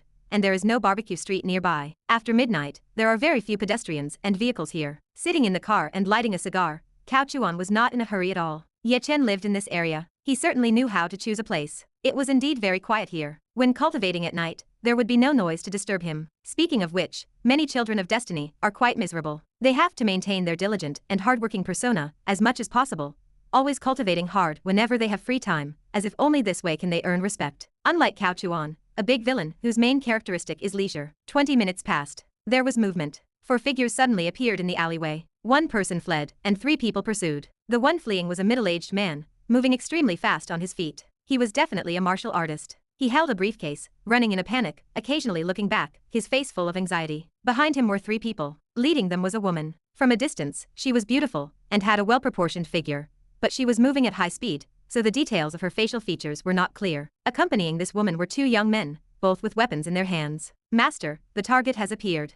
According to the plan, begin. Cao Chuan did not delay for a moment and gave the order. Luo Li's voice came through the headphones. Understood, Master. According to the plot, tonight was Ye Chen's second moment of showing off, and also a major plot setup. Incidentally, he would meet the supporting heroine. This character was Lu Jieyou, the youngest daughter of Director Lu. She was the woman leading the 3 pursuers. Lu Jieyou was the director of the Zonghai branch of the Special Department. A director in her 30s showed just how strong she was. She was a master of internal energy, almost invincible among her peers. Although Lu Jieyou was not the main heroine, she had always been Ye Chen's protective umbrella, and a very important supporting character. In the plot, if it were not for Lu Jieyou and Director Lu, Ye Chen would have faced many troubles, no less than Lin Han had before. Cao Chuan's goal was to seize the luck of the child of destiny, Ye Chen, 1 step ahead, and make this woman his own protective umbrella. Things would be much more convenient in the future. Do not come any closer. Come any closer and I will kill her. The fleeing middle-aged man turned a corner and saw a young woman approaching. Without thinking, he immediately went forward, grabbed the passerby, held her still with one hand while gripping the briefcase, and held a short knife to her neck with the other. With just a twitch of his hand, the woman's neck would be cut open. Lu Jieyou and her 2 subordinates stopped, slightly out of breath. Lu Jieyou narrowed her eyes, looking at the briefcase in his hand, and said with a smile, Wang Kun, you cannot escape. Surrender now, and you might still get leniency. Resisting to the bitter end will only lead to death. You should understand this principle. Director Lu, do not force me. Wang Kun's face was ashen, and his hands were trembling. The woman he had taken hostage also seemed terrified, her face full of fear, her legs shaking. Director Lu, I will give you the item. Will you let me live? Wang Kun panted, his voice both firm and pleading. Lu Jieyou slowly shook her head. You know that is impossible. Even if I said I would let you go, you would not believe it, right? Do not force me. Do not force me. Wang Kun roared hysterically. I am not forcing you. You are forcing yourself. Put down your knife and the hostage, and come back with me obediently. I guarantee you lenient treatment. At least you will not die. I do not want to go to jail. I do not want to spend my whole life in jail. Director Lu, I beg you, let me go. I will not harm the hostage, and I will give you the item. I will disappear completely from now on and never appear in the country again, okay? Wang Kun's eyes were fierce, but his tone was pleading. Director Lu, please, give me 1 chance, just 1. I promise not to appear in the country. I will live under an assumed name for the rest of my life. You just want the item. There is no need to arrest me, right? Director Lu, please. Please. The last word was shouted out. Wang Kun saw the faint smile on Lu Jieyou's face and knew that she was unmoved by his words, determined to arrest him. He was already hysterical. Lu Jieyou shook her head faintly. You cannot escape. I want the item, and I also want to arrest you. You are forcing me to kill someone. You are forcing me. Wang Kun roared. Lu Jieye was expressionless. I will give you 10 seconds to think. Once 10 seconds are up, we will act. Some things cannot be said explicitly, like Lu Jie's Special Authority Department. It is impossible to let go of a major spy like Wang Kun for the sake of one hostage, and even less possible to let him escape the country. Even if he hands over the contents of the briefcase, he is still one of the researchers. Once he goes abroad, information will be leaked to overseas special departments. So, unless Wang Kun dies, it is impossible for him to leave the country. As for the hostage, to put it harshly, let alone one hostage, even 10 must be sacrificed if necessary. The famous trolley problem asks what you would do if you could save 5 people by sacrificing one. There is no standard answer, but if based on the principle of the greatest good for the greatest number, most people would choose to run over one person to save 5. The current situation is exactly like this. Lu Jieye is not cold-blooded, but she knows that no matter what, Wang Kun cannot be allowed to escape. Because if Wang Kun truly leaves, the people who might be harmed in the future would definitely not be just 1 or 2, or even 10 or 20. It could be as terrifying as an entire city or country. Of course, this statement is an exaggeration. But no matter what, Wang Kun cannot leave, even if he kills the hostage in front of him. But Lu Jieye would not say these words out loud. She could not say, "Go ahead and kill the hostage." That would be too much, tearing away the veil of decency. 10, 9, 8, Lu Jieye, 7, 5, 3. The numbers were counted faster and faster. It was clearly visible that as Lu Jieye counted, the veins in Wang Kun's neck became more prominent, his face flushed, and the knife in his hand trembled more and more violently. Clapping her hands, a round of applause sounded, and the sound of clicking tongues, which sounded somewhat disdainful, interrupted Lu Jieye's countdown, and also calmed Wang Kun down a bit. This is how a child of destiny makes his entrance. When a child of destiny appears, everything seems to come to a standstill. In the dark corner of the alley, the arrogant Ye Chen walked out. That smug look, wearing cheap clothes and flip-flops, yet it did not affect his aura in the slightest. This is just absurd. Wearing flip-flops, a cheap t-shirt, and baggy shorts, what kind of aura can he have? It is just the plot armor. In comprehensive novel worlds, as long as it is the protagonist, even if he goes to the countryside to slaughter pigs, he has a killing intent on him. It is truly laughable. Clap, clap. Ye Chen walked out, the child of destiny making his entrance, his mouth crooked, smiling like a dragon king. Amazing, amazing. I have not been back in years, and now I return to see such a good show. Truly, for the sake of performance, you do not care about the lives of ordinary people. To catch a thief, you do not care about the hostage. Very good, very good. This is truly the cold-bloodedness our country's special department should have. I like it. These words were full of sarcasm. In the future, this would be a traitorous statement. But in these times, the child of destiny speaks like this. Especially when facing a supporting heroine, first offend, then reverse attraction. This is called psychological manipulation. Lu Jieye's face sank. Who are you? Who I am is not important. What is important is that I can save the hostage. If you ask me, I will help you save the hostage. Oh right, if you do not ask me, I will still save them, because ordinary people are innocent. You can abandon them, but I will not, because I am human, and I cannot be that cold-blooded and perverted. What a show-off. This performance was excellent. To be continued. Hope you liked today's video. Join the community by subscribing and dropping a like. I'll be back with another update as soon as possible. See you then.